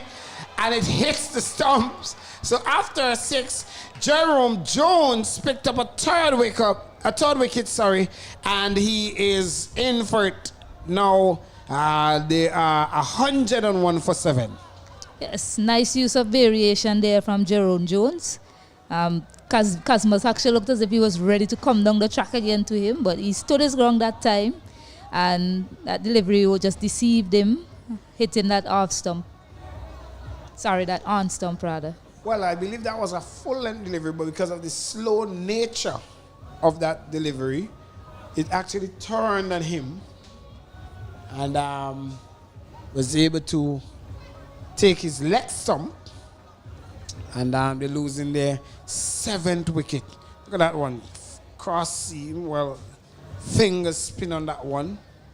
What would call? It's one of those slower dipping deliveries, one of those deliveries that looks full, but it deceives you and lands just short of your swinging arc. So good variation from Jerome Jones. Richie Richards comes to the crease. Still no ball faced by Westwick Straw.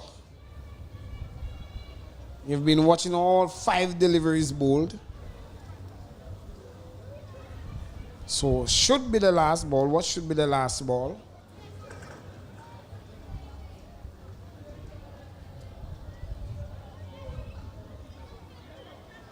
Wide delivery. They come through for scamper through for 1. So it makes it 2 wides. Add to the total of 103.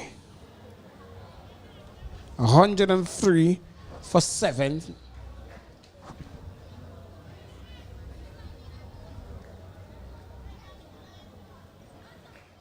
Jerome Jones 3 for 17. Excellent bowling there by Mr. Jones. No wonder why he's wearing the orange cap. The Sandals orange cap, that is.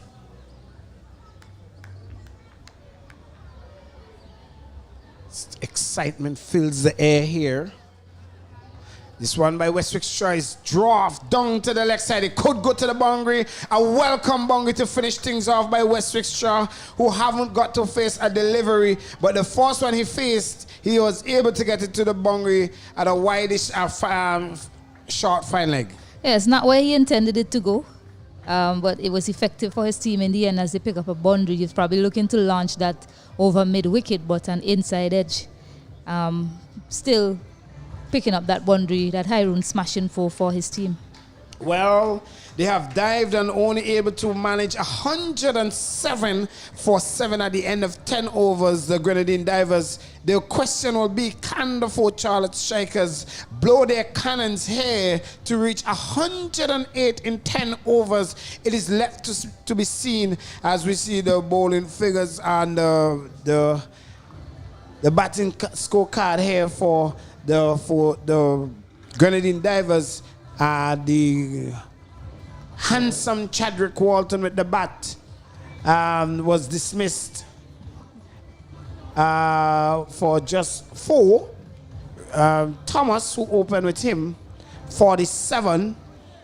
Asif Hooper, he went quickly, 8. And 16 there for Williams.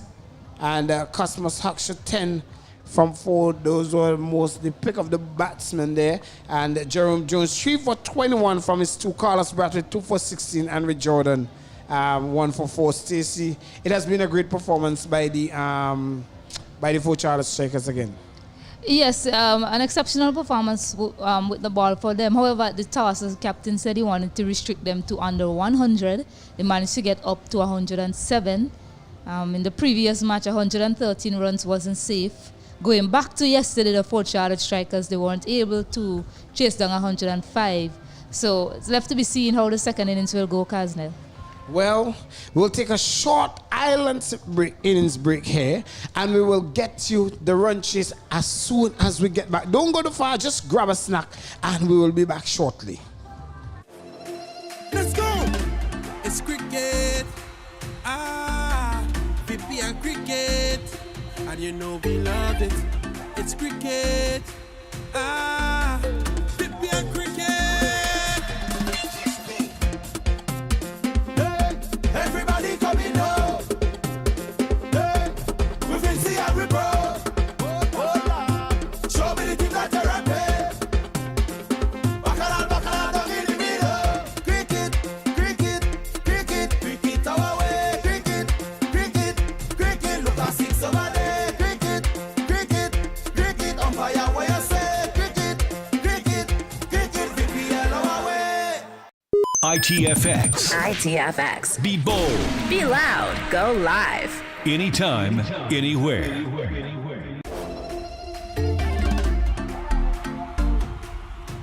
To me, VPL is life. VPL is excitement. Cricket is we. VPL makes me proud to be Vinci. I can't wait for VPL. The Vinci Premier League returns for 2023 from April 10th to 23rd. VPL, we are back in. Explorers! Hi guys! Diver! Rangers! Breakers! Strikers! Cricket, our way.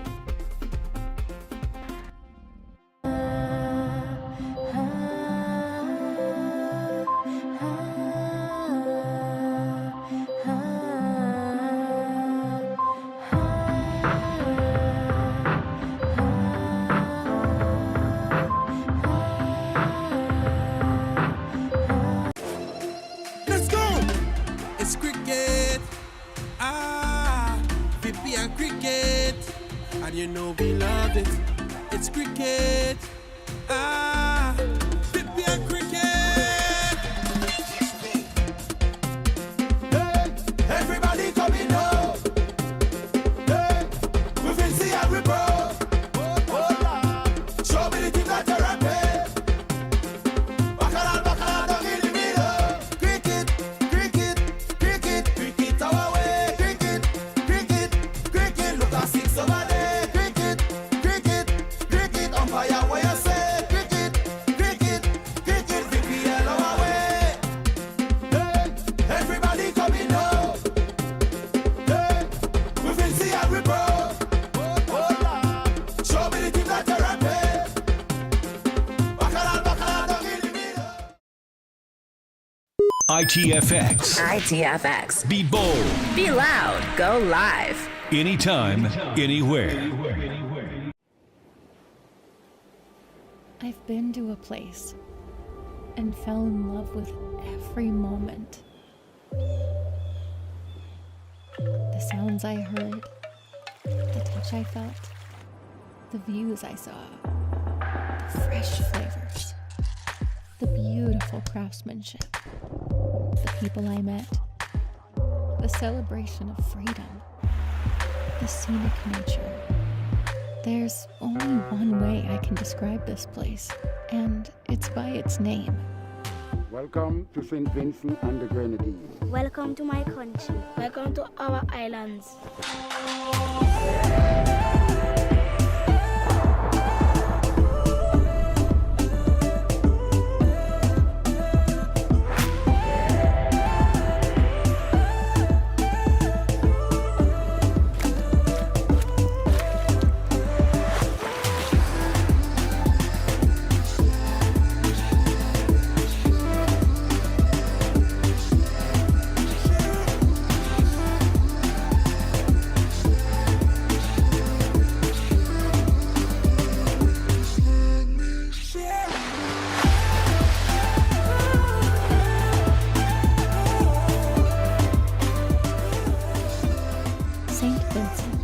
and the Grenadines.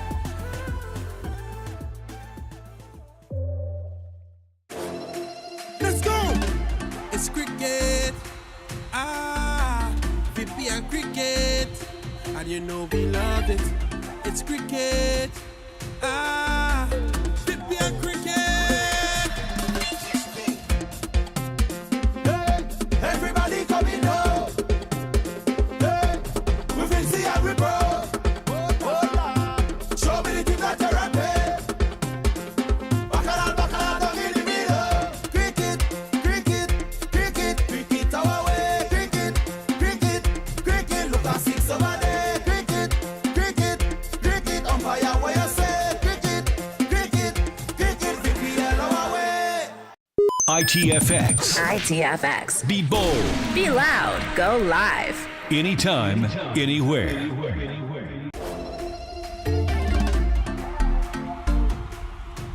To me, VPL is life. VPL is excitement. Cricket is we. VPL makes me proud to be Vinci. I can't wait for VPL. The Vinci Premier League returns for 2023 from April 10th to 23rd. VPL, we are back in. Explorers! Hi guys! Diver! Rangers! Breakers! Strikers! Cricket, our way.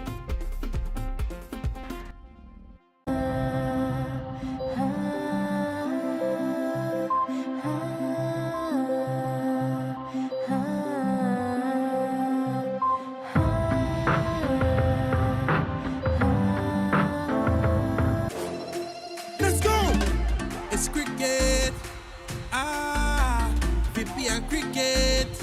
And you know we love it. It's cricket. VPL cricket. Hey, everybody coming home. Hey, we fancy and we bro.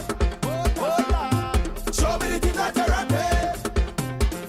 Bacala, down in the middle. Cricket, cricket, cricket, cricket our way. Cricket, cricket, cricket. Look at 6 over there. Cricket, cricket, cricket. Umpire where you say. Cricket, cricket, cricket. VPL our way. So welcome back to the Arnold'sville playing field here in St. Vincent and the Grenadines, where we have a VPL Dream 11 T10 tournament, where it is the back end of business, and we have the Fort Charlotte Strikers who are playing the Grenadine Divers. Earlier on, the Grenadine Divers batted first and amassed 103 of their allotted 10. The question will be now, can the Fort Charlotte Strikers reach to their total of 107? Can they reach to 108 in their 10 overs? The Fort Charlotte Strikers, they have already qualified for the next round, and the Grenadine Divers, who have not really played the best of their ability in this tournament, it's just been a sellout game, and they require some 108 runs from 60 deliveries. Still has Stacey with us here. Stacey, what should be the approach now of the Grenadine Divers? Well, they want to win, so they need to get their bowling tactics nailed down in this match. I mean, you might say they got that right in the game that they bowled out Salpan Breakers for just 70. So they just need to get the right plans here, and they might pull off a win here against the Fort Charlotte Strikers, who struggled to chase 105 runs yesterday. Gidron Pope, Salvan Brong. Salvan Brong very hefty in runs. He's taking the batting. Captain Asif Hooper, ball in hand, left arm orthodox, left arm spinner. And he will deploy now for the Divers. Can he get business onto its way? We are already up here, certainly. The next 60 balls will be the first ball.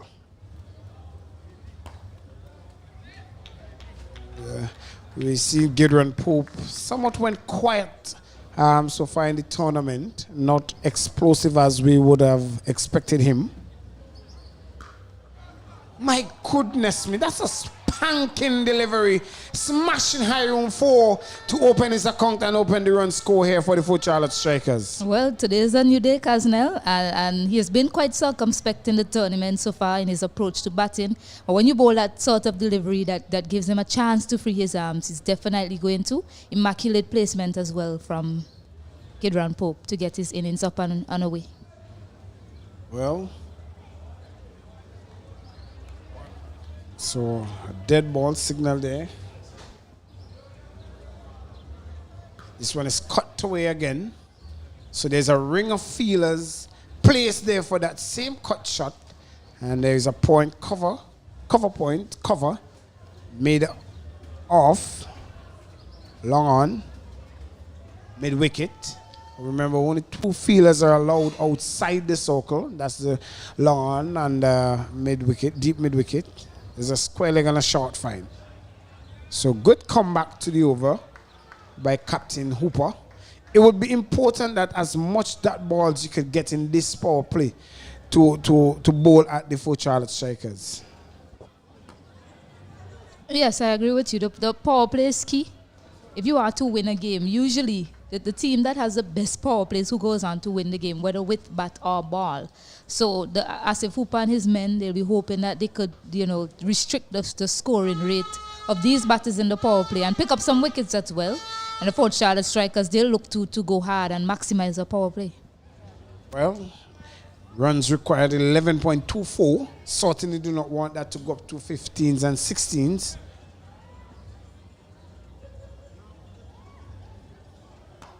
Salvan Brown, who likes to get his hands busy at work. So brings the over to an end. End of the first over, 5 without loss. The Fort Charlotte Strikers in pursuit of 108. They are getting things slowly and getting their work quickly into business there. Yeah, the Fort Charlotte Strikers, the top order, it's not the top order we've come to know in this tournament. I mean, in the first half of the tournament, the top order has scored up the bulk of the runs for them. However, in the last 2 matches, the top order hasn't really given them much. So they'll be looking to bring some sort of solidity, as we've seen from them in that top order in this match. Well, I'm looking through the window here, and I'm thinking that I'm seeing my boss. He's sporting a hiker shirt. Commissioner of Police Colin John is there. Kaznel, you can sell out your boss like that. Well, I'm seeing him sporting a hiker shirt, so I'm not too sure if he's just putting it on or he's a full supporter of hikers. You're also letting people know who he's supporting, Kaznel. Oh, well. Well, it's obvious. He's there. He's the there, camera might pick him up. So Richie Richards, who have ball in hand, has really got a good tournament, but not one he would have too much satisfied with. He has gotten a 3 in 1 match. This one is allowing that ball to cut. So that string of feelers there is really getting that ball to turn away from. He's bowling much slower than Asif and much higher arm action. Asif comes much flatter. But this one is looped in the air, and no matter what you're doing, such delivery with such flight will be dispatched. Put an air hostess on those balls. Yeah, 2-fold there from Richie. I mean, the ball that he bowled before is where he needs to be bowling. And that occasion, he over pitches, and it was an easy ball for Gidran Pope to hit away. Well, with his long dreaded locks beating his back. And somewhat of a fancy hairstyle you will see within the Caribbean region here. This one much better recovery. Remember, Bennett and Stapleton took some 4 catches in the previous match that they played. Put himself up for the bucket hand catch with the tournament. Bennett and Stapleton, very good player of this game. Haven't seen him much in the attack, but Richie Richards, who have ball in hand, Fort Charlotte striker, 12 without loss. Salvan Brown gets to work, and when he gets to work, it goes very far, and the first high run smashing six for him as well.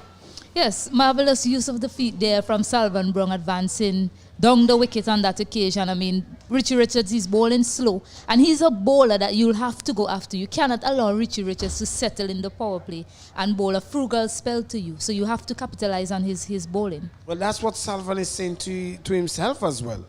And he's a batsman. He moves down the track. He's not a batsman who stays in the crease quite often. He's very busy in the crease. He's bat very deep as well. The fun side of it is that he bats so deep that even when he chips down the track, he doesn't even get out the crease. Well, you'll know him. You're one of his teammates on that police force team.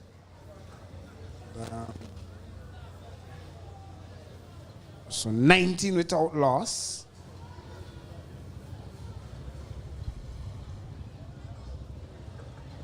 So, well, this time they are peppering that area, and the Frank Thomas Pavilion is in serious need for reconstruction because the roof is being peppered with some high rune smashing sixes. Pitches it up again this time, and he was able to get the room to swing through that one as well, Kaznel. And I mean, that was a massive hit. That was going all the way. That was a huge hit, Kaznel. My goodness me. Gideon Pope is 18 from 9. Salvan Brown, who is a strange occurrence, sees of the quiet side, 7 from 3. There are 25 without loss in over number 2. At the end of over number 2, they are proceeding to get 108. They require another 83. Yes, and this is a good start from the Fort Charlotte Strikers. Even if they lose a wicket now, it's a much better start that they've given for their team after those last 2 games where they sort of struggled in the power play. As we mentioned before, you need to maximize the power play early, and that's just what these 2 batters are doing so far. Well, as if to continue. There you see Salvan getting his work done. Already ready to hop down the track.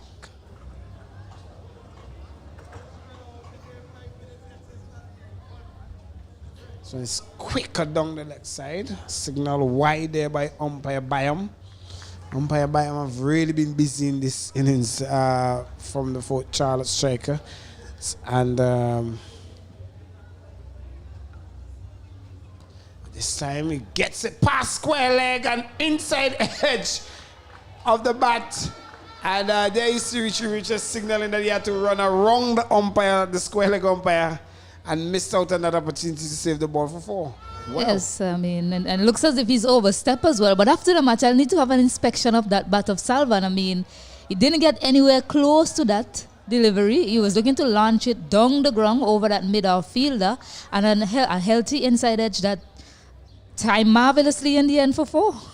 Well, if you know the police club, we will expect that's a normal shot from Salvan. Are you saying the inside edge is the most prolific shot of Salvan Brown? I'll let him have a word with you after this, Kaznel.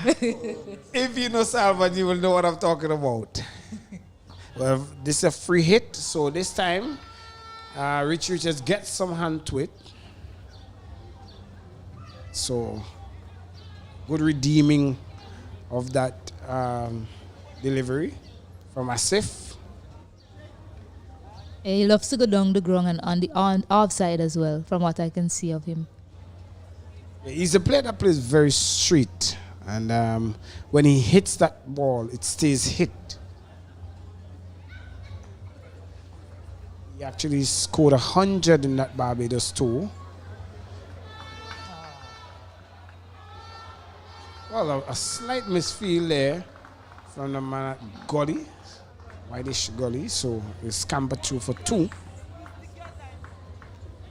see Asif is bowling from back, somewhat behind the crease to avoid another new ball. Yeah, and with this approach as well, he's taking the pace off the ball as well. It's not going to come through as well as the batters would expect. Oh, this one evades where would have had a first slip. Cody Grant coming, attempting the second direct hit, and it would have seen Gideon Pope struggling. Let's see. Cody Horn, sorry, not Grant. Where did I get Grant from? Horn. Yes. Beaten in flight there was Pope, but still managed to play a delicate, get a delicate edge down to third man. Oh, the keeper, he touched the stump with his gloves before, but the batter was safe. But a direct hit would have been something of question.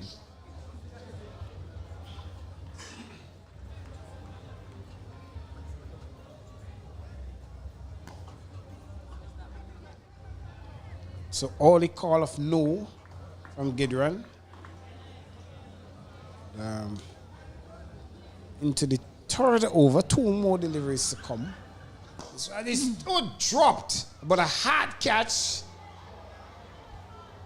My goodness me, that would have done some damage because it's on the bounce back to him. Oh, great shot. My goodness me. Look at that bat swing. That was hit brutally. He got a hand to it. He managed to stop for sure. Signal to the physio one time or change. And it's, my goodness me, he would have injured himself there.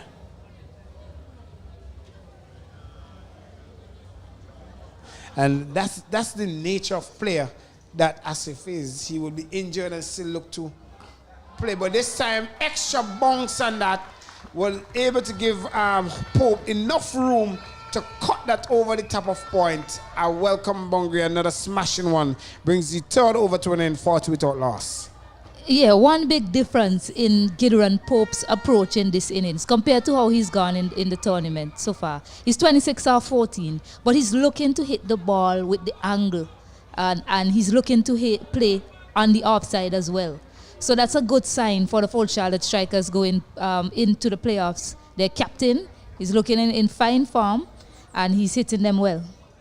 Well, fine form it is. One more over to the power play. And you see Captain Hooper has to marshal himself off to get some ice.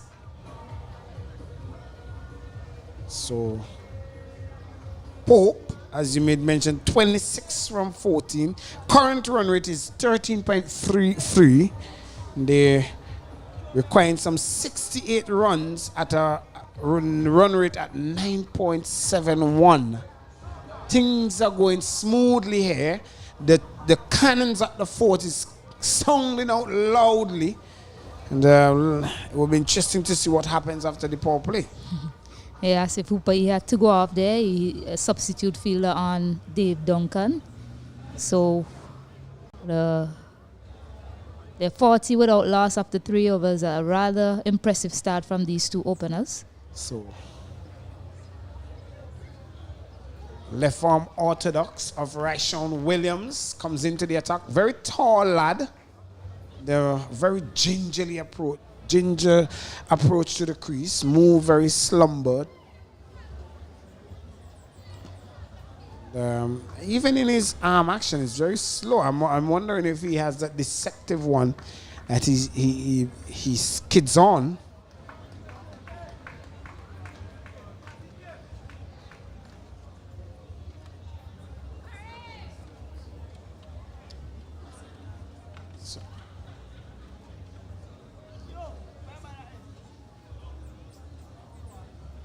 Ryshawn.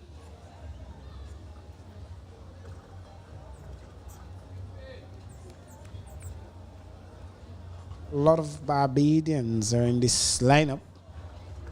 It's good to see that VPL is taking its geographical boundaries beyond. Well, it appears that they're questioning the no ball here. So there you go. There goes the signal.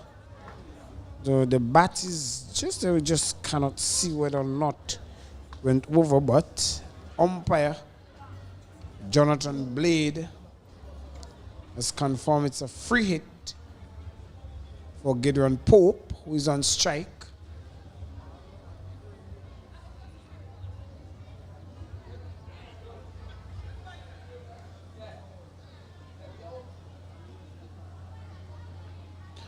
swing and a miss.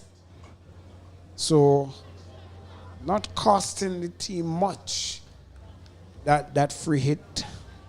Yeah, that was an almighty heave there from Gideon Pope. Had he connected, I wonder where that would have gone. That would have gone way into the ocean. Way into the ocean, because that would have cleared the Frank Thomas Pavilion. And these lads in this tournament are very strong lads. When they hit this delivery, it's to hit. Great bowling there. It's not a normality to see Salvan Brong, who is the quiet of the batters here. This one's in the air, out to his brother, but all his brother could do is to shadow it and escort it to the boundary for another 6. For a high run cracking 6, Salvan getting his walk on here. Yes, use of the feet again from Salvan, and that's a good trait in a batter to a spinner when you see they're willing to use their feet on that occasion, getting that for a high run maximum. So this one is played into the outfield. They go for 1, they're going for 2. So it brings the one more ball for the end of the power play. And that brings up the 50 for the Fort Charlotte Strikers, who's going at 13.04.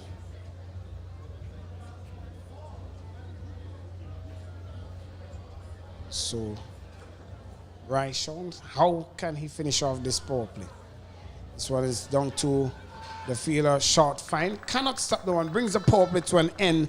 And the Fort Charlotte Strikers sounding the cannon very loud. They are 51 without loss, requiring some 57. But we have Benava Brown, who has some spectators with her. I'm here with some students from the South Rivers Government School who have traveled all the way to Annisville to be here with us. How are you enjoying the match? Good. You enjoy it? Is it exciting? Yes, it's very exciting. Do you enjoy cricket? Yes, miss. Any particular team you back in today?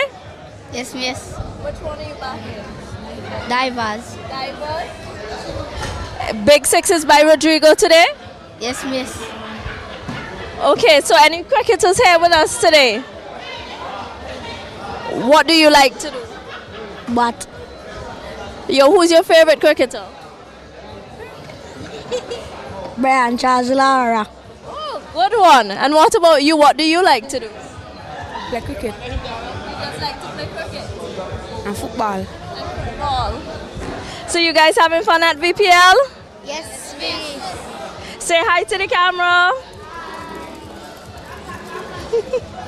Thank you so much. Thank you, Benav. Always good to see the children out. Iconically, they are the future of the VPL. And Dean Brown, who has ball in hand. This one is whipped away. What a welcome to the bowling. Gideon Pope, no matter whether it's his power play or not, he's going to take it to the cleaners, and that one was short and struck for 4. Yes, and not just short, it was badly lined as well. It was into his body. It was easy for him to just swing that through that onside. My goodness me. Kids from the South Rivers Government School. And the South Rivers is on the eastern terrain of St. Vincent. And would have traversed. Along with this one is India. Could be taken. Chadwick Walton is under it. And gone is the 4th wicket there for the Grenadine, the Fort Charlotte Strikers.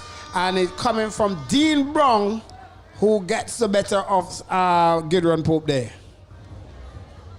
Yeah, I mean, he's been playing so well through the offside today, and he decided on that occasion, instead of playing a cut shot, which would have suited him better, probably picking up 4, decided to go across and hit it straight to the man. Didn't make proper connection to get it over his head. Easy catch. And there you go, a wicket for the Grenadines Divers. It's not over yet. The game is still being played. They need 53 from 34 balls. I mean, it's anybody's game at this point still. Well, anybody's game because Hiram Shallow walks to the crease. He's a very short in stature gentleman. I'm wondering out of he and Salvan who is the tallest of them, but that is not the important thing here. 53 from 34. The 4 Charlotte strikers have the first powder sounding out of the gun. Number 289 on his back.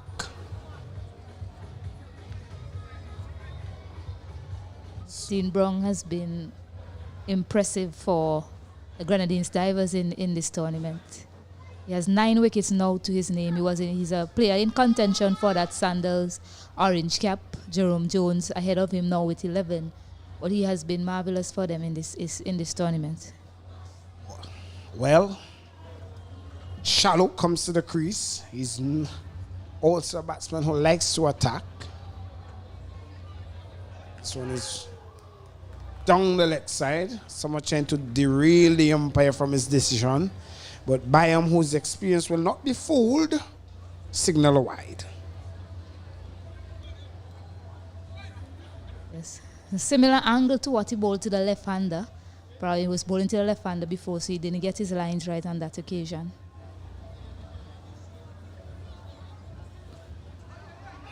Well, good one this time. Better one. This one is to his body. But if Dean is aware of Shallow, I believe there will be need for a man back on that square leg boundary. Because he's a short lad who likes to take on that pull shot.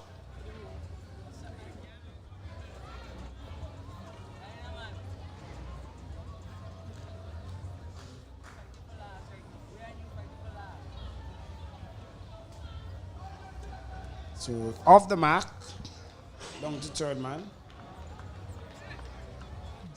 Nicely guided down to that third man boundary to get off the mark and get Brong back on strike. Brong has been hitting them quite well. So a difference in the approach by both teams. I mean, at the back end of the tournament, Rodrigo was stranded. Hiram Shallow, a man of experience, he decided he'd take a single and get Brong back on strike. Well, it brings brothers into brother. This one is swing and a miss. What do you think might be the contention at home with these brothers? I got you out. I hit you for 6. You dropped my catch. What do you think there's been the argument at home? You know, if I had a family member that was playing cricket, I wouldn't want to live in the same household with them. It would be arguments all the time, especially if we're on opposing teams. But I believe these brothers, they might say well done to each other, pat each other on the back. They look like that sort of family. Well, I could remember one time I was playing with my brother in Cumberland, and he was playing for Fitzhughes, a team in Northwestern Corridor. It's in there, it could be taken. Bennington goes around, he drops it. My goodness me. Bennington, Stapleton, the wind factor was swirling it all over. Dean Brong got his brother hooking at that one, and Bennington Stapleton drops an opportunity there. I mean, that would have been another key wicket for the divers. That length delivery there. Salvan looking to pull it across, getting a top edge. Bennington Stapleton overrunning it in the end. And Dean Brong, he was ready. He was running off, ready to get in celebration mode there, Casnell, but unfortunately the catch went down and he had to rein in that celebration. Well, it brings the over to an end, 58 for 1. I believe the celebration would have been that, yes, you told me I can't out you, and there I get you. Brothers? Well, I'll take back what I said earlier. I said I believe that, you know, brother to brother, they probably would have been patting each other on the shoulder or the back and say, well done, bro. But it looked like it might be an in-the-face kind of thing with these brothers. Well, quite competitive guys out there. Very competitive. And they brought a Westwick Straw into the attack. I was making mention that I'm my brother and I was playing on 2 different teams. He hit me for a couple of 6s, but I got him at the end of the day.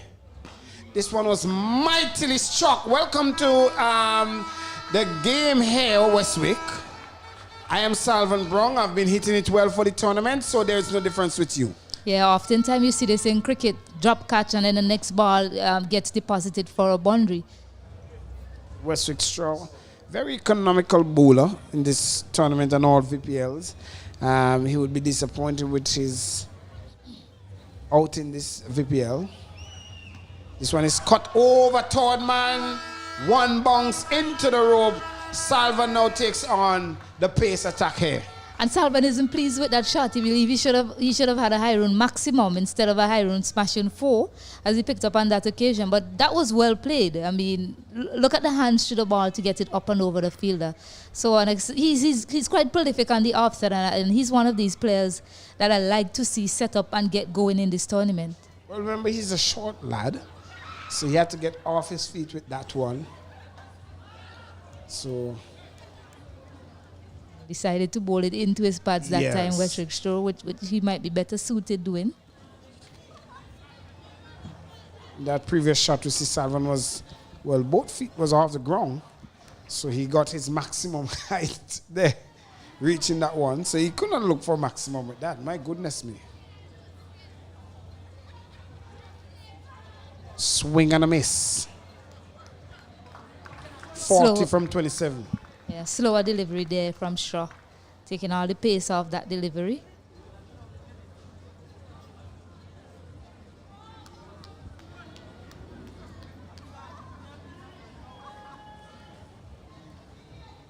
Diverse fans are calling for some effort here.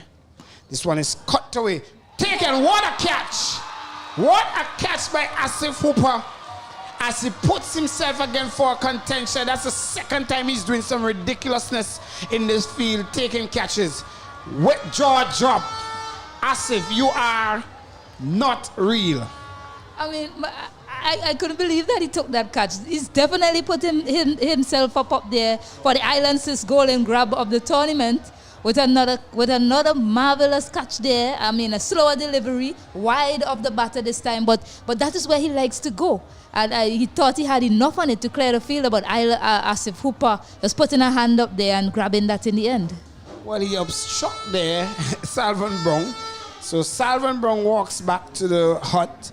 And a magnificent catch there by Asif Hooper, who have been doing some ridiculous fielding in this tournament. He himself now placed himself for a second chance in this island sip catch of the tournament, and brought Carlos Bradwitt to the crease.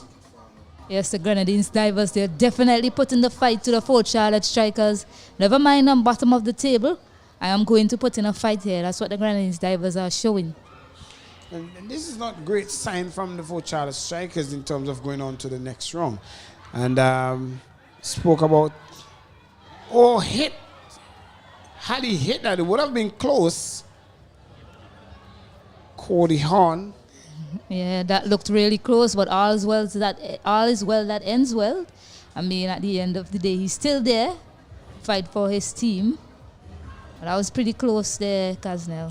Well, close, very, very close. Well, had he hit, it would have been out by a long way. It wasn't close at all. It was miles out, Kaznel. Oh, yes, of course. He was still in Kingstown. My goodness me. And something that Shallow is not really too comfortable with dragging that back on a run. So Dean Brown to continue. So end of over number 6 in all the excitement, 69 for 2.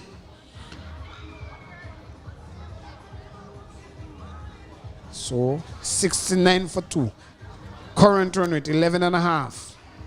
Carlos Bradwitt in the air, could be taken. A diving effort, missing, dropping short.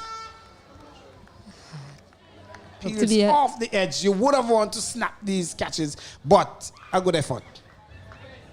If we could just have a look at the replay, it looked as if there was a change of pace from Dean Brown there. But my Carlos Bradwitt looking to swing that on the onside, getting a top edge. Luckily falling just in front of the fielder, third man. So Shallow. Swing and a miss. Swing and a miss. Is this pressure time? 10.36 required. Current run rate 11. 38 from 22. At this point in time, the Port Charlotte strikers, they're making things hard for themselves. Do we need the medical staff to come in? Do you need the medical staff to come in here? It has always been happening here. They have always got my pressure fluctuating. Down to third man. 1.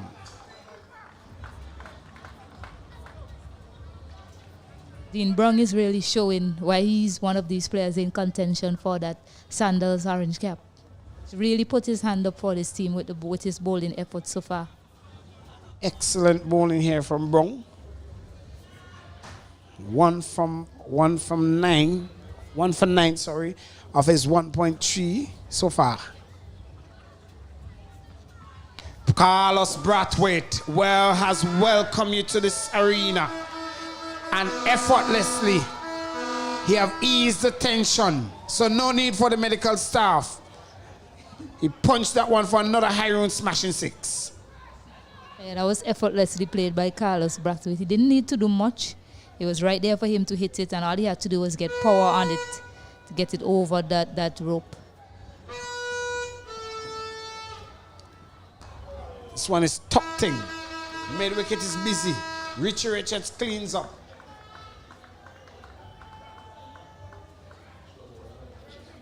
.30 from 19.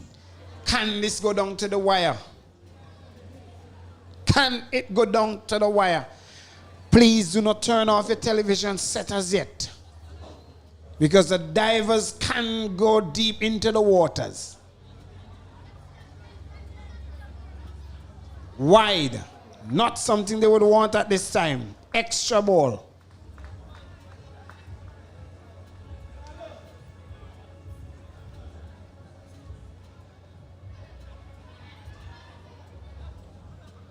And after Dean Brung is finished, who are the other bowlers, apart from Westwickshire, that they'll be looking to help them to victory, the Grenadines divers? Down the left side, good stop. Well, they should look at Romaro Bibi, Bennett and Stapleton. And there are still bowlers in their hut. So leg by signal there by umpire. Byam brings the over to an end of over number 7. So we see Raishon is going to continue.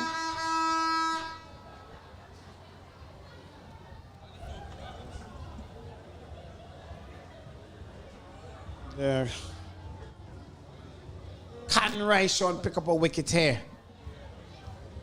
Or can the muscle of Carlos Brathwaite and Hiram Shallow close things in as close as possible? They require some 9.33, not anything of height in terms of the run rate.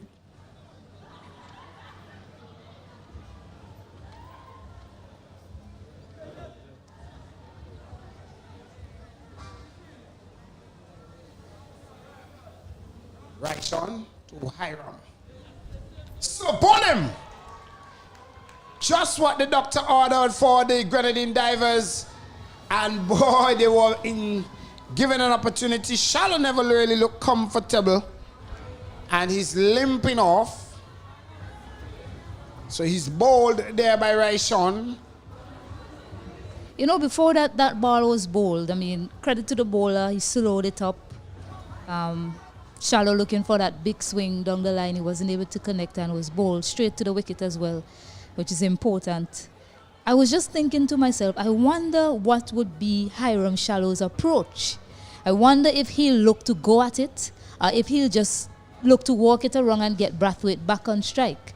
But we saw his approach there. He decided to go at it, and he's been bowled. Now, young Silroy Williams is in. I wonder what will be his approach as well. Well, it brings me back to the scenario where Rodrigo Thomas was flowing in a pump and he was kept off strike for a whole over. You understand? And caused the Grenadine divers to lose what could have been some handsome runs as well as it could have cost his wicket. But you never know. It's a game of cricket. Silroy Williams Somebody who knows how to find the ropes very easily.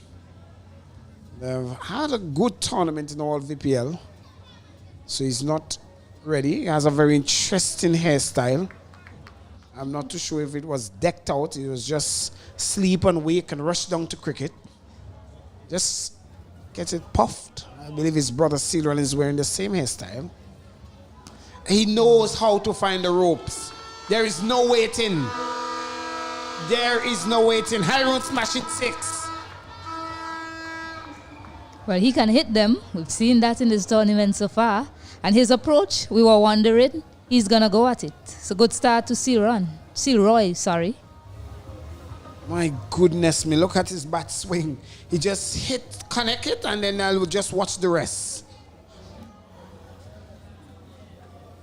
Here you go.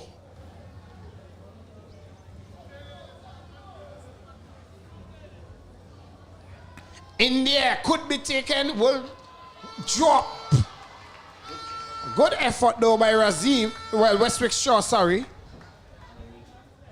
Yeah, I mean, I think he was deceived there, Ron. I mean, that ball was bowled more into the wicket compared to the previous delivery. So he only managed to get a top edge on it, and Westwick Shaw, brilliant effort from him, evading him in the end. A diving effort. Just a diver. Umpire said that one is angling down. So struck Carlos on his way, so they cannot proceed onto an extra run. So 87 for 3 in halfway mark of the 7.4 into the 8 over. So 11.48 requires some just over 8.5. 20 from 14 deliveries. Roy Williams, welcome. He has brought his own Highroon Bears to this tournament, and he has smashed them up many times. Another cracking one. Yeah, straining line there on that occasion, right, Sean Williams. Too much on the leg side for the batter. And it was just a clean pickup from Roy Williams. He's dealing in sixes here. Well, he doesn't have much time to waste. He realized that, it's a far way to go on the countryside where he's living. So the earlier he finishes it, better for him. Swing and a miss. Wide, signaled by the umpire.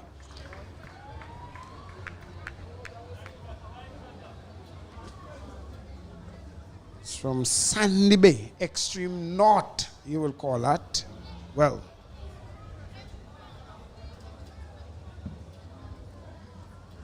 this time down the ground. Could be taken, dropping one bounce in front, Chadwick.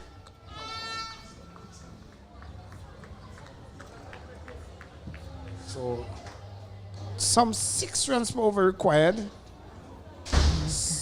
96 to 3 at the end of the 8. Yeah, Roy Williams, he's sort of the unsung hero in this team. I mean, if you looked at the way he's gone about batting in this tournament, it had one game where Jerome Jones wanted the strike, and Roy Williams decided that he just finishes with a 6. In previous games, he's come in and just smashed it all over the place. I mean, he's one of these players that's not really in the spotlight for the Fort Charlotte Strikers, but he definitely delivers every time he comes to the wicket for them. Well, I remember in that same encounter you're referring to that Jerome Jones was somewhat disappointed that he did not take an extra run. And Silroy just said, okay, I know what I'm doing. I could do this. And he struck it for 6. And right away, Jerome Jones apologized to him. So it would take Romario Bibi to somewhat defend things here. They require some 12 from 12. Can they get it over? Silroy will be looking for the ropes. No doubt in that. So Bibi has to get it right.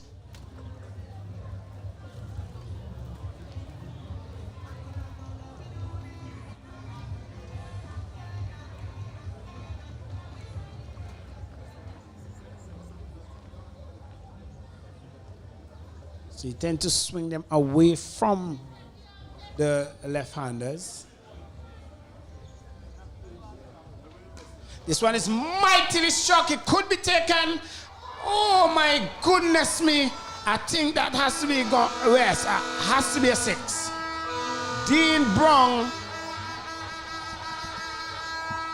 he was somewhat in two minds whether it was going or coming, and at the end of it, Sealroy Williams got 6, a maximum. Yes, he's a small man, but he packs power. And that had to be power to clear the rope. I mean, Dean Brown thought he was in with a chance, but it went over the rope in the end. 6 more runs to win for the Fort Charlotte Strikers. In the air, over the keeper. 1, 2, 3 bounces into the fence. Sealroy Williams do not have much time here.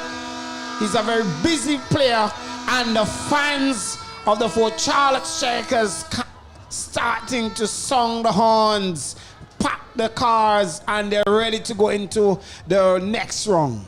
Yeah, what's most impressive about Sealroy, every time he comes in the wicket, you don't get that sense of panic from him. He knows what he's about, no matter what the situation is. In his mind, he is going to deliver, and deliver he does for the Fort Charlotte Strikers. Well, Sealroy Williams, 24 from 6. Carlos Brathwaite, 9 from 5. 2 runs required from 10 deliveries. The divers have slumped deep into these waters. But the cannons at the fort, they are sounding out loud here at the Arnsville playing field.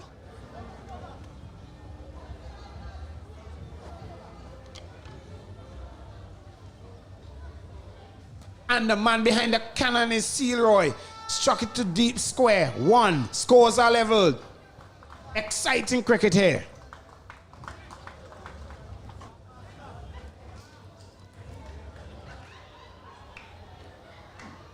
Halfway mark into the 9th over.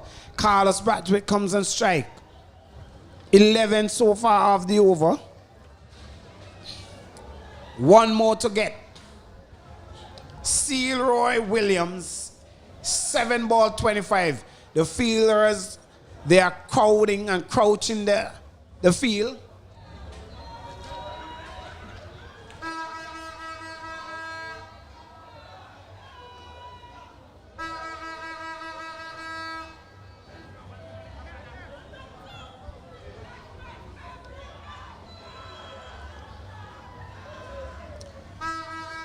As we see the field, fielders are into the 30-yard circle.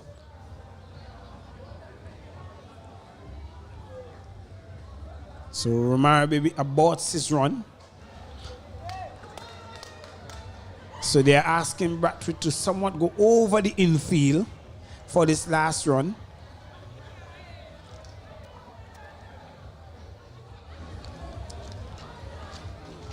A great matchup here, Stacey. I mean, it's a foregone conclusion now as to who will be victorious in this game. Wow. And there you go. There you go. And that extra has brought it to the end. The Fort Charlotte Strikers sounded the horns, and the cannons here at the Arnsville brings the curtain down for the Grenadine Divers in this VPL 5.0. It was nice having you, Grenadine Divers, about the Fort Charlotte Strikers, who were the victorious team at this time. They will go on to the next round of matches, and the Fort Charlotte Strikers winning by 7 wickets. Yeah, I mean, the Fort Charlotte Strikers, they started out quite well. I mean, a bit of struggle there in the middle part, but Sealroy Williams, he really came in and looked a different man compared to some of the battles that had gone. So it was really an exciting game here at the Arnsville playing field in the second matchup. And where we have the Grenadine Divers, they batted first. They amassed 107 from the 10 overs. And Rodrigo Thomas, 47, was not enough. But Gerald Jones, the pick of the bowlers, 3 for 21. Carlos Brathwaite, 2 for 16. And Gideon Pope is 31, along with Salvan.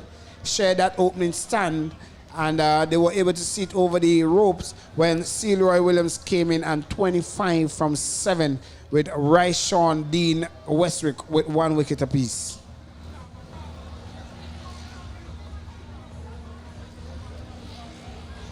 Yeah, so a good match here from the Fort Charlotte Strikers. I mean, they have some questions that they need to answer on their way to the playoffs, but definitely a convincing win from them, especially with the ball. And Leroy, as I mentioned, he's the unsung hero in this team. He came out again, scored 27 off 7 deliveries. No panic from the young man shown. So a marvelous display from the Fort Charlotte Strikers here today. Yes, he's a player that has played very brave cricket in all versions of the VPL, and even when teams have not performed, he has put up his hands and really given you that talented performance. And we have another matchup to come. Here it will be the Dark View Explorers taking on the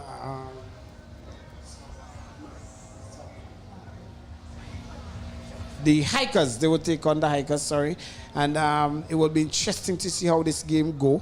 The Dark View Explorers will look to get another win, even though they are somewhat not in the qualification stages, but they want to finish on a high as we get ready for the rungs of matches. But a great showcase there from the Fort Charlotte Strikers going into the second rungs of matches, Stacey.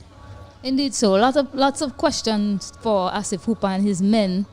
They've already exited this tournament. They have one more game to play, but they cannot make the playoffs as we already established yesterday. But lots of questions for them, as I mentioned before. I think it's a team that lacks solidity, especially with the way they're one of the teams that has chopped and changed a lot in this tournament. And the teams that are on top right now, you notice that they have a solid foundation, especially with that top 3. So that's something for them to think about heading into the match tomorrow, as well as future tournaments in the VPL. The Fort Charlotte Strikers, not a team that is known for the top 3 in the VPLs, past VPLs, but they have really stepped up their game from the previous VPL and this one, and really show their fans what they're really ready for in this tournament. They really put out a show, the experience that they have brought, the captain at the top, Gideon Pope, with the inclusion of Salvan Brown along with in that opening stand, really helped things out for them. Yeah, lots of changes in the team compared to VPL4 as well. And it's a team that you can see that they have a plan when they go out there. Sometimes they don't execute as well as they would like to, but they know what they're about, and they're not chopping and changing the top 3. And I think that's very important heading into when you're in this tournament. You need to lock down your top 3. And as I mentioned before, that's something that we've seen from the top teams in this tournament thus far. And then they have something really special in Carlos Brathwaite, but Leroy Williams for me really comes in and adds impetus to the team as well. Yes, and when we look at the bowling as well for the Fort Charlotte Strikers, it's not one of the top bowling lineup that you have for the tournament, for the teams here. But their bowlers, whatever they have put there, they have somewhat restrict teams and really give them that strong position to go there and bat. Yes, from what I've seen from them, they're a bowling unit that learns from every game that they play, and they add something game by game. I mean, you have players like Jerome Jones, he puts his hand up for the team. At this point in time, we'll go down to the post-match presentation.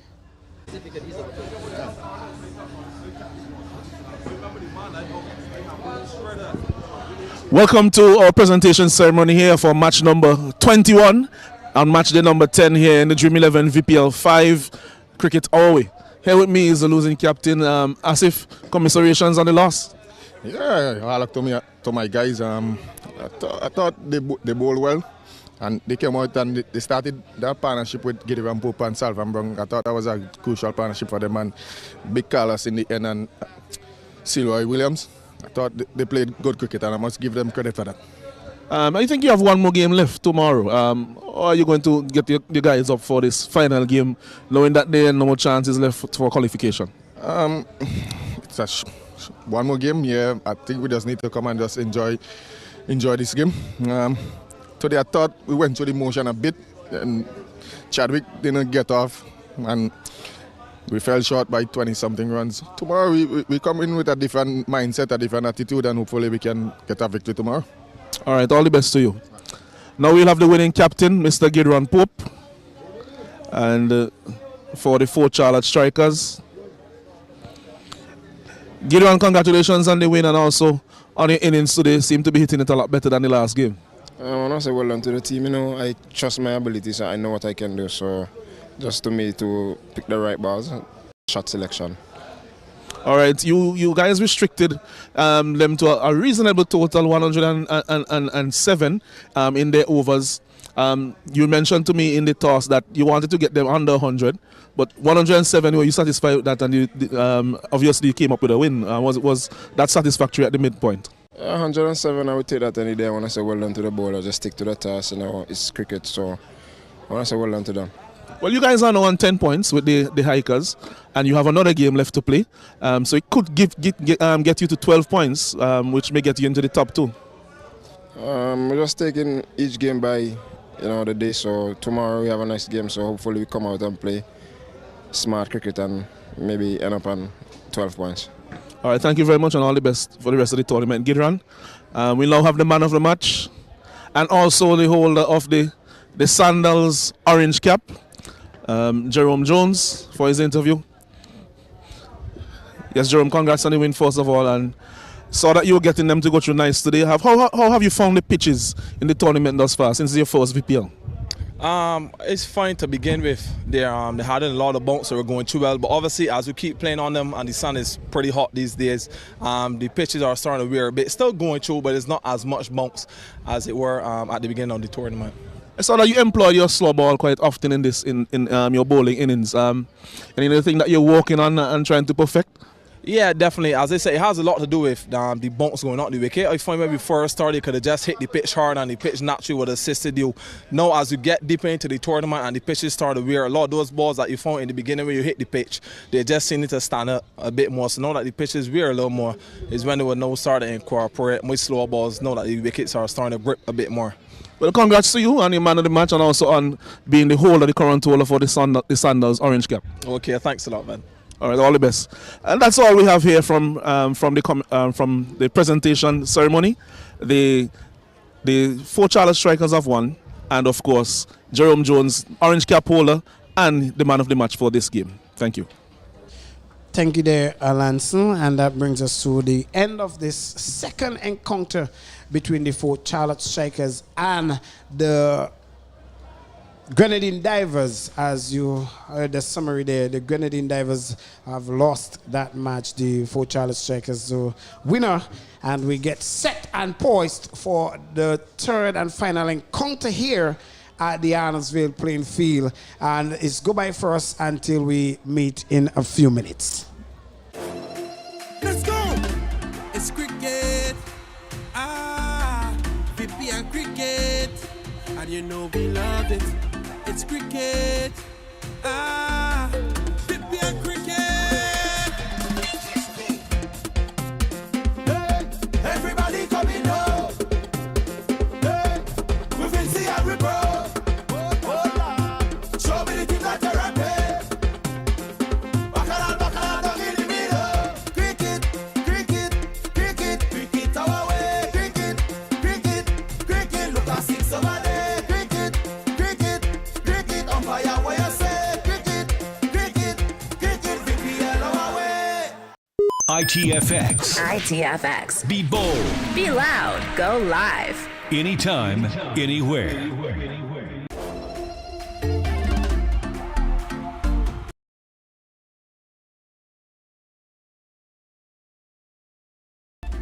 VPL is excitement. Cricket is we. VPL makes me proud to be Vinci. I can't wait for VPL. The Vinci Premier League returns for 2023 from April 10th to 23rd. VPL, we are back in. Explorers! Hi guys! Diver! Rangers! Breakers! Strikers! Cricket, our way.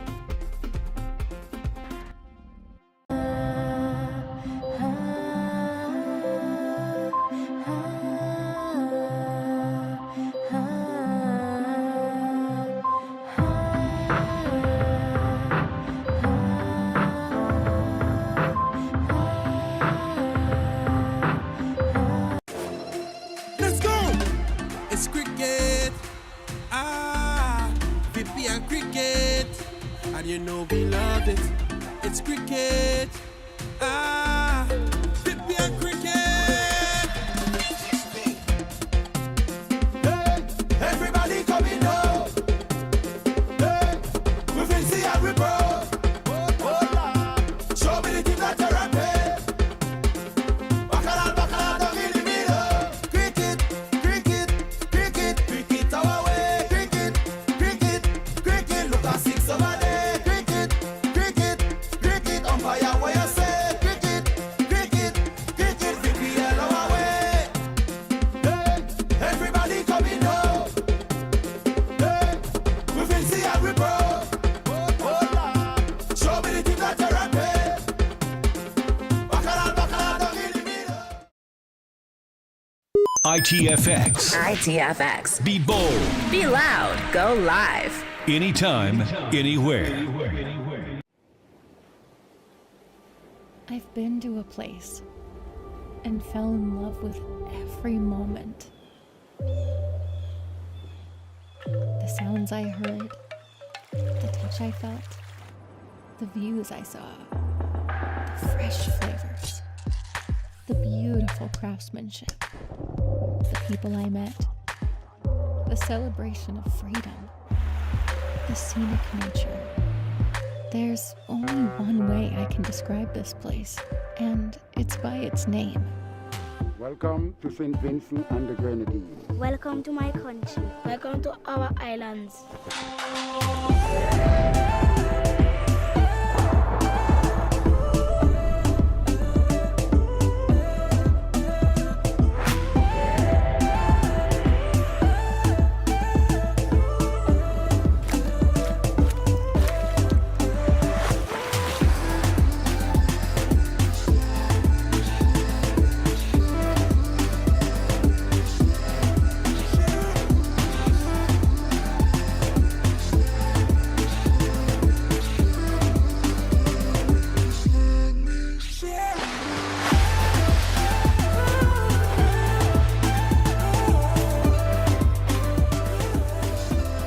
St. Vincent and the Grenadines.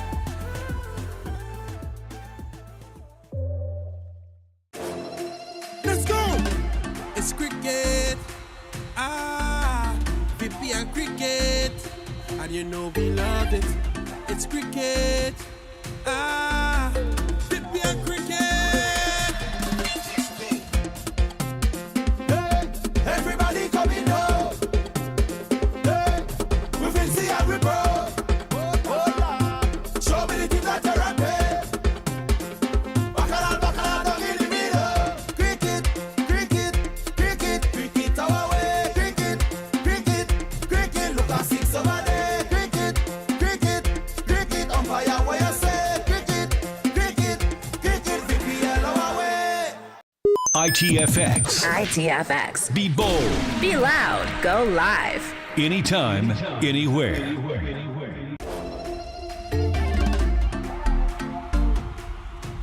To me, VPL is life.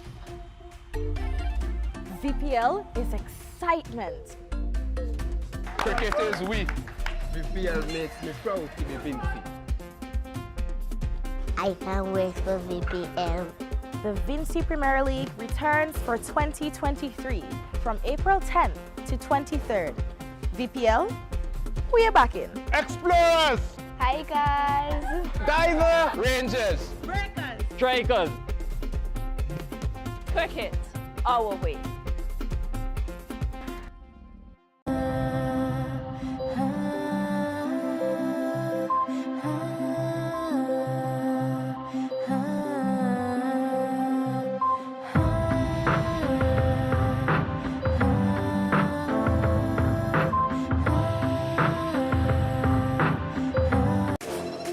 Let's go!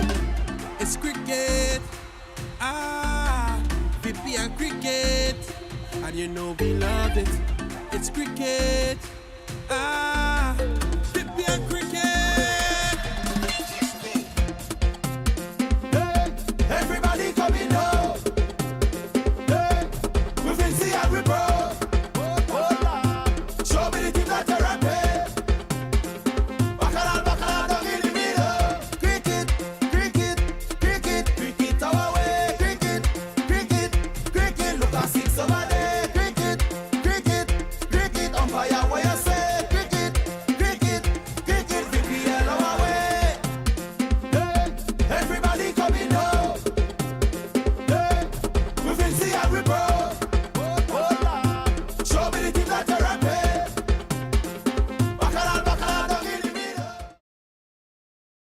ITFX. ITFX. Be bold. Be loud. Go live. Anytime, anywhere. I've been to a place and fell in love with every moment.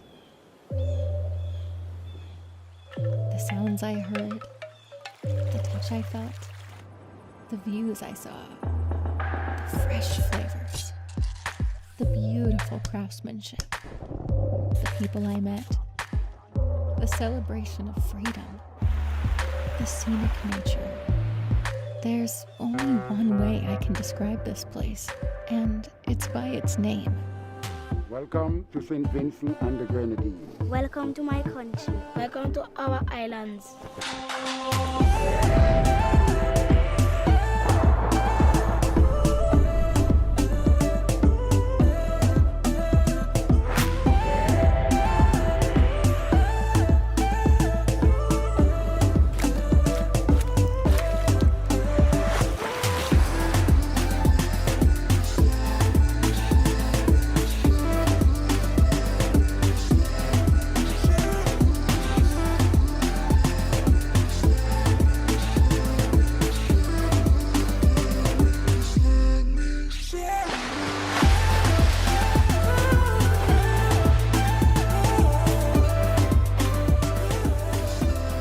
St. Vincent and the Grenadines. Let's go! It's cricket. VPL cricket. And you know we love it. It's cricket. VPL cricket. Hey, everybody coming home. Hey, we feel see and we bro. Show me the things that you're rapping. Bacala, down in the middle. Cricket, cricket, cricket, cricket our way. Cricket, cricket, cricket. Look at 6 over there. Cricket, cricket, cricket. Umpire where you say. Cricket, cricket, cricket. VPL our way. Good afternoon and welcome back to more action here in Dream 11 VPL5 as day 10 continues with match number 22 contested by the Lassufre Hikers and the Darkview Explorers. We continue to bring you live coverage from the scenic Annisville Cricket Ground in the picturesque island of St. Vincent and the Grenadines. Stacey and Adams here, and I have with me Mr. Asnell Allenson Cruikshank. I see that you're trying to rename me, Stacey. Good afternoon to you, Stacey, and good afternoon to our viewers. It's okay, it's okay. Good afternoon. I almost combined your name and our co-commentator Osnet together. That is what happened there. But Allenson, the Lassufre Hikers, they have made the playoffs, but it's still a very important game for them as they have one eye on the playoff spots and also a chance for them to finalize tactics heading into that playoffs. Yes, and another thing for them is that they would want to try to get into the top two as well, to have 2 bites at the cherry, as we have been mentioning repeatedly.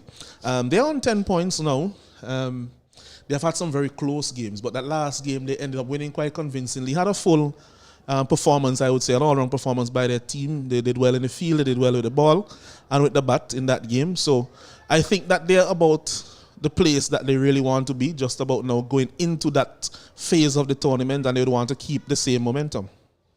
Yes, they once they win this game, they'll definitely make it to the top 2. They'll definitely be in the top 2 once they win this game. So that'll be at the back of Captain Desiree Maloney's mind. But the Darkview Explorers, they also have a lot to play for.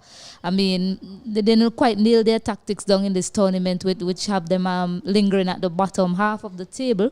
But they'll want to go out on a high for the rest of this tournament. Yeah, they have had some impressive games and some segments of the game that they have won, either with bat, mostly with bat, I would say, or with ball. But their bowling in particular has left them with a lot of headaches in this tournament. And at some points, their batsmen who they would have expected to stand up have had innings that, here and there may have cost them 5 to 10 runs and a victory on some occasions. So it's something that they just haven't really hit the straps in the way that they have wanted to, and it has really cost them they have 2 more games. They have a game today. They have another one tomorrow. And they would want to end off the tournament on a winning note, and so that they could make some decisions regarding what they do come the next VPL. Yeah, I mean, they also have a really good team. I mean, when you look at the sort of cricket that has been played in this tournament so far and the way the teams are matched, I mean, if you could have given all of these teams a chance in the playoff, it would have been this tournament to do it, to be honest. I mean, they haven't really gotten on the board as well as they would have liked to, but as I mentioned, they do have a really good team, especially with the bat. I mean, we haven't seen Romano Pair at his best self. They have players like Shaman Hooper, Darren Graves, but Shadrach Descartes, he's been a standout for them in this edition. Yes, Descartes really has stood out. We didn't know much about him before the tournament. We knew he had played a game or two for the Windward Islands after he was from St. Lucia, but he has proven to be extremely good with the bat, useful with the ball, and dependable in the field.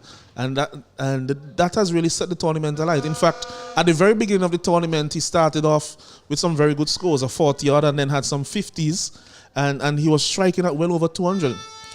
Since then, with the pressure of these must-win games for them, and now that they have not qualified, maybe he can actually release some of that pressure, because he can go back to those type of high scores that he was getting earlier in the tournament. Yes, the toss is also very important. We saw that the 2 teams that chased in the earlier encounters, they were successful here. So the toss is also something that the viewers can also look forward to in this competition. Yes, I think the toss is important from one perspective, in that when you're batting, you know how many you need to get. And I think that is something that is tripping up a few teams in terms of setting a target. Just how many is enough, they are not too sure. And because of that, sometimes they either go too hard or they delay that impetus that they should get while they're batting. Yes, well, at this point in time, we are going to join our co-commentator, Kaznel Morris. He has the toss for us. So welcome to match number 23 of this exciting VPL cricket tournament T10. Now we have Captain Maloney for the Lassafree Hikers, Dark View Express Captain Romano Pair, and match referee Alling. There's when you have the coin. Tail is the call. Heads. Heads is the call. There's when you have won the toss. What would you do? We'll have a bat first. I mean, the wicket is on the slower side, so we're looking to continue to bat well and put runs on the board. Good. Your team have come off a good momentum in terms of winning the previous game. What sort of strategy would you deploy going into this game? We don't tend to give strategy before the game. We deal with matchups during the game. We have Jeremy Haywood come back in today for Andrew Thomas. Okay, so looking forward to the next round. You have somewhat qualified for the next round. Is there any changes that you're going to use in terms of the bowling strategy, the batting strategy? To be honest, we haven't started thinking about the next round as yet. We're just looking to take one game at a time. So we're looking for a win today and finish the group stage on a high note. Okay. Thank you. All the best in your game today. Thank you, Morris. Mr. Pear, tough luck at the task. It has been really a shadow performance for your team at this VPL5, but it doesn't speak volume in terms of what the Dark View Express is capable of. Had you won the toss, what would you have done? It was going to have a bubble for us. See the games that played before, the wicket looked kind of slow, so we want to come from behind and, try to restrict them as low as possible and then chase it down. Yes, you have not qualified for this round of match for the next tournament. What is it that you're going to take out of these games coming up? Well, we just have to go out there and play cricket. We just have to go and enjoy ourselves. The tournament was not as good as we thought it should have been, but that's how cricket goes. So we just have to go back on the jam board and the next tournament come back stronger. Good. What are the changes you're making coming into this game? Well, the fast bowler Darius Martin, Darren Graves, and Otis Matthews is out. We're bringing in 2 all-rounder and a batsman. Okay. Well, thank you. Best of luck in this game. Yeah, thanks. So that's the information from the middle here, is that the Lasso Free Hikers, they have won the toss and decided they will take a bat. So I'm going to take a sit down and relax and get in this game. Well, a very excited fellow commentator, Kaznel Morris. He can't wait for this matchup between these two teams. The Hikers, they've decided to bat first. I mean, Captain Maloney, in the post-match presentation I had with him yesterday, he spoke about getting his middle order kicked into high gear. He don't believe that they've really done what he would like them to do so far in this tournament. So that's something that we have to look forward to as this match, before this match, while the match gets started. Batters from 1 to 3, they have been a massive part of the Lasso Free Hikers' success so far in this tournament. Yeah, looking at the top 3 batsmen, you have Carter. Carter is 4th in the race for the Sanders Blue Cap. And you have Douglas, who is 5th in the race for the Sanders Blue Cap. And Maloney, captain, he is 10th on the race for the Sanders Blue Cap. So all of them are up there and in contention. And it really shows that they have been heavily dependent on them. Not only that they have used their opportunities to be at the top of the order, because, of course, that's the best place to bat. That's where you're going to get most of the deliveries. And they have actually made runs. So it's a bit of a catch-22 where really, because if they had failed, then it would have given the middle order more opportunities. But you're also glad that they're making runs because it puts you in a better position in the games. Yes, I mean, when these two met earlier in the tournament, it was a run affair. Over 300 runs was scored in that match. The Lasso Free Hikers, they made 156. And the Derby Explorers, they kept up with the run rate. They managed to get to 144. So both teams seem to have enjoyed each other's bowling attack. Yes, if there's anything to say about both teams today, is that they have some very devastating batsmen, especially at the top of the order. However, the bowling attack hasn't really hit their straps. However, what we will say for the Hikers is that in the last game or two, is that their bowling has looked much improved. While the position, maybe could be that, the position that the Explorers find themselves in now, they are not as motivated, and the bowling has really looked less than what they would want it to be in the last game or two. Yes, I mean, in the last game, the Explorers, they seem to have experimented a bit with their bowling plans. I mean, Darius Martin, he usually opens the bowling for them. However, he hasn't been quite effective when he bowls that first over. They decided to bring him at that halfway mark. Yesterday, we didn't see Darren Graves. He wasn't employed with the ball. Shaman Hooper was favoured over him. So definitely some change in tactics, and one might say that their bowling plans may be the reason why they're at the bottom of the table right now. Yes, I think they have been a bit indecisive, and we saw yesterday as well that the young leg spinner Seal Run, that he was introduced in the second over, a bit too early. The ball is a bit too new then. And he was introduced too late in the previous game. So, I think a bit of an overcompensation from the management and captain. Ideally, somebody like him will be bowling the 5th over, maybe the 7th. And the latest, I think, would probably be the 8th. And you would also, if you're playing somebody like Hillocks, they got him on just when the game was about to end the last time, really hiding to nothing for him, the young man. You could have brought him on earlier in the piece.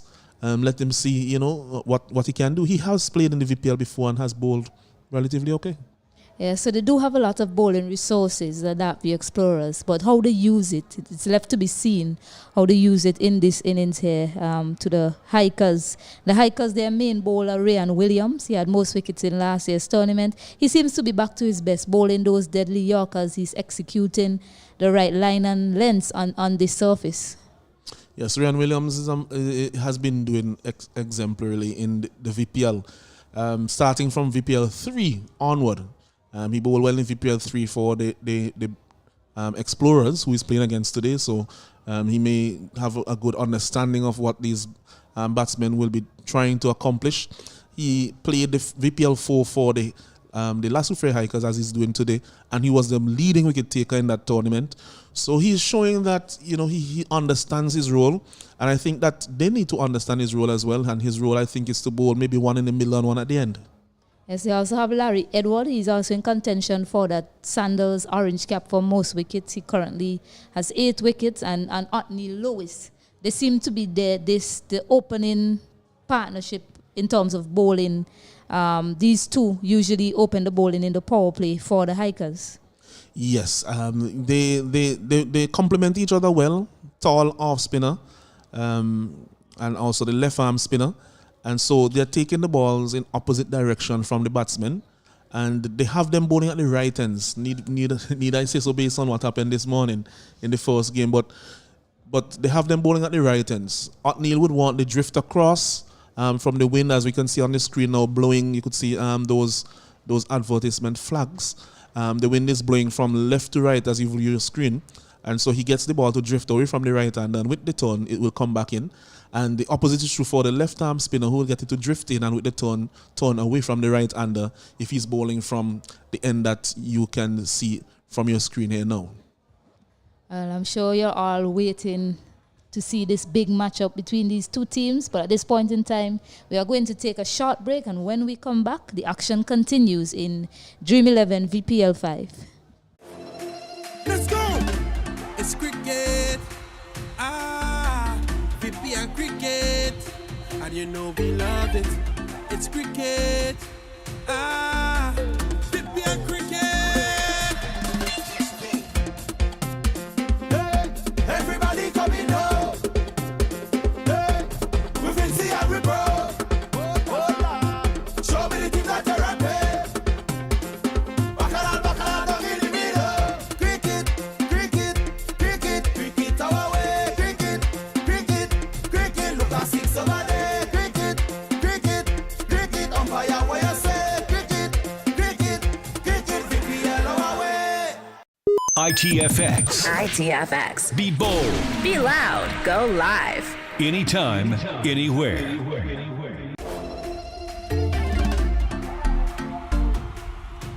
To me, VPL is life.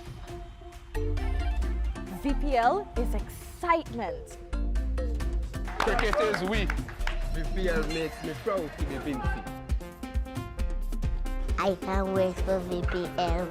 The Vinci Premier League returns for 2023 from April 10th to 23rd. VPL, we are back in. Explorers! Hi guys! Diver! Rangers! Breakers! Strikers! Cricket, our way.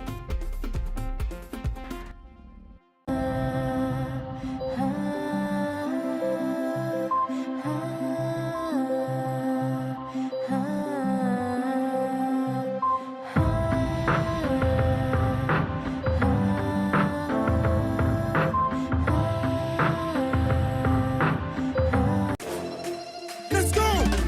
It's cricket. VPL cricket, and you know we love it. It's cricket. VPL cricket. Hey, everybody coming up. Hey, we will see how we bro. Show me the team that you're rapping. Bacala, down in the middle. Cricket our way.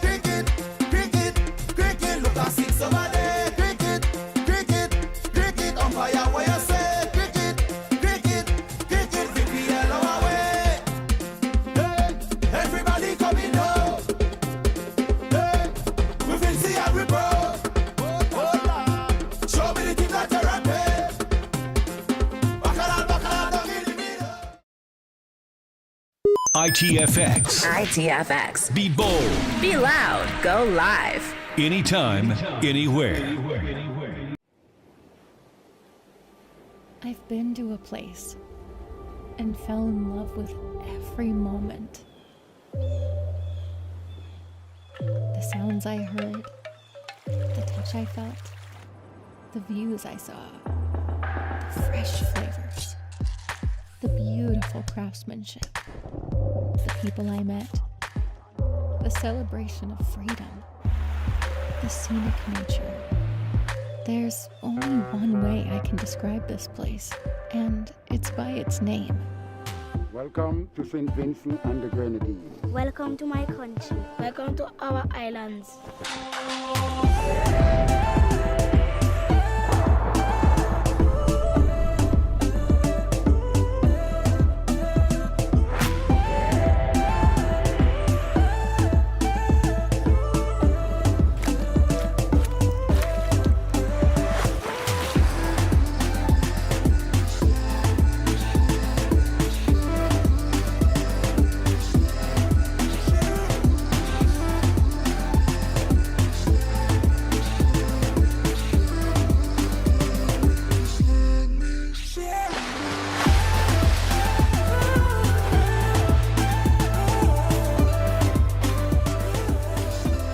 St. Vincent and the Grenadines.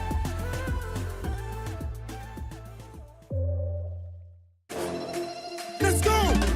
It's cricket. VPL cricket. And you know we love it. It's cricket. VPL cricket. Hey, everybody coming now. Hey, we will see how we bro. Show me the team that you're at. Bacala, down in the middle. Cricket, cricket, cricket, cricket our way. Cricket, cricket, cricket. Look at 6 over there. Cricket, cricket, cricket. Umpire where you say. Cricket, cricket, cricket. VPL our way. ITFX. ITFX. Be bold. Be loud. Go live. Anytime, anywhere.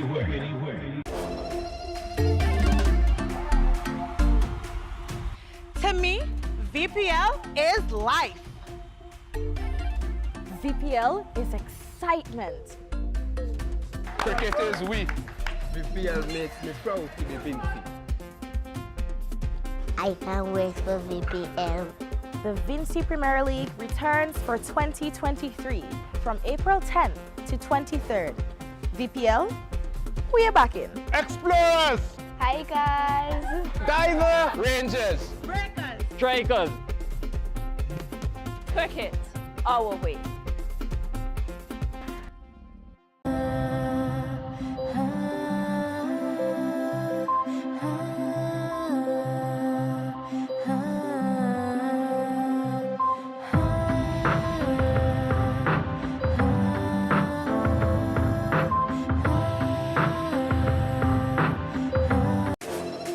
Let's go!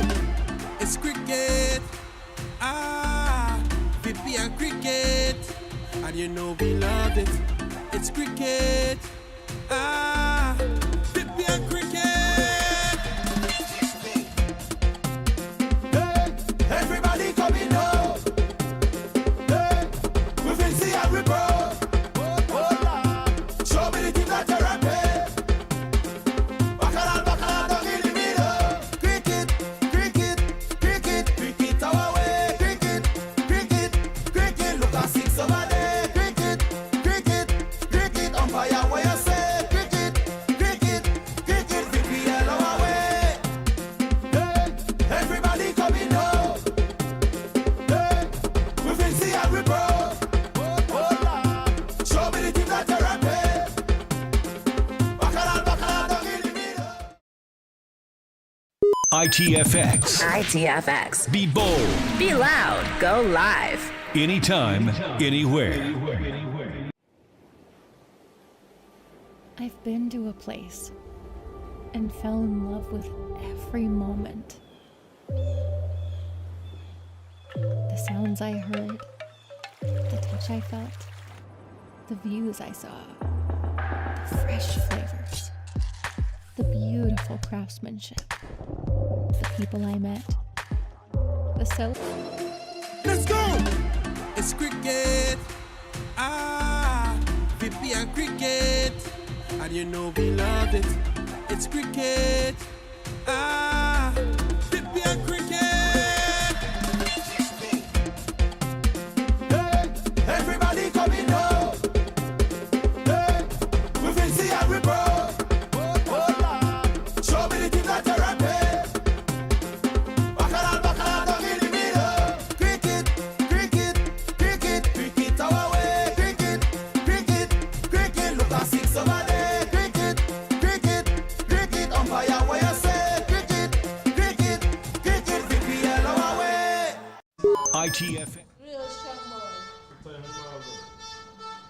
Welcome back to the lovely Annisville Cricket Ground in the picturesque island of St. Vincent and the Grenadines. And more action continues here in this three games matchup. The last game between the Dartby Explorers and the Lassufre Hikers. The Lassufre Hikers, they won the toss and they decided to have a bat first. Stacey and Adams here, as well as Mr. Allenson Cruikshank. Yes, good afternoon, Stacey, and good afternoon to our viewers, wherever you are in the world. Welcome to match day number 10. This is the last fixture today. Should be an interesting game. The Explorers, they really have nothing to lose, and the Hikers will be looking to keep winning ways. Yes, the Hikers, they want to stamp their territory. Just a reminder, when these two teams met, the Hikers, they amassed a total of over 150. So the Dartby Explorers, they'll be wary of that, as they looks like Kenson Dalzell has the ball in hand. Regular openers Desron Maloney and Jonathan Carter in the middle. Well, in the first edition of the VPL, Dalzell and his twin brother actually played for the Lassufre Hikers. So there'll be some familiarity there in terms of those players who have not left the Hikers since that time. So people like Maloney and Douglas and Otney Lewis, they and Ryan Williams they played with him in that first edition on the same team. So let's see if he uses that familiarity to employ the necessary lines and lengths to each batsman. Yeah, well, he's bowling to an unfamiliar player in Jonathan Carter. He's a new addition to this VPL tournament. This is his first time playing in this tournament, and he has certainly been going well for the Lassufre Hikers. Yes, he's definitely done well so far. As we just take this time to go through the playing 11 for each team quickly. The Hikers, Maloney, captain, Douglas, Carter, Larry Edward, Otney Lewis, Andrew Thomas, O'Neill Thomas, Jail Walters. Andrew Thomas is actually out. O.J. Matthews, Ryan Williams, Jeremy Haywood, and Curtin Lavey are playing today. So no Andrew Hunt, no Andrew Thomas. I'll get the Dartby Explorers line up for you after this delivery. Short ball, wide also. So another good start there from Dalzell, as the Dartby Explorers team read as Romano Pear captain, Shadrach Descat, Tilleron Harry wicketkeeper, Denson Hoyt, Rickford Walker is back in today, Travis Cumberbatch also gets a game, Shaman Hooper, Navin Stewart, Kenson Dalzell, who is bowling right now, Rinaldi Hillocks and Chelson Stowe. So Graves, Martin and Williams not playing. One, I think they have given the opportunity to their bench strength, Stacey, just to ensure that some of the players who have not gotten the opportunity in the tournament get a game. Yes, and you can't fault them for that, really. There are other possible future VPL tournaments to come. So it's also a look ahead as to what their resources are that they have in the tank. So so a good move here from the Dartby Explorers. They have nothing to lose. So giving the younger other players a chance to showcase their talent. So Carter, he's off strike. Desron Maloney is about to face Kenson Dalzell for the first time of this match so far.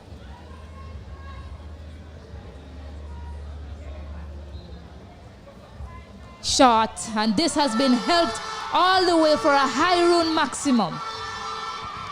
Yes, not a good delivery at all by Dalzell. He would know more than most that he really do not bowl that length at that pace to Desron Maloney. His game is set up to play on the back foot. Loves the back foot, loves the horizontal bat shots.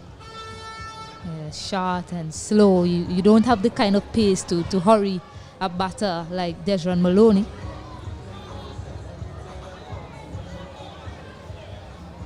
Yes, he had all the time in the world to dispatch that one over fine leg, who was in the circle, so no risk attached even with a miscued shot.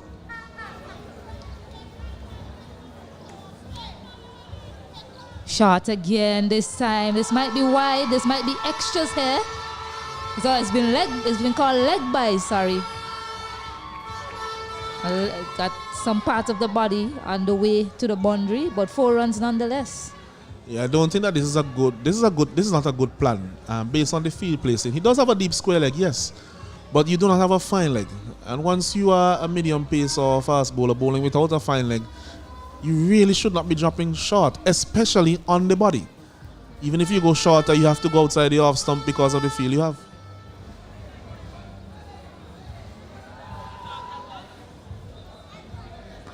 That's a better line that time. Similar length, but better line delivery to Desron Maloney. Yes, that's the line that he needs. The length is fine, but he definitely needs a line just around off stump or just outside off stump. The bat face open there on that occasion. I mean, there's still no third man as well, so if he had beaten the short third or the backward point, it would speed away for 4 as well.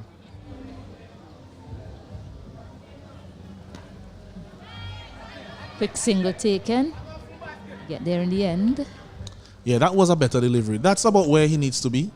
Around the top of off stump, not shorter than that. This time he actually drew Maloney onto the front foot. And you would see that even though Dalzell is not bowling rapidly by any means, how delayed that front foot movement was. In fact, when he struck the ball, his feet were not yet down on the ground. Nice hands through it, but doesn't place it on that occasion to finish the over with a dot delivery, 13 without loss after 1. Yes, a good start here from the hikers. And just to continue the point that I was making about Maloney, is that he loves the back foot so much that you could see there that delivery that was quite full, how late he waited to come forward. And it's like, okay, well, yeah, I actually have to go forward. Let me go forward.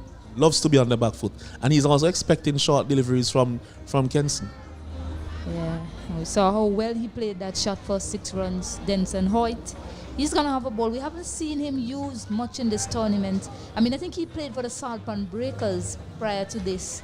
And they used him a lot, especially in the death and the back end of the innings. And he was quite good for them there. But now we see he has the opening ball in hand. After not really, he hasn't bowled. I don't think he's bowled a ball in this tournament, has he? I think he has bowled some overs, 1 or 2, not many times. But he has also finished the game for them, that game that they won. He was able to get that delivery over square leg for them against the Divers. So, as you mentioned, yeah, they have a lot of resources. It's just about putting them in the right situations in terms of where to bowl and when to bat and so on. That's a line that you need to be bowling to. Desron, keep him on the front foot as much as possible. Yes, that was a good delivery there from Hoyt. Not giving him any width either for him to free his arms. And he would definitely not want to do that as well to Carter, who loves to go square on the offside. Yeah. By no means is he express pace. So that length and line is where he needs to be. You can't bowl short to these batters with that pace, or else you're going to trouble. So good start from Hoyt. The team will hope that he can maintain that.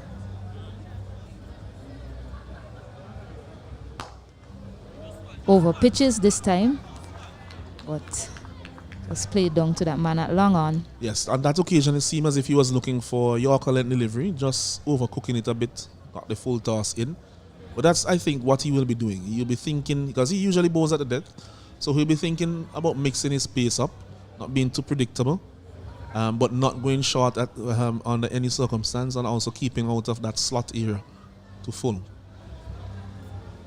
Short this time. It's been hammered down the ground for a high run maximum. And that is what we were talking about. We said that he cannot bowl short. We spoke about Dalzell not being very quick, and Hoyt is, I think, a few kilometers slower than what Dalzell is bowling. So really don't want to be bowling short at all. Long time there waiting on that one was Maloney, and he really smashed that for Harun, cracking 6.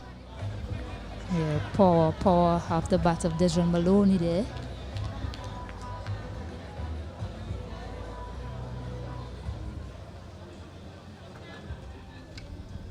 Short again, this time it's a top, fuller delivery, it's a top edge and comfortably taken by the man at the cover area. Fuller delivery this time from Denson Hoyt, and he picks up that wicket of Desron Maloney. Yes, that's a good length. That's a better length. As we said before, Maloney, he likes the short pitch stuff. And look at this delivery. It's quite full, but he hasn't really gone anywhere. He's still there, not really coming out to meet the delivery. and he was looking to hit it square on the onside. Got the leading edge. Cumberbatch in his first game in the tournament, and you'd have to say that that is a very well judged catch and well taken, because you have seen a few go down today with the wind. Yeah, so a good comeback. He learned. You see, that's what I've been talking about. These younger players learning as you go ball from ball. He realized that it was too short to Maloney. He was hit for 6. He decided this time I'm going to pitch it up and reward it in the end. So good comeback from Denson Hoyt.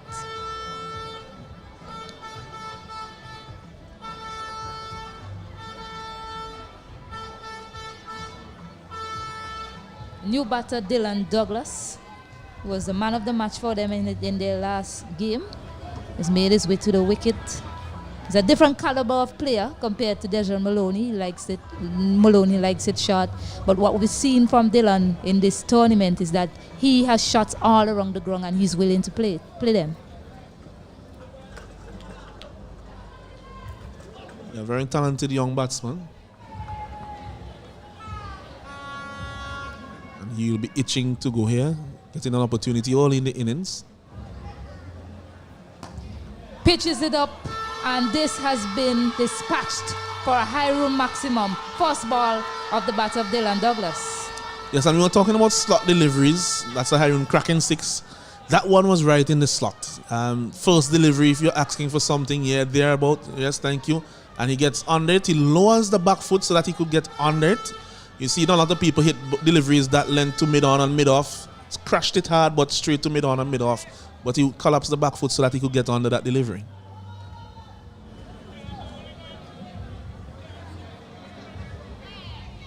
Oh, he goes for it this time, and he gets an edge. Taken by Tilran Harry. Denson Hoyt has picked up 2 wickets in this over, and the big wicket of Dylan Douglas. 6 off 2. He has been dismissed. They're now 27 for 2. Massive wicket, massive wicket. After getting that 6 off the first ball, Dylan may have been thinking to himself, yes, here we go again, more runs for me. But Hoyt slowed this one down. He bowled it wide, it went even wider, and he was looking to go down the ground again, not in a good position, and the delivery not suitable for that shot. A bit of overconfidence, I would think, they got getting the best of Douglas, and also a good delivery there, leaving him from Hoyt. Yes, Denson Hoyt has certainly displayed his bowling intelligence in that over. I mean, he was smashed for a 6 before getting the wickets of Desmond Maloney, smashed for a 6 before picking up the wicket of Dylan Douglas. So, I mean, marvelous stuff, marvelous thinking from Denson Hoyt in that over to pick up 2 important wickets, as Ornell Thomas, the 4th man in, has made his way to the middle, and Jonathan Carter is still there. That's a very important point that you made, because even at the highest level, we have seen even some West Indies bowlers, once they're struck for a boundary, all in the over, it's almost as if there's no plan again as to where to bowl. It's almost as if all the thoughts have been frazzled. So it is good to see from Hoyt that he recovered so quickly on both occasions. Shot dismissed from the presence of Jonathan Carter. You can't bowl short to Jonathan Carter. If there was speed gun here, I think that you will clock Dalzell maybe around early 70s in terms of miles per hour, and that is very slow for somebody who has played a lot of international cricket. So by no means would he be troubled by that length against Dalzell. So we've spoken about how quick Jonathan Carter's hands are, and there you see a perfect example of that on that replay. 31 for 2. They're still going hard at it, the Lassuvre Hikers, despite losing those 2 wickets. 2 overs down, 1 ball in this 3rd over from Dalzell. I think he needs to pitch it up. Not in the half volley area, but of course, try to get the top of off. He bowled one on a good length in that area to Malone in the first over. 2 full that occasion. Yes, he tried overcompensation on that occasion. He decided to pitch it up, and a high run maximum, this time from Jonathan Carter. Terrific shot. It's a great shot there, and as you mentioned, overcompensation, 2 full. I think in his mind he was saying that he has to bowl a bit fuller, but that's really right in the slot. It needs to just be a little bit back of that length, so that, you know, if you try to play that shot that you're hitting on the up there, any little variation from the pitch, or if he bowls takes a little bit of pace off it, then he will sky the ball, because he wouldn't be close enough to the pitch to smother anything that happens.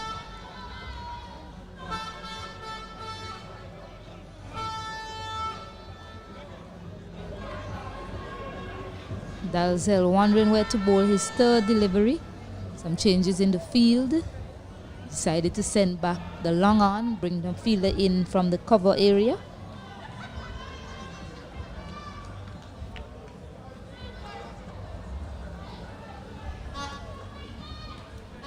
Doesn't get a hold of it. He look for a quick single. He's turned back.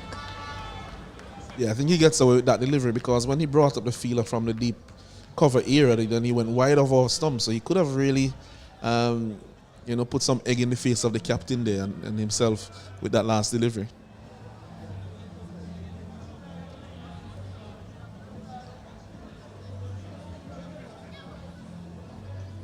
Short gets away with it. Pace off, it appears, on that occasion from Dalzell. It's that one defeating him off the pitch there. May have been a slow delivery. Seemed to pop, lift off the surface.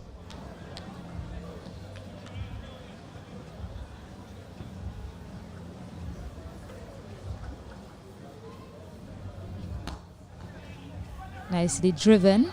I'll just pick up a one.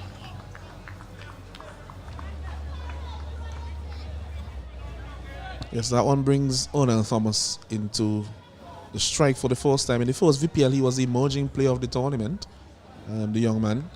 But since then has not really scored in the same vein.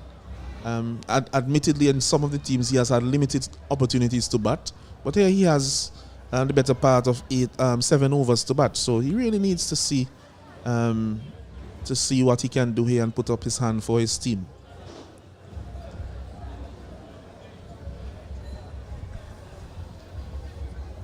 Decides to walk down on him.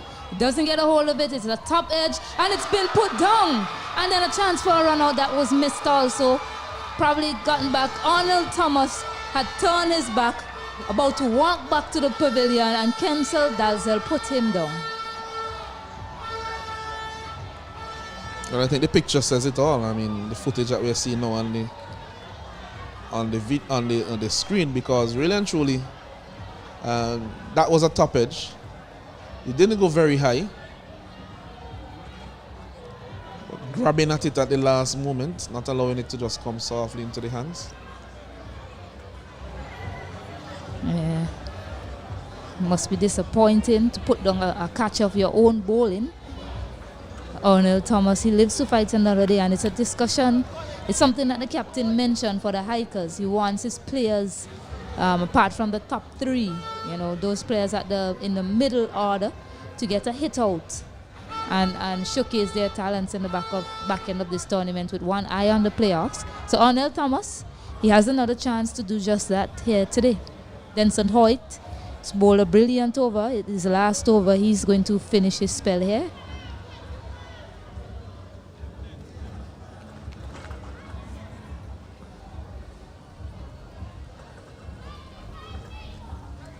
Edged and 4. It's a Haroon edging 4, if you call it that. Not smashing that one, but getting the desired result, going all the way to the boundary, adding to the total. And we were saying off air that, that first shot from Thomas, you're getting an opportunity to bat high up the order, and in a situation where your team has a lot of overs remaining. Your first delivery, you haven't really had a lot of runs. It's not as if you're just coming off a big score in the tournament, and even so, this is a different innings. But you have not had much opportunity. Try to get yourself in, not the first ball for one, see what the wicket is doing, get yourself in, and try to bat there for the remaining overs. Marvelous, absolutely marvelous from Jonathan Carter for a Haroon maximum. Yes, a cracking 6 there from Carter, and a lot will rest on his shoulders now. He knows that. 23 from 10. Just a bit too full again from Hoyt in the slot, so to speak. And Carter just going through the line over long off, getting it over the ropes for 6 runs, 48 for 2. Well, one might say a wicket looms here, Allenson. After Denson Hoyt was hit for 6 from the previous batters, they were dismissed on the next delivery. Well, to be honest, I think if he is able to get Carter now, even in spite of the run rate being quite high at the moment, I think they would take it. Yes, definitely. The Hikers, they're not slowing down. They're 48 for 2. 4 more deliveries remaining in the power play. Oh my, it's high in the air. The fielder takes it this time. What was I just saying?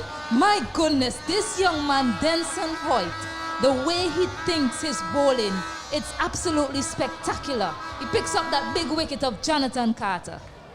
So it's 6 and then out against Denson Hoyt. If you hit him for 6, beware, because the next delivery you're going to get out.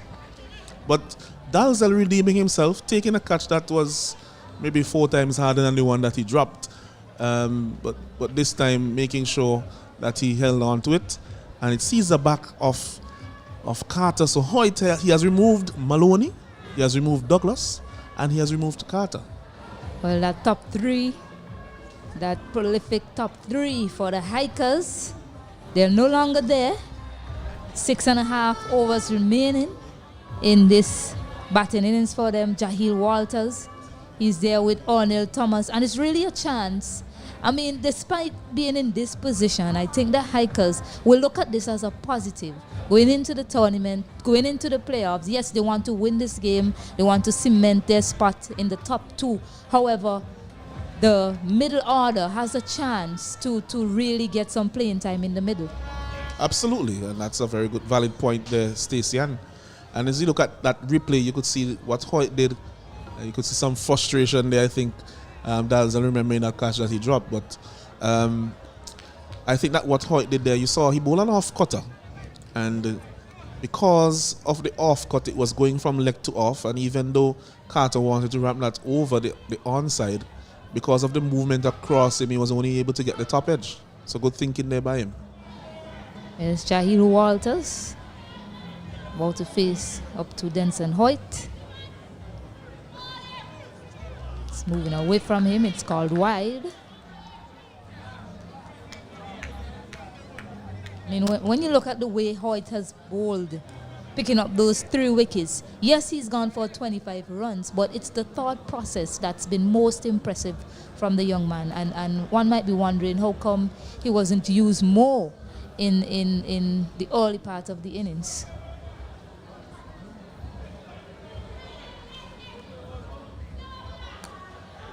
Tucked off the pads there to get off the mark, Jahil Walters. It's good to see Jahil Walters back here yesterday. I know that he went down in the middle of the last 3 Hikers bowling innings. So it's good to see that he's back and ready for action again today. So the 50 is up as well, Stacey. Came up off 3.4 overs. 2 4s, 5 6s, 24 deliveries, 19 minutes.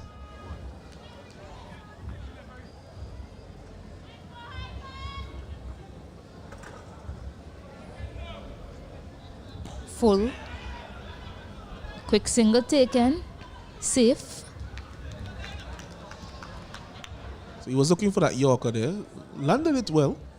But Thomas was not looking for anything expansive, was satisfied with the single. I think after the drop catch, he probably has realized himself that I have an opportunity here. Let me see how deep I can go in this innings.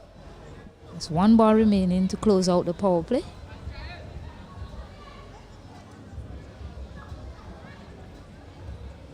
Wide signal.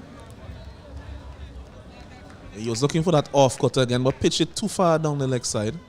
So even though it usually has some spin on it, it wasn't able to come back across the left hander enough to actually contact him or pass him on his offside.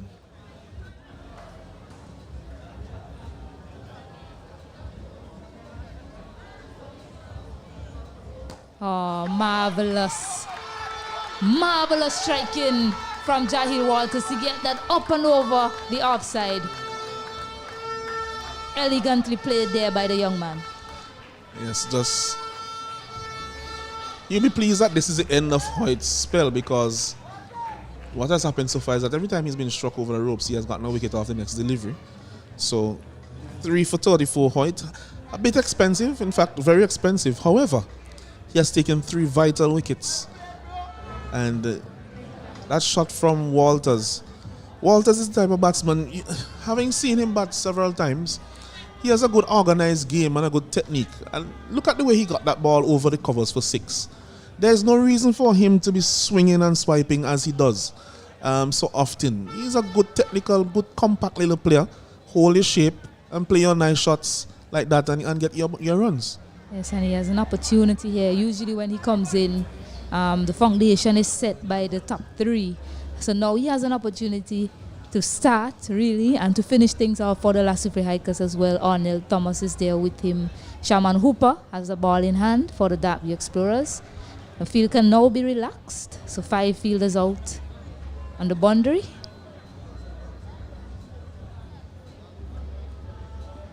Struck on the pads right in front, and umpire up from Bayam says you have got to go. So Arnell Thomas doesn't last long after that drop opportunity. Yes, quick delivery there from Hooper, something that you have to look out for. He does that fairly often, and he was going onto the back foot to try to turn that to the onside, but that was plumb right in front of the middle stump, and easy decision there in the end for umpire Bayam. Yes, Otney Lewis is making his way out there. That was plumb. I think the batter knew as well. He's probably turning and ready to go. After that was struck on the pad there. So the Derby Explorers putting their hands up with the ball today. Shaman Hooper being introduced at the Beckway end, picking up another wicket for them. Arnell Thomas is gone. He'll be disappointed with the way things have gone for him in this match so far. Unfortunately, he can no longer play a part as Otney Lewis, another player that they'll be hoping to find some form in this tournament for the Lasufre Hikers.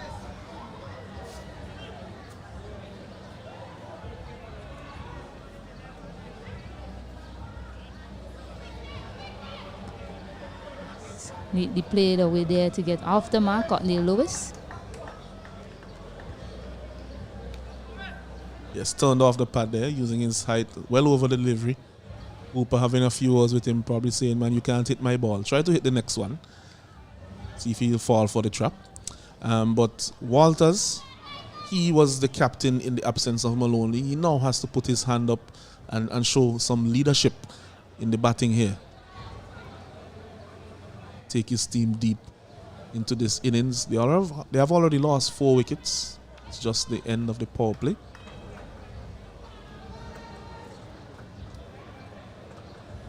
Goes across.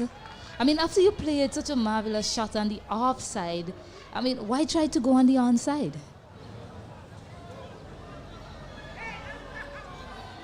It's a poor shot selection there from Jahil Walters.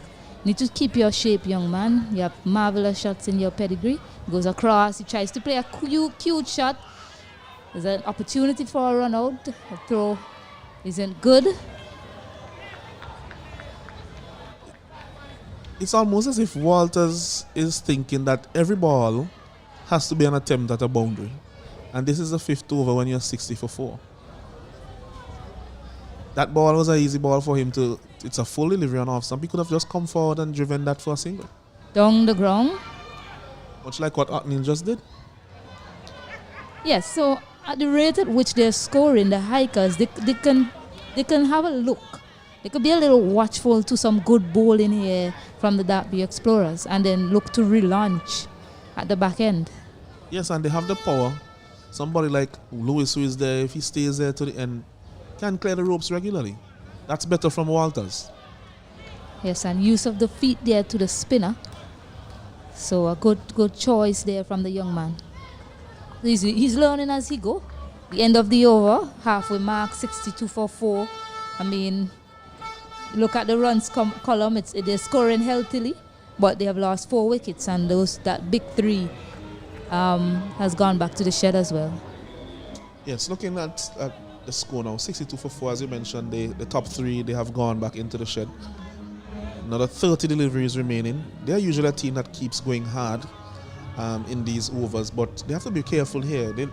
Their batting is not as long as it was in some of the previous editions, so another couple wickets here can be very problematic for them. Although you don't really speak much about consolidating in a 10-over game, what they need to do is to just look for the bad ball. If they get one, well, then they put it away. But in the meantime, try to get the ones and the twos. They would add up, and then you can go harder in the last 3 overs also. Yes, Navin Stewart has a ball in hand. He's going to be bowling to Jahil Walters.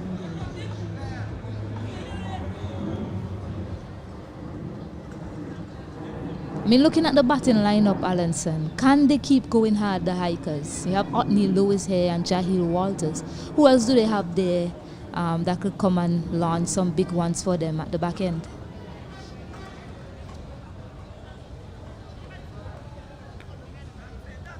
No room given to Jahil. Yes, I was a slow delivery there from Stuart. Well, they have in their team Larry Edwards, Windward Islands batsman, OJ Matthews, Ryan Williams can actually strike the ball. So too Jeremy Haywood, and also Curtin Lavier is playing. So it's not as if they don't have anybody at the end, but what they don't want to do is to expose these other batsmen to too much pressure. So the pressure of thinking in your mind that I want to get 120, 110, and then going a bit too hard, and then maybe being bowled out for 80 or 90. Nicely played there. May not be where he wanted it, where he would have wanted it to go, but it's still effective as they pick up a high run smashing 4.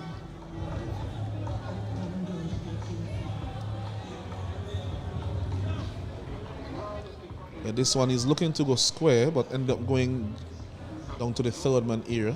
But the room there was the issue. Stewart giving him just too much room, able to free his arms outside off stump, getting that away for a boundary. Walters, high run smashing 4.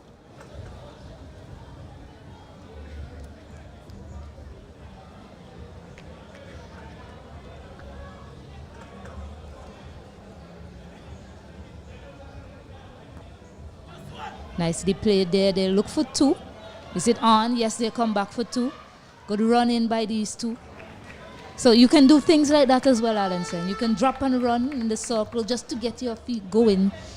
You have 4 more overs after this where you can look to capitalize on those to get to a big score.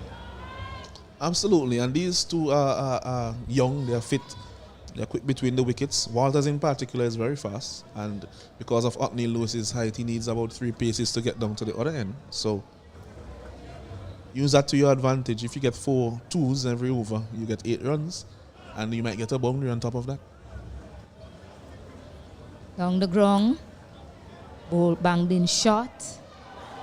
Looking for 2 again. It's been sent back. Oh, that was close. Oh my, this is going upstairs. Let's see what happened there, Alanson. He's walking. He knows he's out, but it'll go upstairs. Let's see what happened there. Yeah, on that occasion, 2 wasn't on. The fielder, Pear, just switching himself to that side, and you don't really want to take on Romano Pear. Yeah, he's well shot. You really don't want to be taking on Romano Pear. He just switched himself and Travis there the previous delivery. I didn't mention it on air, but he wasn't pleased with the fact that they had gotten 2. And so he went over there and thought to himself, man, if they try that again, I'm going to run them out. And so he did. Yeah, Otney Lewis sent him back. It looked like he reacted late. When Otney Lewis told him no, he didn't get back right away. And at the end of the day, he was stuck and easily run out there by Navin Stewart, finishing things off after an exceptional piece of ground fielding by Captain Romano Pear. So, Jahil Walters, he looked good in his brief innings at the crease. He's gone for 15 of 8 deliveries. We have a new batter in, looks to be Larry Edwards. I think Walters will have himself to blame there just a little bit because he eased up at the end there. I think he was trying to evade the throw, and by doing so, it cost him his wicket. If he had just run through, throw might have struck him or struck his bat, but he would have been safe. So Larry Edwards, the new man in. They're still eyeing up 100 and 110, the hikers. They can do that, but the wicket column rather, seems to be a problem at this point in time. They have lost 5 wickets.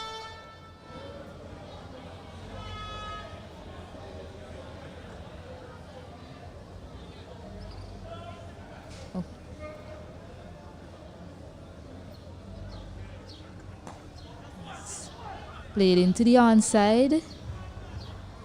Yeah, shouts of well bowled there from the Explorers team. Yes, because Lewis turned that one right off his middle stump. So if he had missed that, I think they all would have been up in appeal. And he also played it quite late, so they were probably hoping that he would have missed it. Yes, Navin Stewart with the name Beef Stew on the back of his shirt. He had his hand on his head there when Otney Lewis' bat came down. As he knew if he had struck him, he would have been gone. New batter Larry Edward about to take strike. He hasn't batted a lot in this tournament, and that's mainly due to how well the top 3 has gone. He's a capable enough batsman, bats in the lower order for Windward Islands, but this is a lower level of cricket, so he's in the middle order here. Taking the pace off that delivery with Navin Stewart. Finish things off. The score moves on to 71 for 5, 4 overs remaining. Yes, at this point, they will be looking maybe for 110, 120, 115 in that vicinity in terms of a score. They've lost 5 wickets, but as we said before, just maybe I would say 2 overs of consolidation. And those 2 overs of consolidation, I think it would involve running hard between the wickets, of course, wisely. If there's not an opportunity for a run, you don't take it. And trying to utilize any bad deliveries that they may get. If they don't get any bad deliveries, then at least keep the scoreboard ticking over.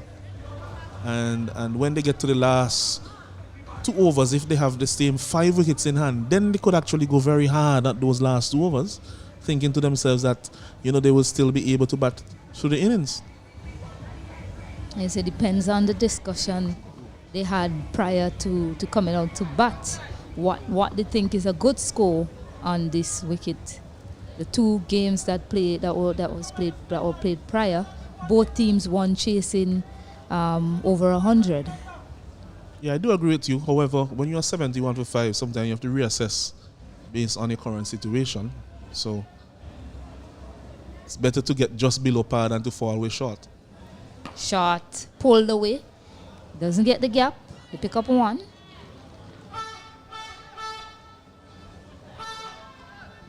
So these 2 are the opening bowlers for the Hikers. They are now batting together. Hooper has bowled well so far. First over going for 4 runs. Single off his first delivery in his second over. Marshalling his troops in the field.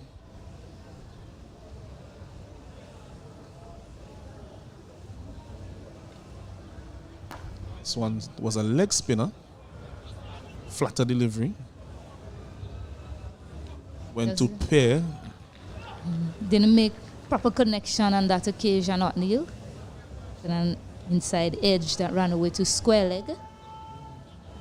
So Shaman Hooper doing a job for his team. He's been inexpensive so far. 4 balls remaining in his spell. Looking to go down the ground. Doesn't pick the gap well. Look for 2. Oh, this is gone. Another run out for the Dartview, the Lassufre Hikers. Otney Lewis has to go on this occasion. A brilliant piece of fielding on the boundary there from Denson Hoyt, throwing in quickly. Yeah, that was a very good throw.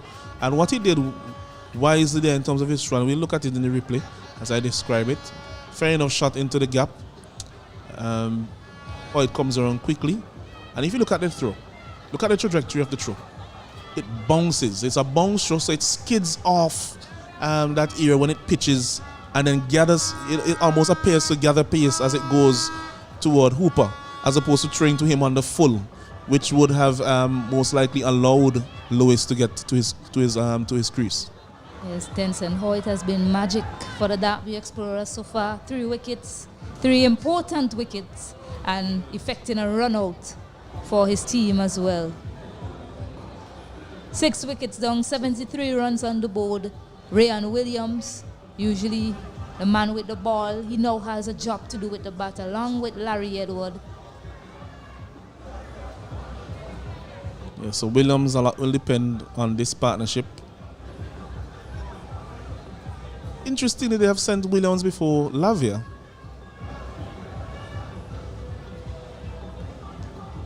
Maybe they're thinking that, you know, Lavia will be going too hard at these few overs, but I would be a little aggrieved if I were Lavia, thinking that I probably could have batted at this point. He has opened for them in the first game. Whipped off. Will they look for 2 again? Looking for 2. They decided against it wisely. The Agri Explorers, they are up for it in the field. A good return from Navin Stewart. Yeah, they have to look at the fielders. Stewart, very strong arm. So too Rickford Walker. Hoyt. So the fielders they have on the boundary, you have to be very careful in terms of their arms. Very strong arms, all of them.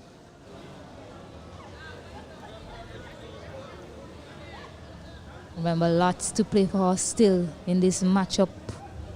The Lasufre Hikers, they want to cement their place in that top 2. Looking to whip this one away. Shaman Hooper. Was a nice delivery. 1 ball remaining. 75 for 6. In danger of not getting to that 100 runs mark. The Lasufre Hikers.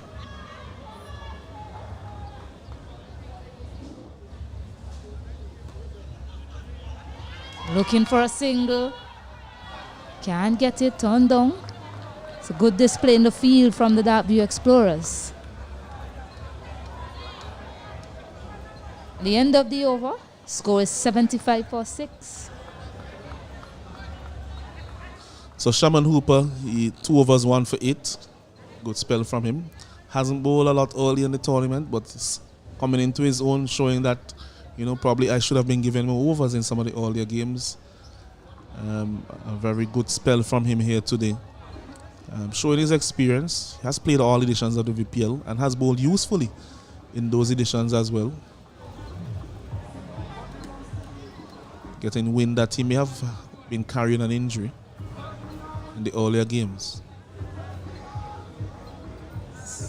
Navin Stewart is going to finish his spell from the administrative centre end. Bowl inexpensive over to start. Just 9 runs coming off it. So 75 for 6, 7 overs bowled.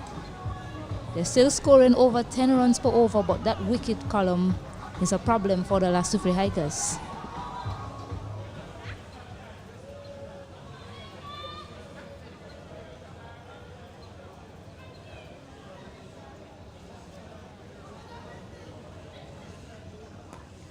To swing this across the line. Doesn't make proper connection. Yeah, that was one of those slow deliveries. Seemed to be a slow delivery. That one was extremely slow.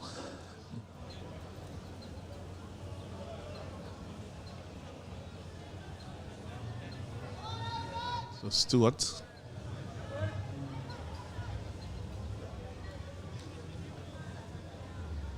When I look at the field, Stacey, and you know everyone is out on the onside, just the short fine leg in, and everyone back in front of square on the offside. So looks like he will be taking off the pace quite regularly in this spell.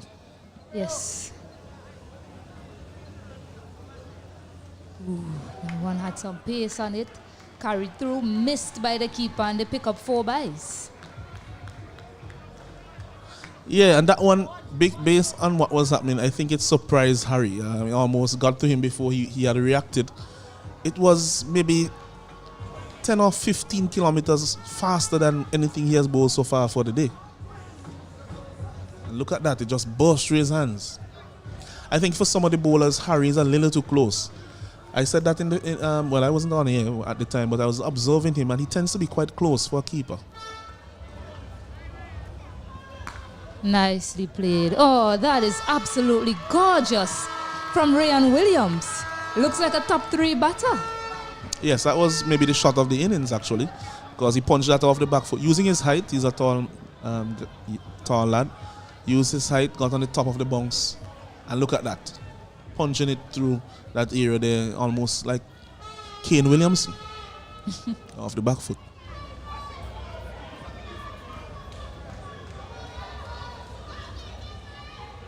Into the wicket again, down the ground, drilled down the ground for another high run, smashing 4.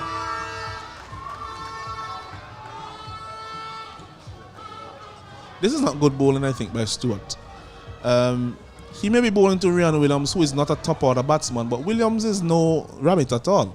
And if you give him these opportunities to hit the ball, he will. And they don't want to be chasing too many here this afternoon. They're already at 88 for 6. Still another 14 legal deliveries left to bowl. And I think a poor delivery on that second occasion. The first one was a top shot, but that one was a poor delivery on that occasion. Oh my goodness. Astounding hit off the bat of Ryan Williams. Terrific striking from Ryan Williams here for a high run maximum. Yeah, I'm not too sure why Stewart thought that he could be short to Williams. I think that if he pitches up the ball, it might be better for him. Williams, as we said, is no number 11, and he can take on the bowling. And he does have those horizontal bat shots in his armory.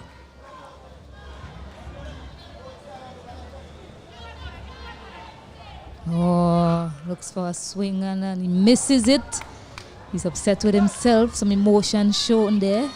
Really thought he should have done better with that delivery. Yeah, he'll be disappointed with the delivery, but I think they got a lot from the over, which will be pleasing to him. 94 for 6. So, the score, the projected score is still around the vicinity of 120.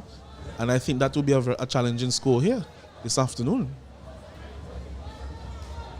Yes, and the Derby Explorers, they'll be disappointed if the Lassifree Hikers get to 120. They've managed to pick up wickets, especially those key wickets along the way, and for them to fight back and get to 120. I mean, the run rate was always high. However, those wickets that they picked up, you would think that it would stall their runs flow, but just some poor bowling, poor execution from some of the bowlers, and allow them now. They're up now to 94. 6 wickets gone, 2 overs remaining. Chelson Stowe is going to have a bowl. Larry Edward is there, Ryan Williams, 14 off 7. They stole the man from across the sea in Beckway. Strong, very strong lad. Medium pacer, hard-hitting batsman. Bowling to Larry Edward. I think that Ryan Williams ran down to Larry Edward to say, give me the strike, I'm hitting them well. In the gap. Straight to that fielder. They're looking for 2. Not going to take it. So Ryan Williams is now on strike.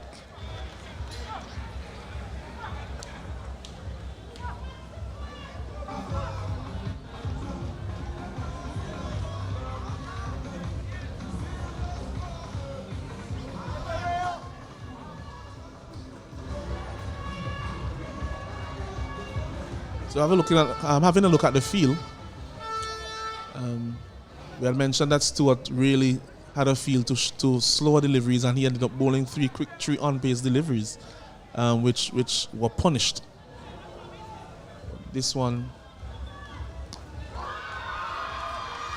Tremendous power through the bat swing of Ryan Williams to pick up another high run maximum.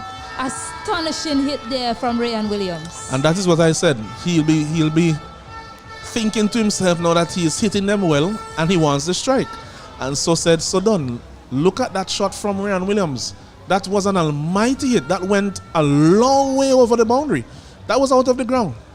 Yeah, and he's showing it's not just on the onside. He can hit them over cover as well. That was an exceptional piece of hitting from Ryan Williams. It's the 4th umpire, Alonzo Bilingi. Brings out some new balls. Yes, Placement balls. Bring balls umpire. Yeah, the way the field is set, the plan would be to take it away on the offside from the right-hander. However, Ryan Williams, wary of that plan, decided to launch it on the offside, over cover. Might be a change in plans here as the 3rd man comes up. And square leg is going out. So we might see some short pitch stuff here from Chelson Stowe. But let's have a look and see where he decides to bowl this delivery. Ryan Williams seems he can hit it anywhere it comes to him. Yes, well, he has hit a few lusty blows. He's 20 off 8 deliveries, and I'm sure he's feeling the energy and the vibe. Yes, and VPL4, build the vibe. 100 runs came up as well with that hit there for the Lasufri Hikers.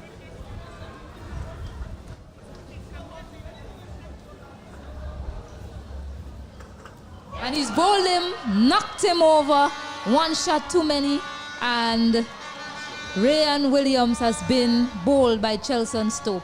So good delivery there from Stowe, attacking the stumps on that occasion. Yes, smart delivery. And he also took some pace off it, but maybe Ryan Williams has already done the damage.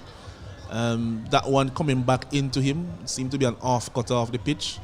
And, you know, Ryan Williams was looking for another almighty heave down the ground. And that's another very important wicket there, taken by the Dartview Explorers. But the Lasufri Hikers, as you mentioned a couple of deliveries ago, they already have 100 on the board. And they'll be thinking that, you know, if we can get maybe 10, 15 more runs, then we are definitely in with a good chance of defending them. It's the approach from the Lasufri Hikers so far. It tells me that they're not going to hold back. They're just going to go at it. 10, 15, maybe even 20, possibly 30, who knows? That's probably what they're eyeing up. But a 120 might be a good score from here on out for them if they can get to that mark. The slower delivery seems to be working well on the surface. Yeah, I spoke to Jerome Jones after the second match, and he was mentioning that, you know, as we are getting into the tournament, the pitches, they're still playing quite well and quite true, but they're not as quick as they were before. Now the slow deliveries are coming into their own. The spinners are getting a little bit more turn as well.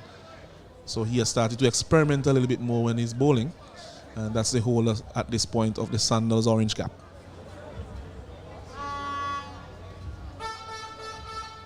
Gets an edge. Goes to that man at third man.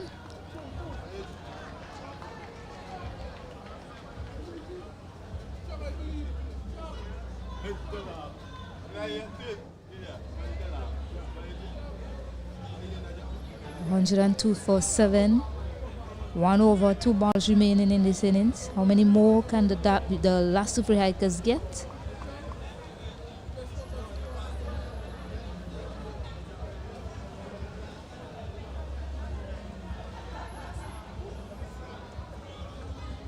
Tries to launch that one, but he took the pace off it again, Chelson Stowe. So intelligent bowling here from Stowe. Yeah, that was the off cutter going across the left-handed Edwards, who is not nearly a big hitter of the ball. He's a good enough batsman down the lower order, but that one gripping, turning across him. Launches this one down the ground.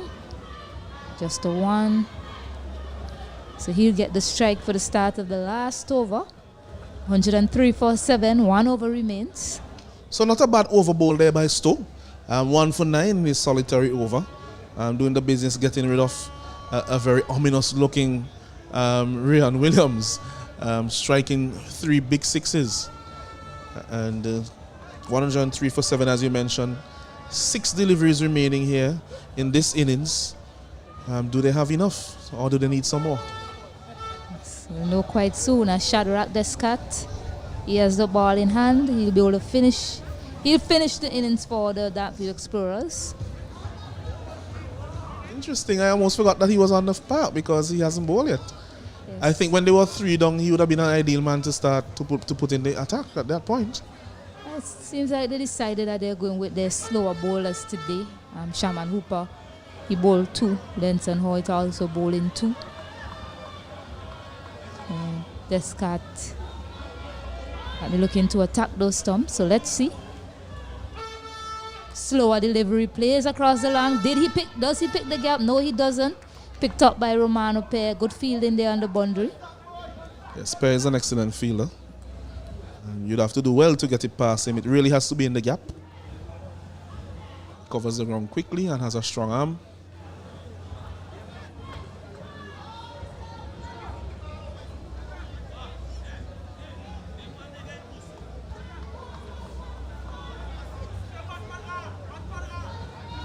So Jeremy Haywood is about to take strike to Shadrach Descat.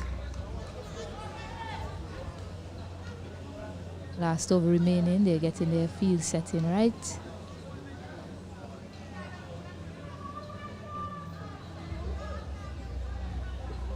big swing.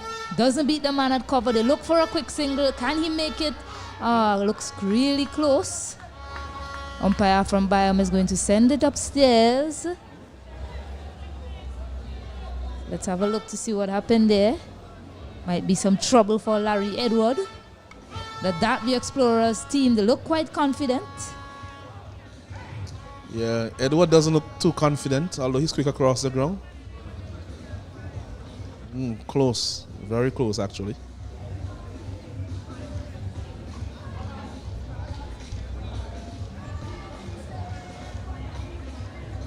It's a really tight call for the umpire. I wouldn't want to be the umpire in this situation, making that decision. It's really tight.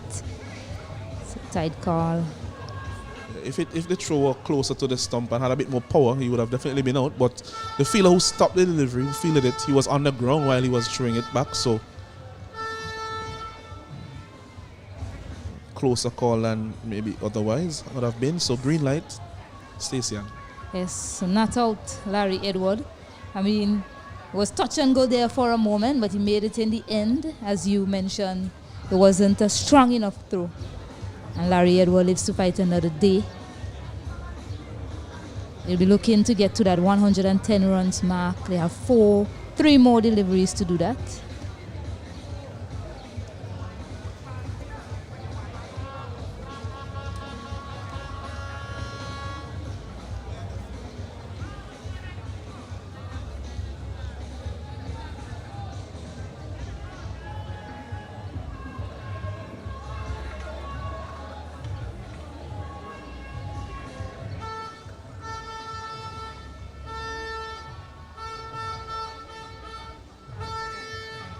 And 4 more deliveries in this over, remaining in this over. I beg your pardon. As Shadrach Descartes runs in, shot, misses, good delivery there.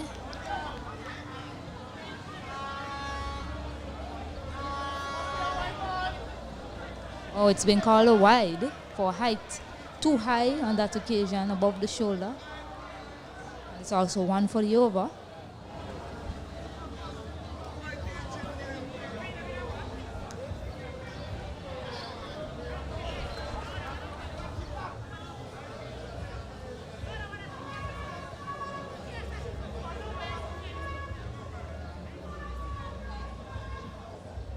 Ooh, wide delivery once more. So another extra, adding to the score of the last two free hikers. So St. Lucian to St. Lucian here. Edward facing up to Descartes. They'll be very familiar with each other.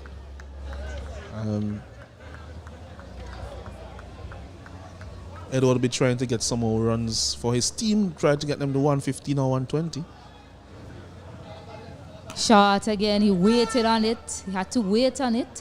Can't get it in the gap.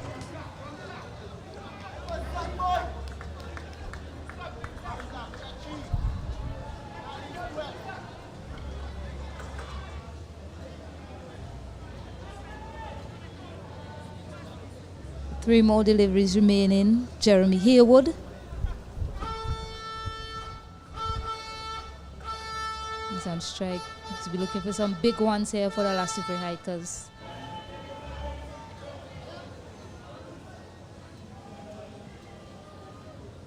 Shot again. He'll pinch a quick single there, a quick buy. We could hear from the dressing room the players moving his clothes to us, and all you're hearing over there, run, run, run, run, run. Trying to get every run that they can get. Yes, sir. Oh, it's a run. Thought it missed everything. The umpire into a signal and came off of something there for the batter. Smack straight down the ground. Shaman Hooper will clean up. They look for 2. Can they get 2? Oh, they managed to pick up 2 in the end there. Didn't look like 2 was on there, but they managed to pick it up. Yes, and I'm going back to the run out that Denson White effected, and that throw from Shaman, as quickly as he got to the ball, was neither one or the other. He had to either get a bounce throw, landing well in advance of the start, or a throw to him on the full. Just dropping just in front of him, difficult for him to gather that. Yes, good observation there, Alanson. 1 more ball remaining in this over. Looks to go across. Is it in the gap? They're going to look for 2. They should pick up 2 easily to finish things off here for the last Soufriere hikers. And they managed to get 113 of their 10 deliveries. Is this score enough? Well, what do you know? The first game, the team that batted first made 114. The target was 115. And in this game now, which is the third game of the day, the target is 114. So quite similar situations, but in each case, the team that chased actually won. And will we have a repeat of that in this case, Stacey Ann? Well, I can't say as yet. We'll know shortly. But what we saw in that bowling innings from the Darkview Explorers is that they were willing to take pace off the ball, and that proved to be effective. But the last Soufriere hikers batters, they decided that they were just going to keep going. They managed 113 for 7. Jonathan Carter made 23 of 11 deliveries. He was dismissed by Hoyt.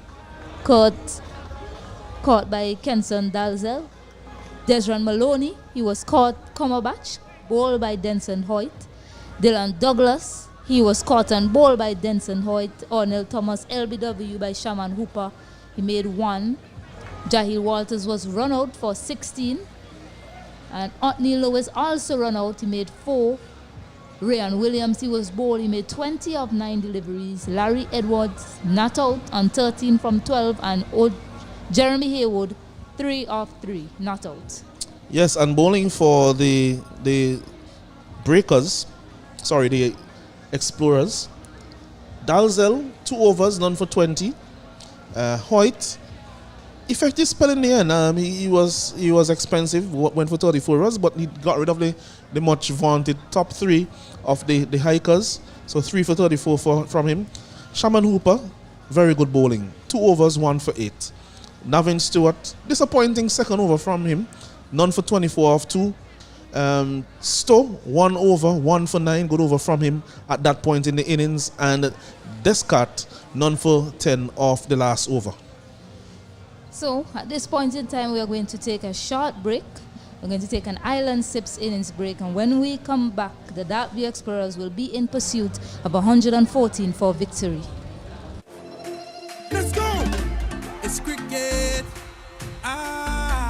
VPL cricket, and you know we love it. It's cricket, VPL cricket. Hey, everybody coming up.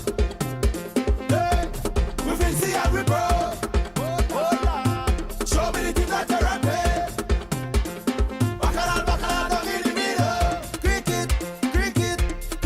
Cricket our way, cricket, look at 6 over there, cricket, umpire where you say, cricket, VPL our way. ITFX. Be bold. Be loud. Go live. Anytime, anywhere.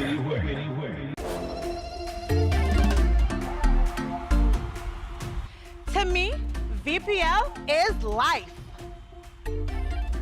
VPL is excitement.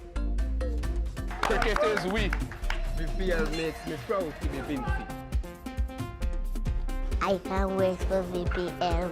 The Vinci Premier League returns for 2023 from April 10th to 23rd. VPL, we are back in. Explorers! Hi guys! Diver! Rangers! Breakers! Strikers! Cricket, our way.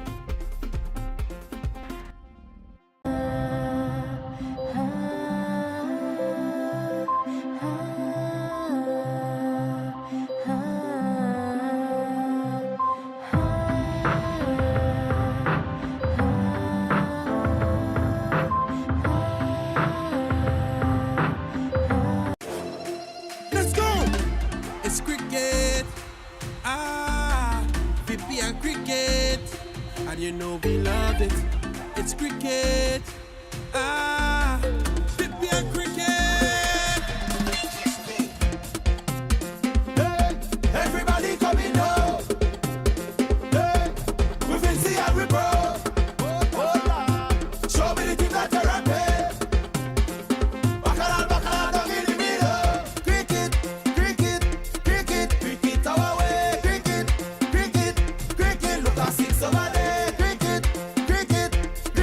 Umpire, what you say? Cricket, cricket, cricket, VPL our way. Hey, everybody coming now. Hey, we fancy and we bro. Show me the team that you're rapping. Bacalao, down in the middle. ITFX. Be bold. Be loud. Go live. Anytime, anywhere. I've been to a place and fell in love with every moment. The sounds I heard, the touch I felt, the views I saw, the fresh flavors, the beautiful craftsmanship, the people I met, the celebration of freedom, the scenic nature. There's only one way I can describe this place, and it's by its name. Welcome to St. Vincent and the Grenadines. Welcome to my country. Welcome to our islands.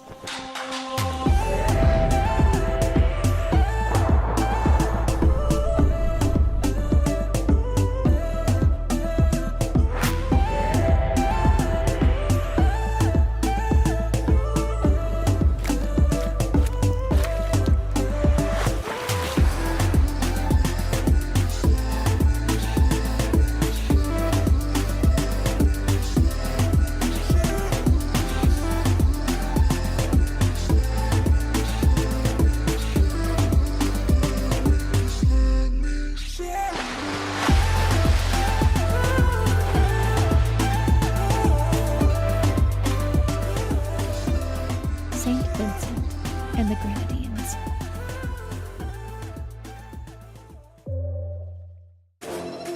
Let's go! It's cricket. VPL cricket. And you know we love it. It's cricket. VPL cricket. Hey, everybody coming now. Hey, we fancy and we bro. Show me the team that you're rapping.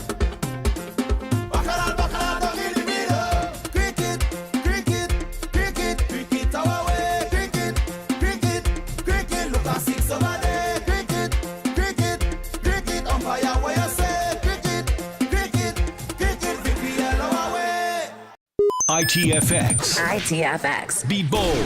Be loud. Go live. Anytime, anywhere.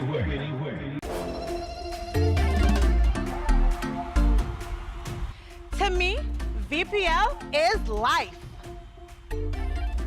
VPL is excitement. Cricket is we. VPL makes me proud to be Vinci. I can't wait for VPL. The Vinci Premier League returns for 2023 from April 10th to 23rd.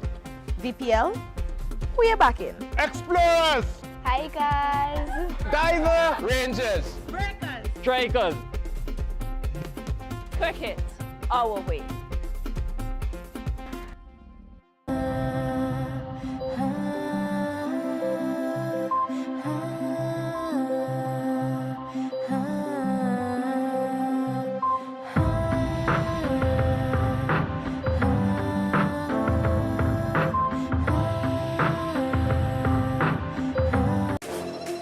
Let's go! It's cricket. VPL cricket. And you know we love it. It's cricket. VPL cricket. Hey, everybody coming now. Hey, we fancy and we bro. Show me the team that you're rapping. Bacalao, down in the middle. Cricket, cricket, cricket, cricket our way. Cricket, cricket, cricket, look at 6 over there. Cricket, cricket, cricket, umpire, what you say? Cricket,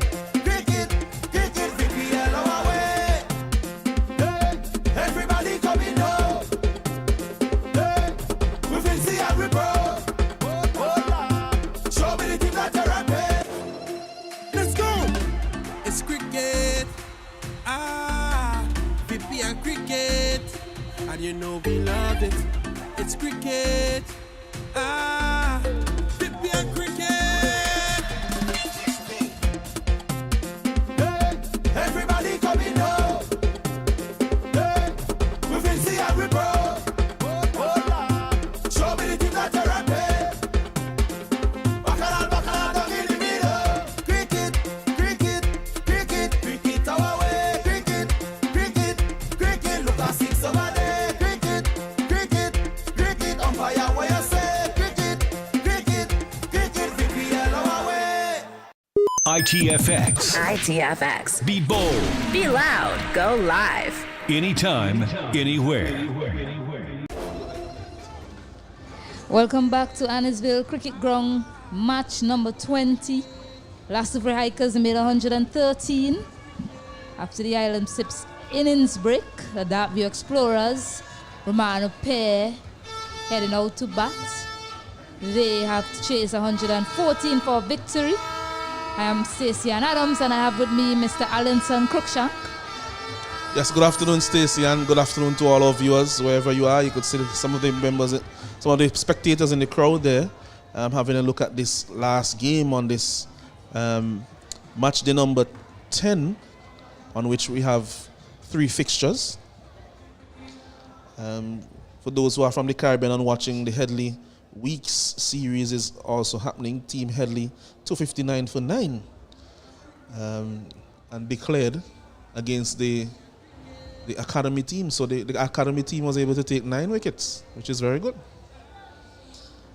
It will be interesting to find out who got the wickets. I think earlier this morning, Lane from Barbados, young fast bowler, just out of under 19, had 4 wickets. I don't know how many he ended up with.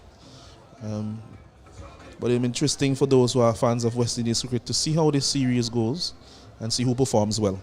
Back to the VPL, Stacey Ann. Yes, the Lassifrey Hikers 113. 7 wickets, Romano pair and Navin Stewart opening the batting for the Darkview Explorers, and it'll be interesting to see how things go here. The Lassifrey Hikers, they have a number of spinners in their bowling attack. So we saw how well pace of the ball worked for the Darkview Explorers. So let's see what their batting approach is to these Lassifrey Hikers bowlers. Romano Pay, I think he has been out sweeping and playing out a few other dinky shots in the early over. I think that he should try to play as straight as possible, get himself in. First delivery, bowled by Larry Edward.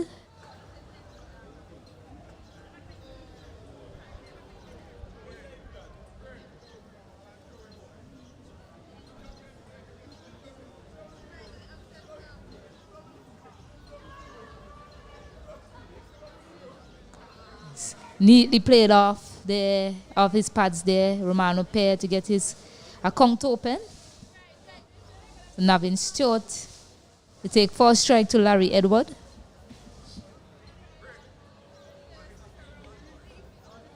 It'll be interesting to see how Stewart goes here. He opened the last game for them when they lost to the Sauerpan Breakers, the Explorers, and he got 22 of 24 deliveries. He cannot afford a repeat of that type of strike rate in this innings. Yes, because this is in a chasing effort this time. So he'll need to keep up with the run rate.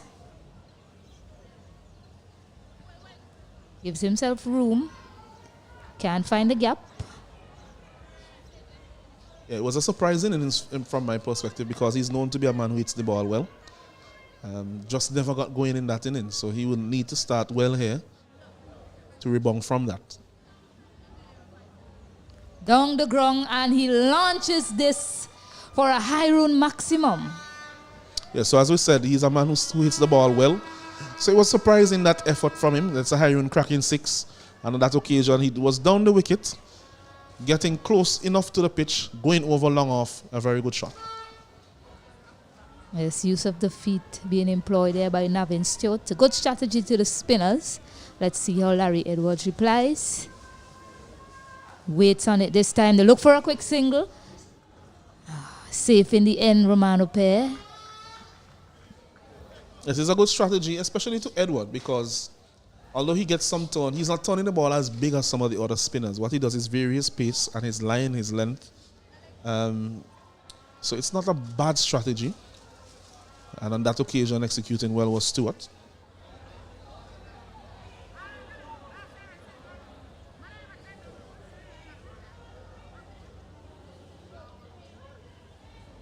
Gives himself room. Can't get it away. So good finish there from Larry Edward. A first over, 8 runs off that first over from Larry Edward. Yes, a good over from Edward. In the context of the chase, they need over 11 runs and over. And to go for 8 runs in the first over, that's not too bad. But also the Explorers will be pleased with not having lost a wicket in the first over. They have actually suffered that fate often in their last few matches. Certainly Lewis, a regular man to bowl in the power play for the Hikers. His last 2 encounters, I mean, the batters really went at him. So let's see how the Explorers decides to approach him in this innings. Navin Stewart will face the first delivery from Otney Lewis.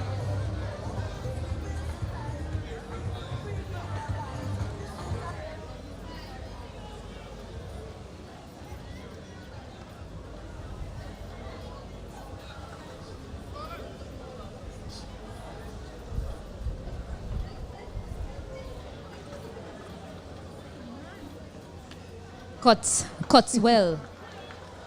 Put away for a high run smashing 4. That's an excellent shot, because if you look at the field, having observed it, you have a deep mid wicket and a man at long on.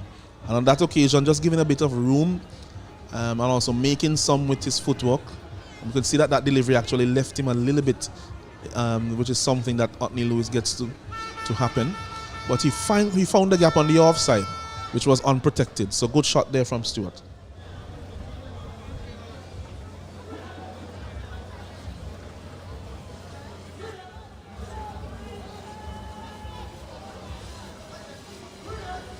It's an outside edge on this occasion. So square them up a bit there, Otney Lewis. Yeah, that may have been the same delivery again, that one that leaves the right-hander.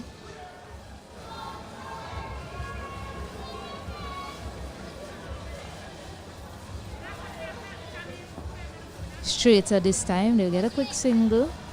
So they're looking to score as much as possible here, the Dartwell Explorers. They know that they need to get ahead of the run rate. They are to overhaul this target. And the power play is essential in doing that also. So they'll have to get a good power play. Romano pair about to face up to Otney Lewis. 3 balls gone in this over so far.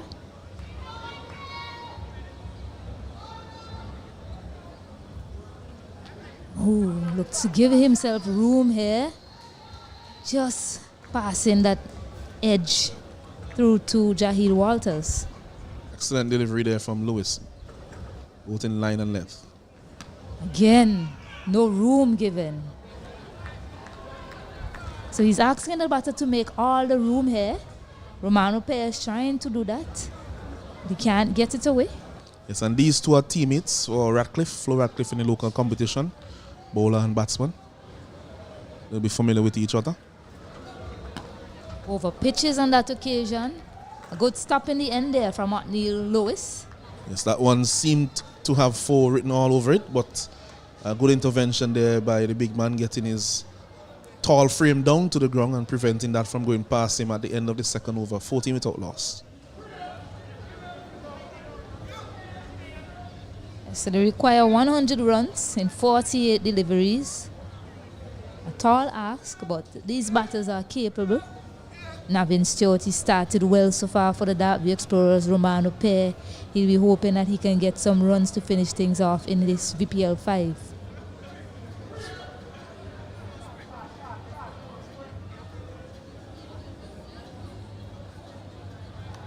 So Larry Edwards to finish his spell. He didn't finish in yesterday's encounter. He only bowled that 1 over. Today he's finishing off here. Left-hander launches it. It gets to Dylan Douglas. It seems to have hit him high on the hand. But he saves a certain boundary in the end there. Yes, after pitching it rose up off the turf there. Pitching in that area just beyond where the covers would be. Just off the square. So an area there where you'd have a little bit of uneven bounce. Gives himself room straight to the man that just bounces short of Arnold Thomas there in the cover area. Because they do have some sharp feelers. So you have to be careful. Goes across the wicket and launches this. A brutal hit from Navin Stewart for a high run maximum. Yes, that is more like the Navin Stewart that we know about from regional cricket. Has played several years for Trinidad and Tobago, especially in the shorter formats. And this one has been hit very powerfully over the long on area for a high run cracking 6. And as I said before, he would want to start very well this innings after the last innings that he played. He would feel as if he owes the team a performance here. Yeah, what he's doing so far to Larry Edwards is going across the stump, waiting on the deliveries outside the off stump for him. Cuts it powerfully. Another high run smashing for. Navin Stewart is not messing around here today as the score races up to 25. Yeah, showing his aware of strokes. And he's also from Trinidad and Tobago, so he will face a fair amount of spin when he's playing local cricket there.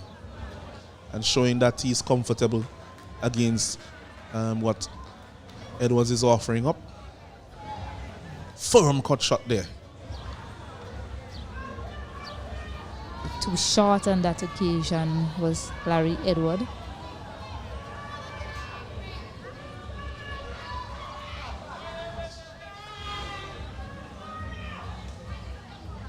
Cuts it again. Marvelous placement. I don't think that John Maloney will get it as the ball crashes into the boundary for another high run smashing 4. I think this one was an even better shot because the last one was shorter, it was wider. This one was a bit closer to him and he punched it with a straighter bat but found the gap immaculately. Excellent placement there with precision for 4 runs. One more delivery in this over. Larry Edward has to find a way to get out of it without a boundary.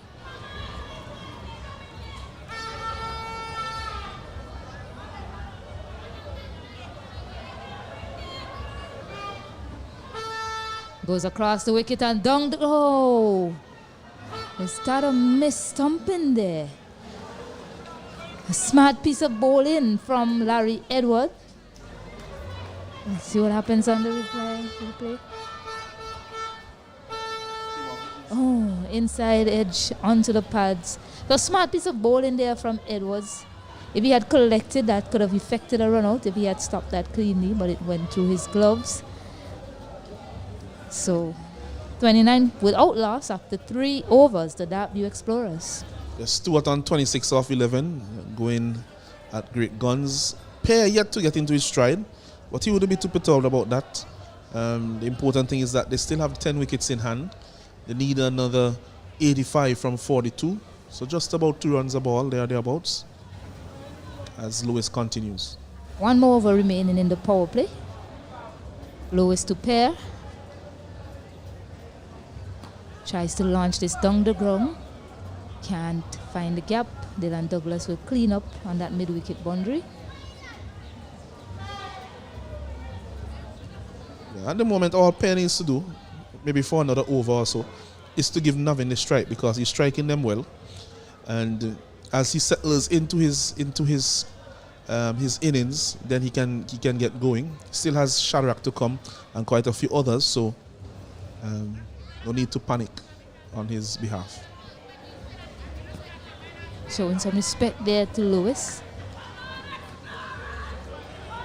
So Navin Stewart is not just looking to play reckless shots, showing that he's playing good cricket shots and he has a plan, his approach to the hikers today. Swoops this one off his pads. Yeah, that one it was a quicker one, flatter. Came through quicker, he was able to turn it just for the square on the onside for a single.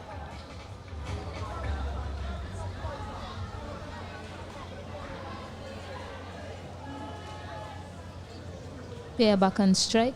The two fielders out long on and mid wicket. Looks to go big, and Anthony Lewis knocks him over to pick up that first wicket for the Lassufre Hikers, and Pair has to go for 4 of 9 deliveries, 31 for 1. Yeah, after taking 9 deliveries to get to 4, and the run rate what it is, I still don't think that he needed to play the shot that he played. Because he could have caught up a little bit as he went deeper into the innings. As I said, this cart now will come to the wicket. But his head was in the air. They're looking to hit that one very hard down the ground, losing his shape. And a good wicket there by Lewis for his team. 1 for 8 from him from 1.4 over so far. This one left-hander goes, another one comes out. Shadrach Descartes, the leading run scorer for the Dark View Explorers in this edition. Yes, after his first 5 or so innings, he was already up at 200 runs. Such was his start to the tournament. But in the last game, he made 40 odd, and from the time he was dismissed, they lost about 4 wickets in less than an over or so. That really hampered them in that game, Stacey. Yes, they won't want a repeat of that for sure, the Derby Explorers, but good signs for them. Navin Stewart, he has started quickly in this innings. He's 27 of 13 deliveries. And Shadrach Descartes, he's a calculating player. He's a calculating batter. Knows how to time a chase well. He's going to face up to Anthony Lewis here. Oh, and almost played on first delivery. So smart bowling here from Lewis to Shadrach Descartes. 1 more ball remaining. That was a quick delivery on that occasion. Lots of bounce off the wicket from the tall off spinner. An appeal there from Lewis. So at the end of the over, the end of the power play as well, 31 for 1. At this point in time, we are going to join Banava. She's somewhere in the crowd with an interview for us. I'm here with Nixon McLean, who is no stranger to cricket here in St. Vincent or even internationally. How are you, Mr. McLean? Not bad, just sitting back enjoying, looking and see who we're going to meet in the rest of the tournament. Mr. McLean, you're the coach of the Botanical Garden Rangers. How are you? How is your team doing today? Well, a coach is never too happy with his team's performance, no matter if you're leading. There's always room for improvement. We've had some very good performances from some individual players thus far, and I'm hoping to see we keep improving going forward, because, you know, this stage of the tournament, this is the business end of the tournament. So I'm looking for my guys to keep pushing harder than we've been doing so far. As a former West Indies player and now coach, I know you're watching the guys intensely on the field. What can you say about the level of cricket that's being played here at VPL 5.0? Well, the standard has been tremendous. I've been getting feedback from around the region, and everyone seems to be very impressed with the product that we've been able to put out there. And I'm getting calls from players who would be interested in VPL6. So I think everyone's quite happy with what we've been able to put out there, and the players themselves. I mean, the competition itself is very close. I mean, at this point, you can hardly tell who is going to be the top 2. So, like I said, the tournament, the spectators, everything, the whole atmosphere has been tremendous. And then in terms of the vibes here, we have the finals coming up this weekend. If there's anyone at home who might be considering coming down to watch cricket with us, what can you tell them? Well, if you're still considering after what you've seen so far and what you've seen last year, I mean, you'll be missing out if you don't come. And last question, a bit of a sneaky one. Is it a Rangers final this year? Is it a Rangers championship? Well, I'm not too sure about finals. I know we're going to win the championship. Now, good luck to all the other teams. I mean, enjoy it. Everyone can't win. The spirit has been very good, and long may it continue. Thank you so much, Mr. McLean, and all the best going forward. Thank you, pleasure. Thank you. confident coach of the Botanical Gardens Rangers, Mr. Nixon McLean. We were just treated to a powerful shot there from Navin Stewart. 4 runs there of the bat of Navin Stewart. He's continuing where he left off. He's now 31 off 15 deliveries. Curtin Lavier is bowling to him. Oh, nicely guided there. Delicately played. He's showing his range here, Navin Stewart, as he picks up another high run smashing 4. Yeah, that was an excellent shot. Well placed, just using the pace that Lavier is offering. He's not express, but there's enough there to work with in terms of pace, guiding it behind the man at backward point, and the third man really had no chance.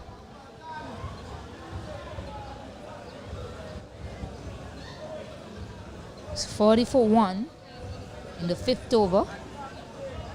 So an absorbing contest on our hands so far. Fuller delivery. Doesn't make the connection you would have wanted. So just a single double. Dylan Douglas, the man on the boundary there. Shadrach Descat is about to take strike to Curtin Lavier.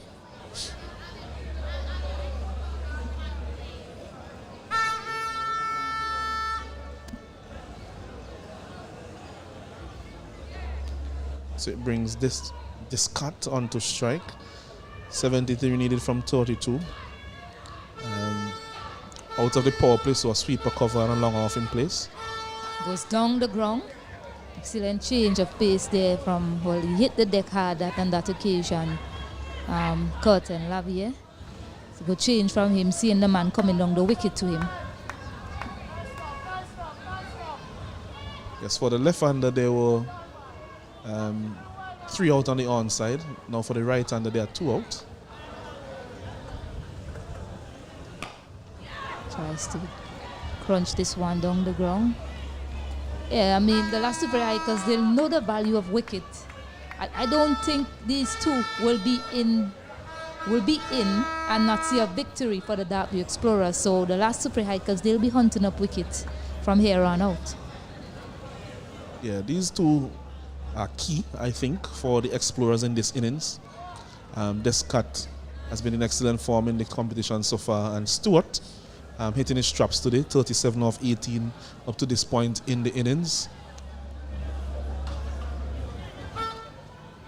It's at the halfway mark. They're 43 for 1. O.J. Matthews has bowled smartly in this tournament for his team so far. He has the ball in hand.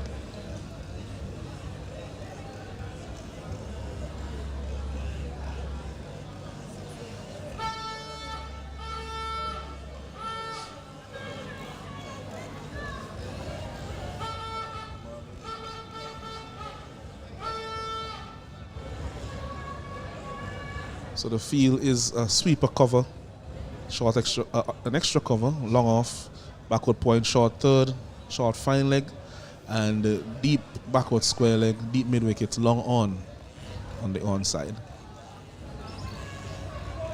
Fairly standard off spinners field, Stacey Ann. Into the wicket goes O.J. Matthews, shy at the stump, can't hit it. They have been a close call. Jahir Walters doing some good fielding there for his team. So a good start to Navin Stewart. Unexpected bounce on that occasion to him. Yes, Matthews, what he's been doing is that he's been trying to hit the pitch hard. And he has bowled around middle and leg for the most part. Some of the batsmen have decided to make room so that they could access the offside to that length that is shortish. So it'll be interesting to see how they operate against him here. Goes across the wicket, bowls it further away from him. He's not able to launch it on the onside as he was searching for on that occasion, Descat. The smart bowling from OJ so far.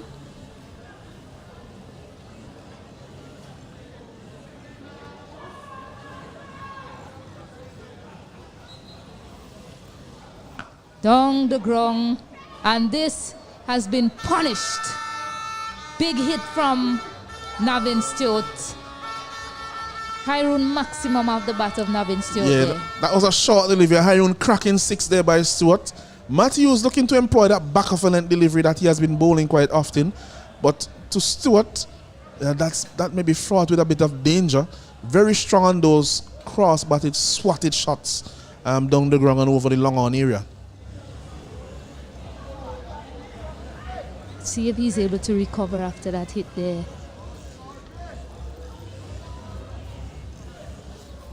Bowls it wider, an appeal for caught behind.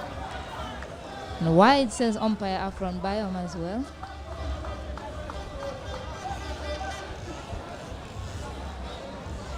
Trying to stay away from the batter's swing, but just too wide on that occasion was O.J. Matthews.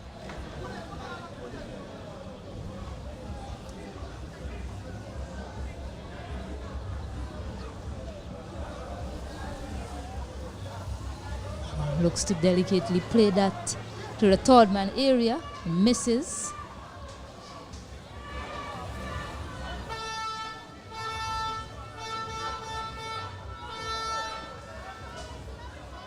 Goes down the ground, has a wild swing across the line. A fielder can't get there as it lands just in front of him, and they pick up 2 more.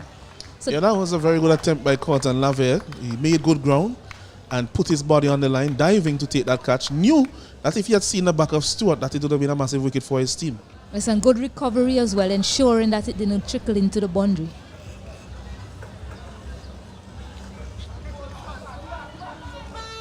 It's a good finish to the over from O.J. Matthews. Oh no, it's been a miss. Not good work there from the last three hikers as they pinch a second run. Oh, was he turned back? I think he was turned back on that occasion. They look for one, but Navin still turned back that's cut. So just one in the end. 60 runs needed from 24 deliveries.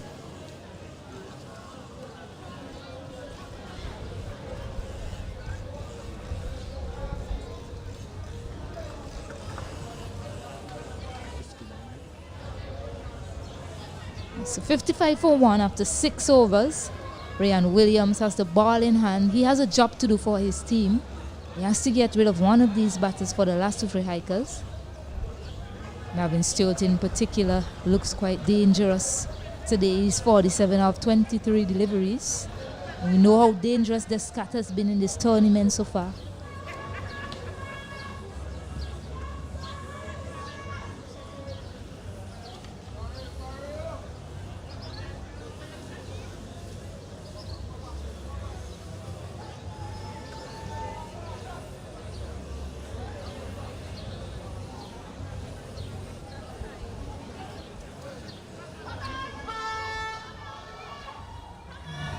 Starts off wide, too wide.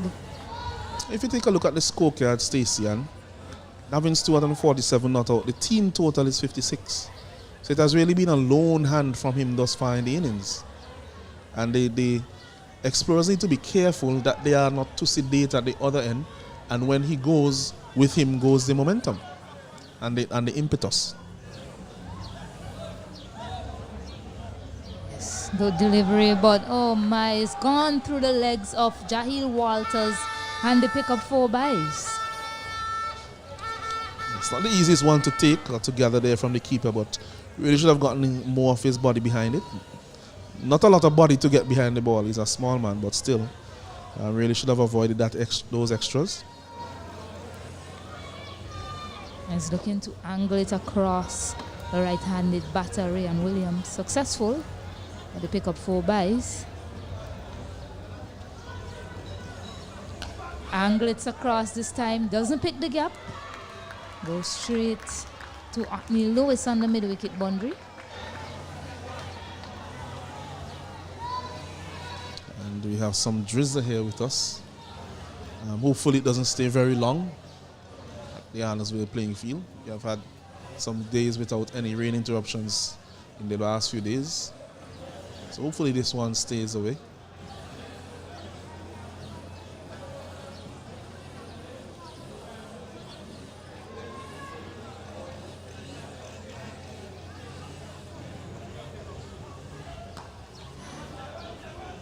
Nice change of pace there. Yorker length delivery from Ryan Williams.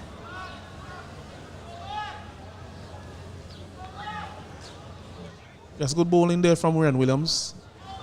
Slowing his pace down and getting it on the Yorker length. If it had been a little bit shorter, then maybe the batsman would have tried to go down the ground. But the length in that delivery was the key. Able to keep them down to a single.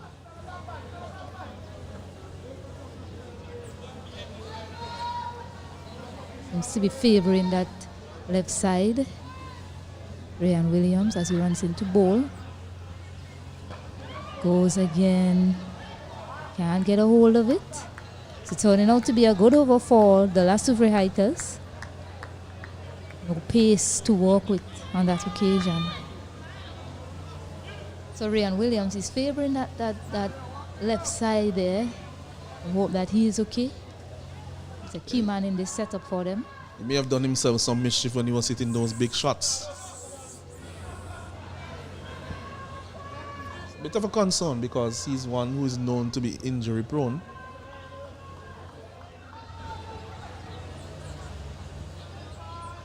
Marvelous execution there. No pace to work with again. No position to play that shot. Oh, unfortunately. Good delivery, but it's been called a no ball. I think it was a field placing infraction, not because the fielder overstepped.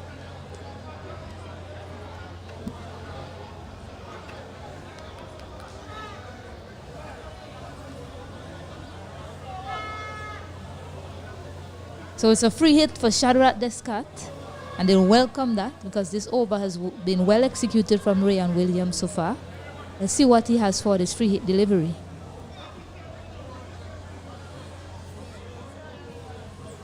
Oh, punished.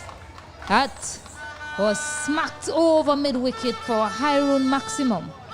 Yes, and will that shot over square leg, that cracking six, get him going in this innings? Because he's been content just to look, and maybe now one out of the middle, maybe just what the doctor ordered for the Descat and for the Explorers in this innings. So one more delivery remaining in this over from Ryan Williams.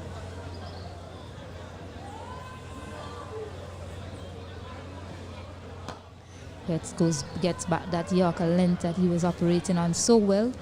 To close things off, he's down on the ground in some pain. It's not looking good for Ryan Williams. At the end of the over, it's 71 for 1. 7 overs remaining. Need 43 more runs from 3 overs. 3 overs remaining. 7 overs gone. They need 43 more runs from 3 overs. Yes, it's quite possible, especially with 9 wickets in hand. And with these two back, the majority of those 18 deliveries, it will definitely come quite close, if not get them over the line. So wickets are important here for the hikers as well. Navin Stewart on 49 of 26, and Descat getting away his first Hyrule cracking 6 in that last over.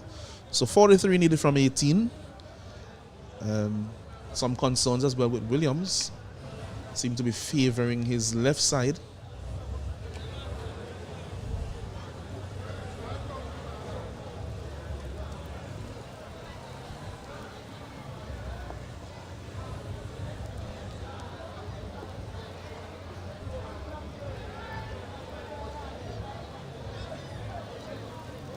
So OJ Matthews is going to continue from the backway end. A bit of drizzle here at the Annisville Cricket Ground. We hope it doesn't bring any interruption, as this game is beautifully poised at the moment. An exciting contest on our hand here. You won't want to miss it. 43 from 18 balls. It will be entertainment galore if the Derby Explorers are to get to this target.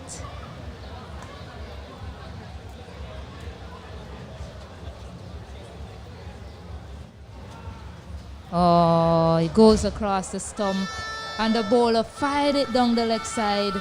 The keeper wasn't wise to it and it goes away for 5 wides. Yeah, he actually outfoxed the batsman on that occasion, but it was just a bit too far down the leg side. As you can see there, just a bit too far. And the keeper reacted quite late to that line because as it left his arm, it was already down the left side. So he really should have already taken a step across. A change of angle for OJ Matthews.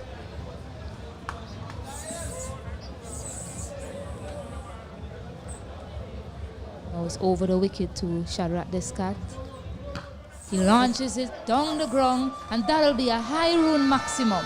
We were talking about if that 6 was going to get him going, and now we are seeing the man that we've come to know as a powerful hitter, Shadrach Descat, in action here at the Annisvale Cricket Ground. Yes, and everybody who has batted, played cricket, you know, sometimes you just need one out of the middle just to remind yourself of what you can do.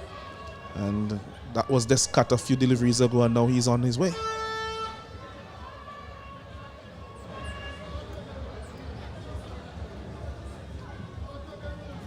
Oh, this is power. Savagely played off the bat of Shadrach Descat for another high run maximum. Again, I harp back to that free hit. Now he's in, and he knows he can hit the ball, of course, and he's going very hard at OJ Matthews. And trust me, if this over continues in this vein, then it may be done and dusted after this over, at least mathematically. It's 88 for 1. We're in the 8th over. We need 26 runs from 16 balls.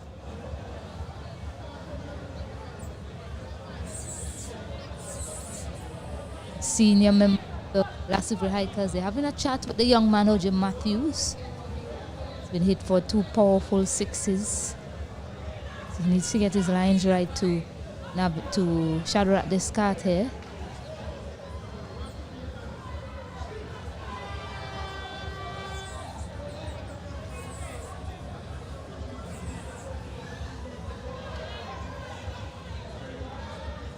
So a bit of a consultation there on the field. And I think it might be a debate about, in addition to what should be the approach of the young bowler, also when they can bowl Larry Edward. I don't think he went off the field today. Did he? All right, so he's bowled out. Yes, Hockney Lewis and Edward bowl out in the power play. Down the ground again. Goes straight to Hockney Lewis, who makes no mistake. And OJ Matthews picks up his man. Shadrach Descat goes back to the hut for 22 runs off 11 deliveries. Turning point. Alan, sir? At this stage, they should still get over the line, but you never know. Remember that the Hikers, as we have always been saying, they are a team that know to win. The Explorers have been having the best of tournaments, and you could see the Lewis, known as Geese, as they call him here, taking that one comfortably in the end. And so he's replaced at the wicket by Shaman Hooper. A chance for Shaman to get his team across the line. 26 from 15. This looms as another grandstand finish for the SVG Hikers. 3 balls remaining in this over. 2 6s hit, yes. But OJ Matthews picking up that key wicket of Shadrach Descat. But Navin Stewart is 49 out 26 at the other end. Yes, he's just watched his partner depart.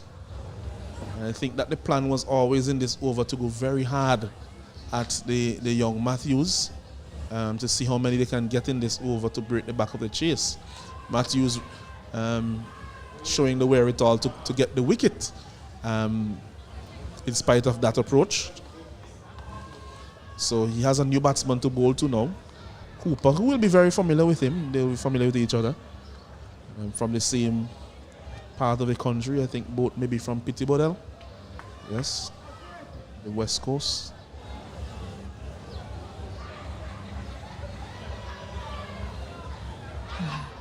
And he picks up another one. Shaman Hooper goes trying to cut to a wide delivery, and he edges. An excellent catch taken there by Jahil Walters. 2 and 2 for OJ Matthews now. I'm not too sure what Shaman Hooper was trying to do there, because that ball was always very wide. And that would mean for your team, it would have been 25 to get off 15.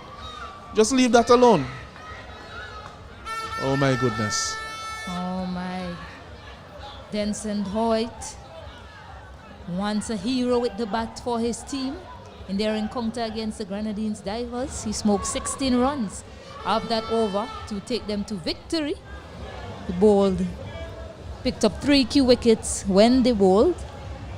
Now has a job to do with the bat along with Navin Stewart, who's still at the other end, hasn't faced a ball in this over yet. 49 off 26. They need 26 runs off 14 balls. OJ Matthews is on a hat-trick. He's on a hat-trick. Will he get it, Stacey? What will be his approach here? He's bowling to Hoyt. He has bowled to 2 left-handers so far in the over, but now he has a right-hander to contend with. What will be Hoyt's approach? Will he look to get off strike, give Navin Stewart the strike, or will he look to go big as well?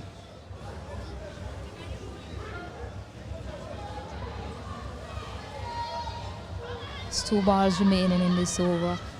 OJ Matthews on a hat-trick.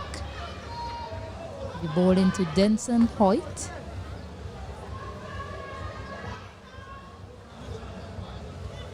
Hoyt swings across the line, doesn't pick the gap. So hat-trick evaded.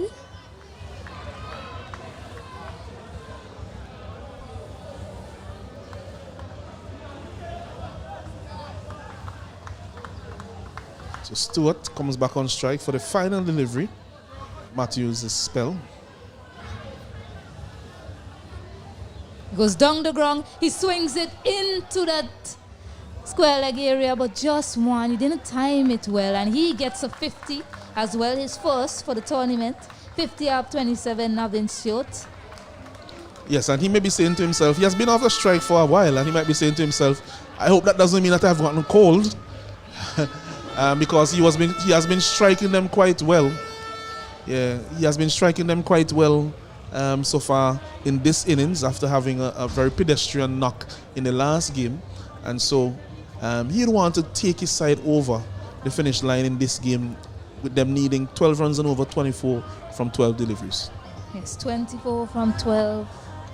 The outcome of the game largely depends on how this over goes for the last two. Well, for both teams, actually.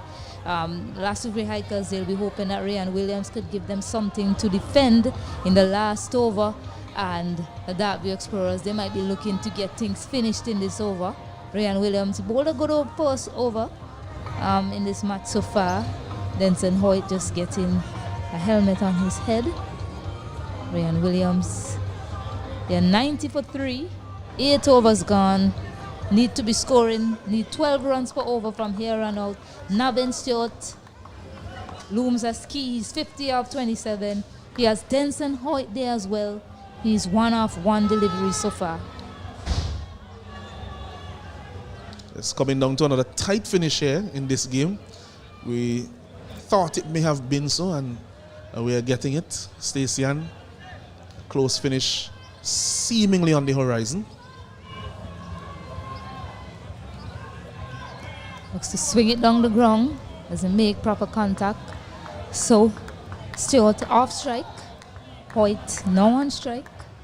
To Ryan Williams, who's still holding that left side of his hand back as well. So he has a job to do. He needs to finish well for his team. He's a fighting young man, Ryan Williams. He's favoring his left side.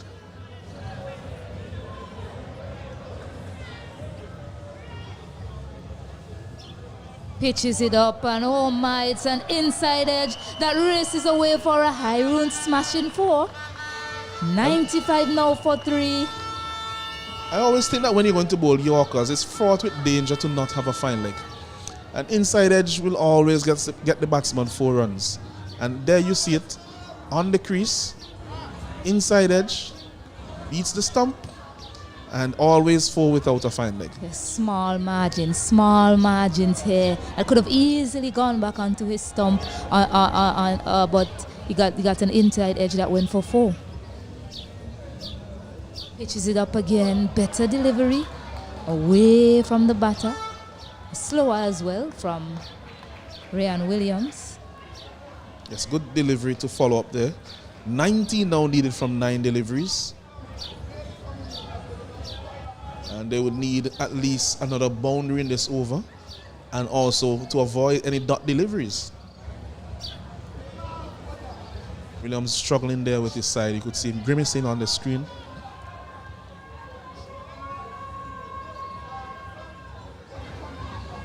Williams to Hoyt.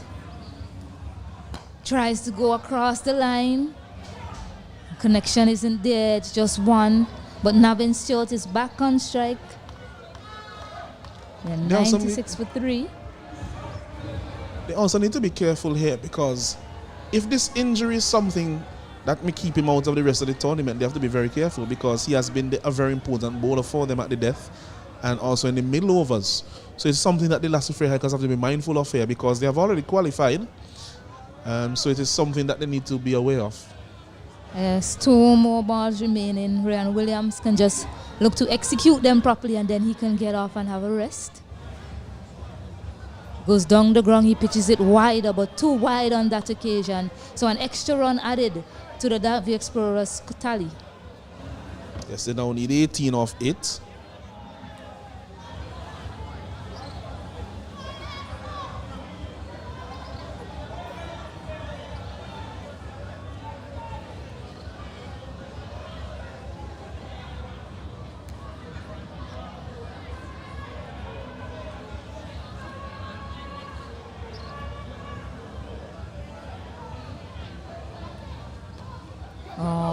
Pitches it up again. This has been an exceptional over from Ryan so far. I mean, it was unfortunate that there was an edge that flew away to the boundary for 4. But marvelous execution from Ryan Williams. 16 required of 7 balls. He has 1 more delivery to get out of this over. Yes, they need to get this ball away for a boundary to feel comfortable with what they have to get in the last over. So Denson Hoy should think of this as a free hit and give his all to try to get it to the boundary. Too wide again, and it passes Jahil Walters. Luckily, seems to have got something on it. The third man is also there to recover, and 2 more runs. So 14 now needed off 7 balls. Navin Stewart is on strike for this last ball of the over. Ryan Williams will be hoping he gets a wicket here or a dot delivery to keep Navin Stewart out strike for the beginning of that last over. So here we go. Last delivery in this over. Full, smacked, high run, maximum. 2 full on that occasion was Ryan Williams. Now require 8 runs in 6 deliveries. Yes, that was always a possibility. And maybe the young man has done himself a bit more mischief, and it may not even come out fruitful in the end for him. But really and truly, wondering about the wisdom of having him continue. He's a key bowler for them. They have some games confirmed ahead, of course, because they have qualified. And, it's maybe something to call into question, because if they are to do it without him, maybe for one of those qualifying matches, then it may prove to be a decision that comes back to haunt them. Yes, he was searching for that Yorker once more, and over pitching on that occasion, and Navin Stewart was equal to the task. A massive hit from Navin Stewart. He gets it down to 8 runs of 6 deliveries, and Dylan Douglas is going to have a bowl. Curtin Lavier bowled 1 over earlier. He decided to go with Dylan Douglas for this last over. He'll be bowling to Denson Hoyt as well.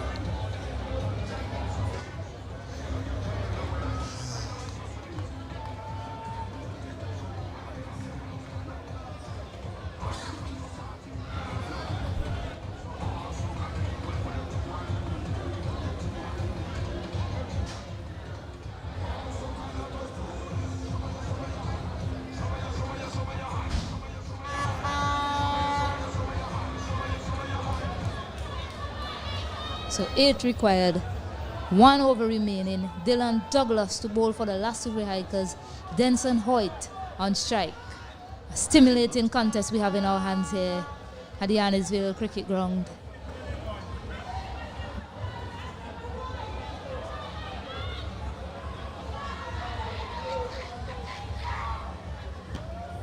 Played back to the bowler, dot ball to start. More drama here. 10 scenes here at the Annisville Cricket Ground for both teams. Dot delivery to start, 8 required of 5 deliveries.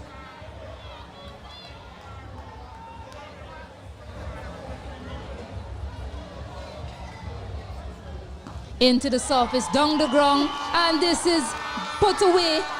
Massive hit from Denson Hoyt.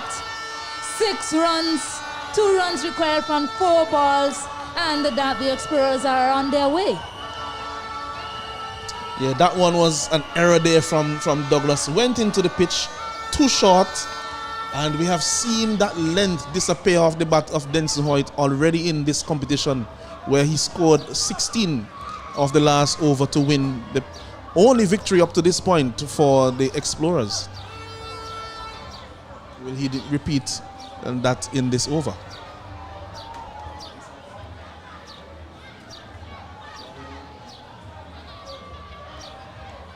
Into the surface again. Shot, played away, they get 1. The scores are leveled here. Just 1 required from 3 deliveries.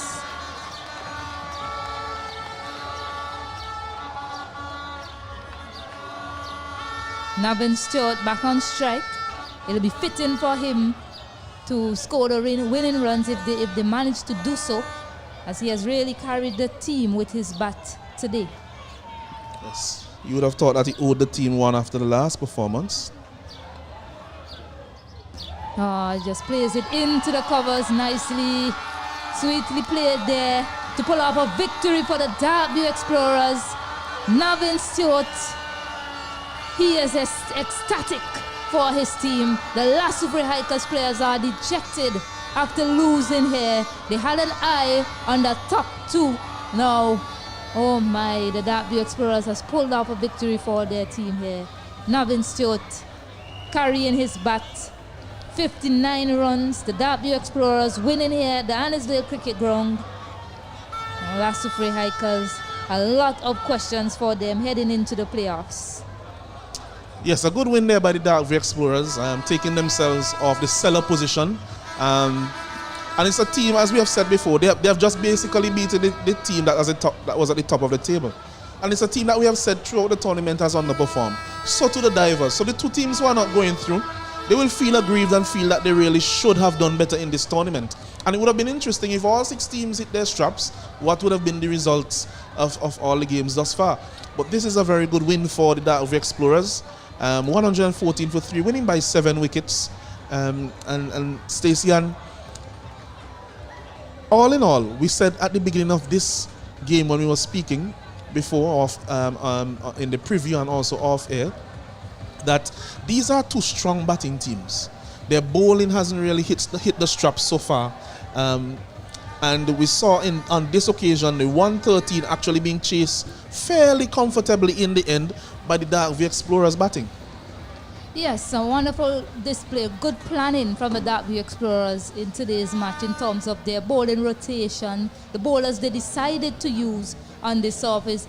They let some of their bigger, their more seasoned players sit out. Darius Martin, Darren Graves, he sat out as well. They decided to let some of the members of the bench who hasn't really had enough play in this tournament to have a game. And today, victorious, the Derby Explorers, the Lassufre Hikers, they made 113 of 10 overs. And the Derby Explorers chasing it down comfortably in the end in the last over. So the Lassufre Hikers, the Botanical Gardens Rangers, after this loss of the Lassufre Hikers today, they now have a chance to get up into that top 2. Yes, they do. They do. And this is making things quite interesting here, because we have 2 games left tomorrow in the qualifying stages. Just to give you those 2 games, both the Strikers and the Hikers, who are up at the top, they will be in action again tomorrow. The Derby Explorers will be playing against the Strikers, and the Rangers will be playing against the Divers actually. So the Hikers, they have finished all their games, I think. This was their last game, so they have finished all their games. They will finish on 10 points. So too will the Southampton Breakers finish on 10 points. But the Strikers have an opportunity to go up to 12 if they win tomorrow, which will see them topping the table.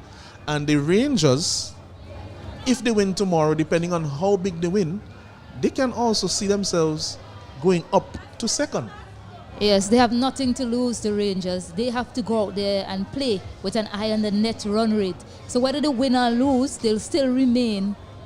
Whether they win or lose, it depends on how well they win. So that's all they'll be thinking about. So they'll go out there thinking about getting a massive win tomorrow to boost their net run rate so that they can get up into the top to the Fort Charlotte Strikers at the moment, sitting pretty with a better net run rate than the other teams. But the Lassivary Hikers, they lost this game today. A lot of they've learned a lot from today's encounter, I am sure. They got a chance to see their middle order, and they got a chance to look at how they should approach their bowling plans for the playoffs. So at this point in time, the Lassivary Hikers losing to the Darkview Explorers winning by 7 wickets. Your thoughts on this display here from the Darkview Explorers? Too late in the end from them, winning their second match today, Alanson. Yes, too little too late in terms of qualification, but it proves the point that we have been saying all along during the tournament. You're looking at a tournament where teams at the top can be defeated by the teams that are at the bottom of the table. And that basically says that all the teams are quite evenly matched, and really it is probably just a moment or two in decision making from players, or even from coaches and management in terms of tactical nous, that can make the difference between winning and losing. Yes, indeed so, and it's something that we've been saying all along. When we did the previews as well, that these teams, all 6 teams, they had a chance to get to the top and get to finals, really. But at the end of the day, just a bit of mishap with planning that probably sees these 2 teams at the bottom. But really, the cricket on display in this VPL5 has been exceptional. Exceptional. I like that choice of adjective. Really extraordinary, and kudos must go to all those involved, the players, those who got them prepared in terms of the management staff and the physical trainers and conditioners, the coaches, the planners in terms of the entire competition itself behind the scenes, the fans who have supported all the way so far. And we might sound like we're wrapping up the tournament, but we're just giving some kudos to those who deserve so, or deserve such. Yeah, so the way things stands at the moment, lots to play for still. Botanical Gardens Rangers, they have a chance to get into that top 2. Lassivary Hikers will be hoping that they lose their encounter tomorrow. Eye on the net run rate for the Botanical Gardens Rangers tomorrow. Yes, so looking at the table right now, the Fort Charlotte Strikers, they have 7 games, 10 points. They are ahead based on net run rate, which they have 1.024 as a net run rate. The Hikers, they are currently at second, but they have played all their games, so they can get no more points. And their run rate is at 0.406. The Southampton Breakers, they have a negative run rate, and that will affect them. Most likely, they will not be finishing in the top 2. In fact, it is statistically impossible for them to finish in the top 2. And the Rangers will need a very big win tomorrow to surpass the net run rate of the Hikers. They have a net run rate of 0.107, and the Hikers have a net run rate of 0.406. Yes. So even with a win, if it's pretty close, and they get to 10 points, they will not surpass the Hikers. So the Strikers and the Hikers looking at the moment favorites to make that top 2, but it's not definitive just yet, Stacey-Ann. Yes, 2 big matches on tomorrow. Let's join Kaznel Morris with the post-match presentation. So welcome to this post-match presentation here. We have the losing captain of the Lassivary Hikers, Desron Maloney. Desron, tough luck. Yeah, tough loss. I mean, kudos to Explorers in the way they played. They played better cricket than us today, and the results showing they came out victorious. You would have wanted this momentum to go into the next rounds of game, but I'm not sure if this will somewhat deter the performance of the guys going in. Where did you think that you have lost this game? We didn't play a complete game today. We fell short about 20 runs with the bat because we didn't capitalize on the back end of our innings. And with the bowling department, we give away 15 to 20 extras. That is basically too much in 10-10 cricket. Good. What do you see in the format of a game going into the next rounds where you need to come up to par and develop more into the game? I think we've been playing good cricket in patches. Basically, with the team I have, I back every single one of them. We're just looking to play good cricket, stay positive, and take the positive from this match and move forward. Well, all the best in the next round of the game. It's good to have you today, Maloney. Thank you very much.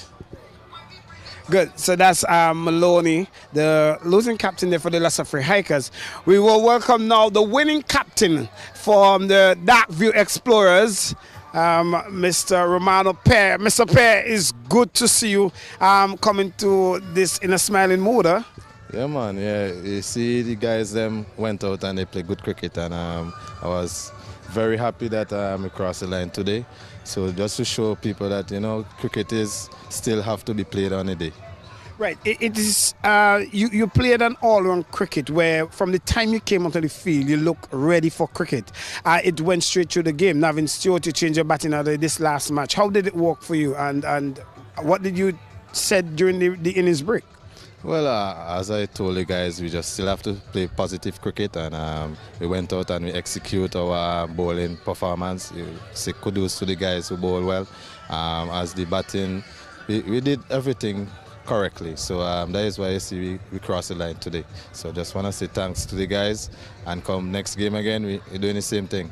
Good. You are not somewhat qualified for the next round, but it does not deter you from future VPL performances. If you get this opportunity again to play with this team, would you change anybody or switch anything? No, I always believe in my players. It's just that we didn't come off, so we just have to stick and go back to the giant board and work on our game and come back strong. Thank you very much. All the best in the future. Yeah, thank you. So that's it there for the Darkview Explorers captain. We have the Man of the Match award. You have seen some great performances from players all around. But along with the commentators and myself, we have decided on Navin Stewart, who will be the Man of the Match for this match. Navin, it's good to see you coming off at this time. Something that the Explorers have been asking for, a great performance. Yeah, much thanks. It's been long overdue, to be honest. I got a late call after a decent tournament in the Bago T10 Blast. I've been asked to come here by the Darkview Explorers to replace one of the overseas players, and I've been welcomed into the family. I always enjoy coming to St. Vincent. The tournament has been of a really, really high standard. And if you look at all of the teams, the class players have really came through. And today I felt like it was my opportunity to put my hand up and get my team over the line. Excellent. You made mention that when you were called, you said you have to put your hands up. You heard of other teammates and players who are here, like the Fletchers and the Bradwith. What were your expectations coming into today's into the VPL tournament? I expected good things. I've been watching the tournament very closely from back home. I thought the wickets has been really, really good. The fans, you feed off the fans, the energy, the vibes. Even on our off days, we come here and look at the cricket, and you know what the crowd expects from you. But more having said that, my team, we were in a little bit of dire straits. Yesterday was a bit of the two innings between today and yesterday was very contrasting. Yesterday I got a little bit stuck, and batting balls yesterday really freed me up today. So it was really nice to get my team off to an explosive start. And while I kept batting, I just kept telling myself, just finish the game, and I was happy that I was there at the end. I had a look at my average this morning. I think I have the highest average in the tournament, and I think with this knock again, it will remaining unbeaten and winning the game is even more sweeter. 59 from 31 deliveries. How did the wicket play for you, and how at the end of it you came out victorious? And how do you feel that you're not qualified? But what do you think? What do you take positive out of this tournament? It was an amazing wicket. The curators must be given kudos for all the 3 squares that we have played on so far. Have been really, really good for run scoring. As you can look at all the scores throughout the VPL thus far. It's been really, really high scoring. Qualification it has been pretty much out of our hands after we had some poor games. But what we, our coach who came into the team recently, you know, gave us that injection, and she asked us to play for pride. You know, we go back into the draft next year, and you know, once you put your hands up, you never know. You want to be retained or you want to be selected. So it's not about qualifications too much. It's about us making sure that we represent ourselves well. Me personally, I've enjoyed the VPL. Next year, I'm almost sure that more big names will be added to the draft. So I just want to make sure that I'm in with a chance. So yeah. Okay. Well, thank you very much. You collect your check there from the Samuel holder. Yes.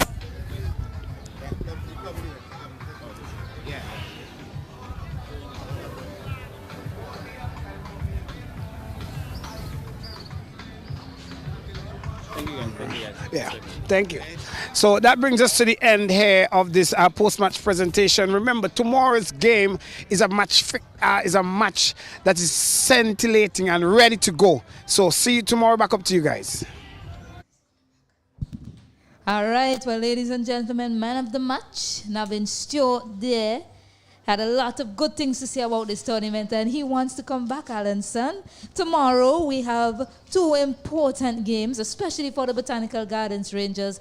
They will feature in the second fixture against the Grenadines Divers at 2:30. The first match will be between the Darkview Explorers and the Fort Charlotte Strikers.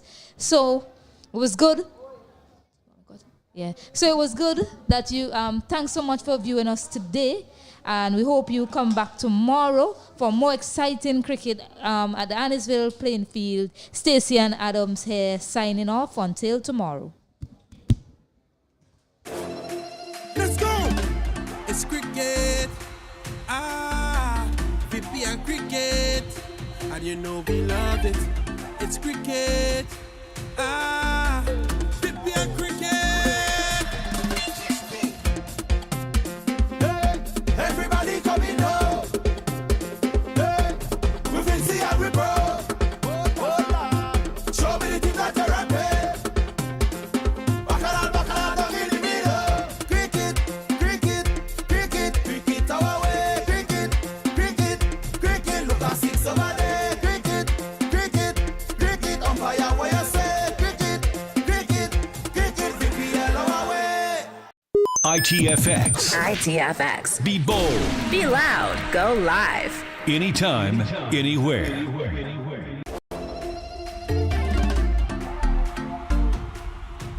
To me, VPL is life. VPL is excitement. Cricket is we. VPL makes me proud to be Vinci. I can't wait for VPL. The Vinci Premier League returns for 2023 from April 10th to 23rd. VPL, we are back in. Explorers! Hi guys! Diver! Rangers! Breakers! Strikers! Cricket, our way.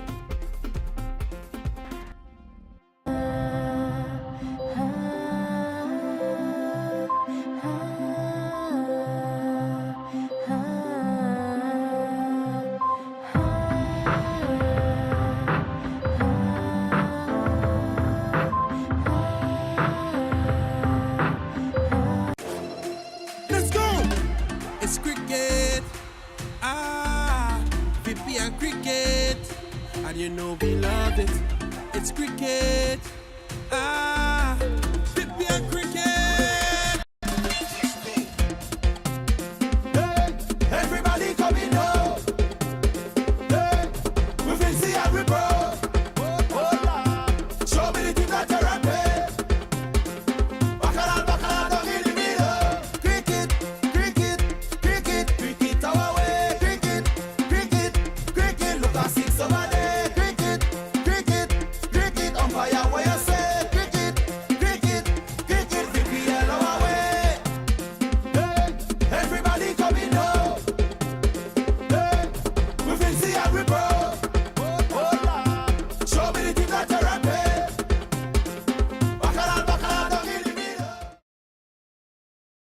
ITFX. ITFX. Be bold. Be loud. Go live. Anytime, anywhere. I've been to a place and fell in love with every moment. The sounds I heard, the touch I felt, the views I saw, the fresh flavors, the beautiful craftsmanship, the people I met, the celebration of freedom, the scenic nature. There's only one way I can describe this place, and it's by its name. Welcome to St. Vincent and the Grenadines. Welcome to my country. Welcome to our islands.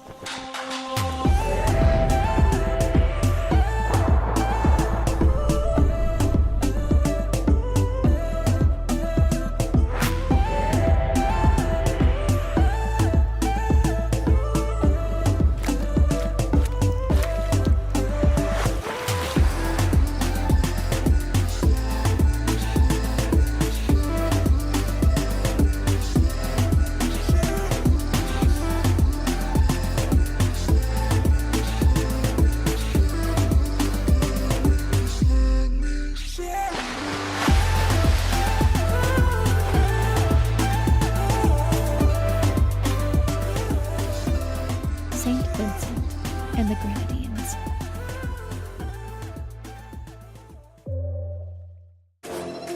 Let's go! It's cricket. VPL cricket. And you know we love it. It's cricket.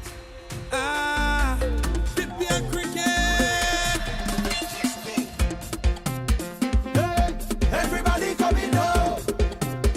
Hey, we fancy and we bro. Show me the team that you're rapping. Bacala, down in the middle. Cricket, cricket, cricket, cricket our way. Cricket, cricket, cricket. Look at 6 over there. Cricket, cricket, cricket. Umpire where you say. Cricket, cricket, cricket. VPL our way. ITFX. ITFX. Be bold. Be loud. Go live. Anytime, anywhere.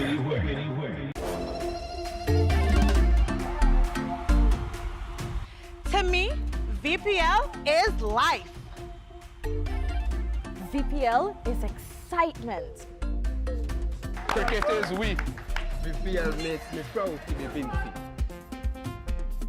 I can't wait for VPL. The Vinci Premier League returns for 2023 from April 10th to 23rd. VPL, we are back in. Explorers! Hi guys. Diver! Rangers! Breakers. Strikers! Cricket, our way.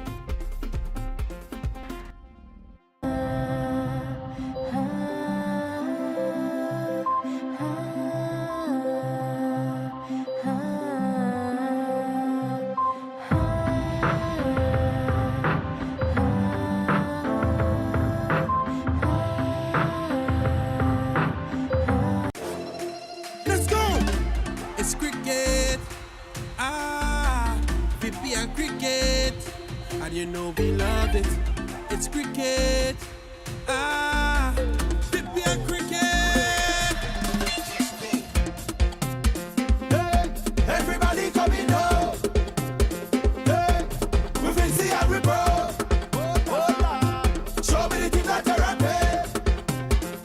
Bacala, down in the middle. Cricket, cricket, cricket, cricket our way. Cricket, cricket, cricket. Look at 6 over there. Cricket, cricket, cricket. Umpire where you say. Cricket, cricket, cricket. VPL our way. Hey, everybody coming home. Hey, we fancy and we bro.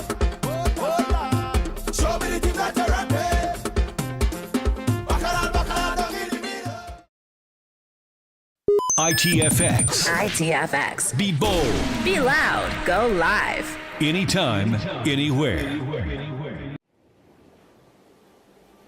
I've been to a place and fell in love with every moment.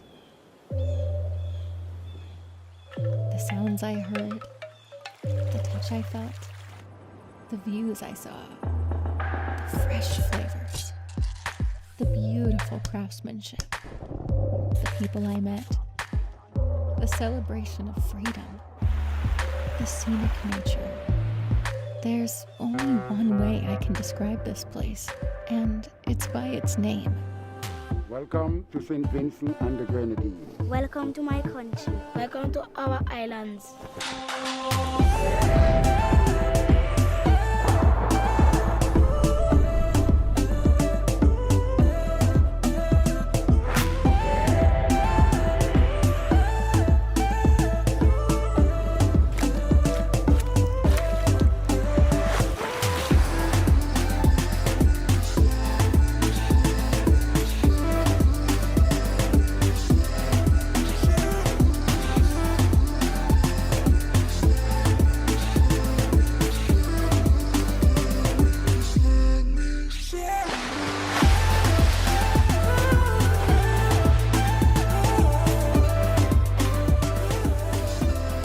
St. Vincent and the Grenadines.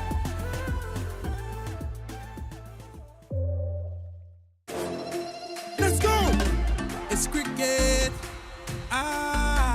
VPL cricket. And you know we love it. It's cricket. VPL cricket. Hey, everybody coming now. Hey, we will see how we bro. Show me the team that you're at. Bacala, don't give the middle. Cricket, cricket, cricket, cricket our way. Cricket, cricket, cricket. Look at 6 over there. Cricket, cricket, cricket. Umpire what you say. Cricket, cricket, cricket. VPL our way. ITFX. ITFX. Be bold. Be loud. Go live. Anytime, anywhere.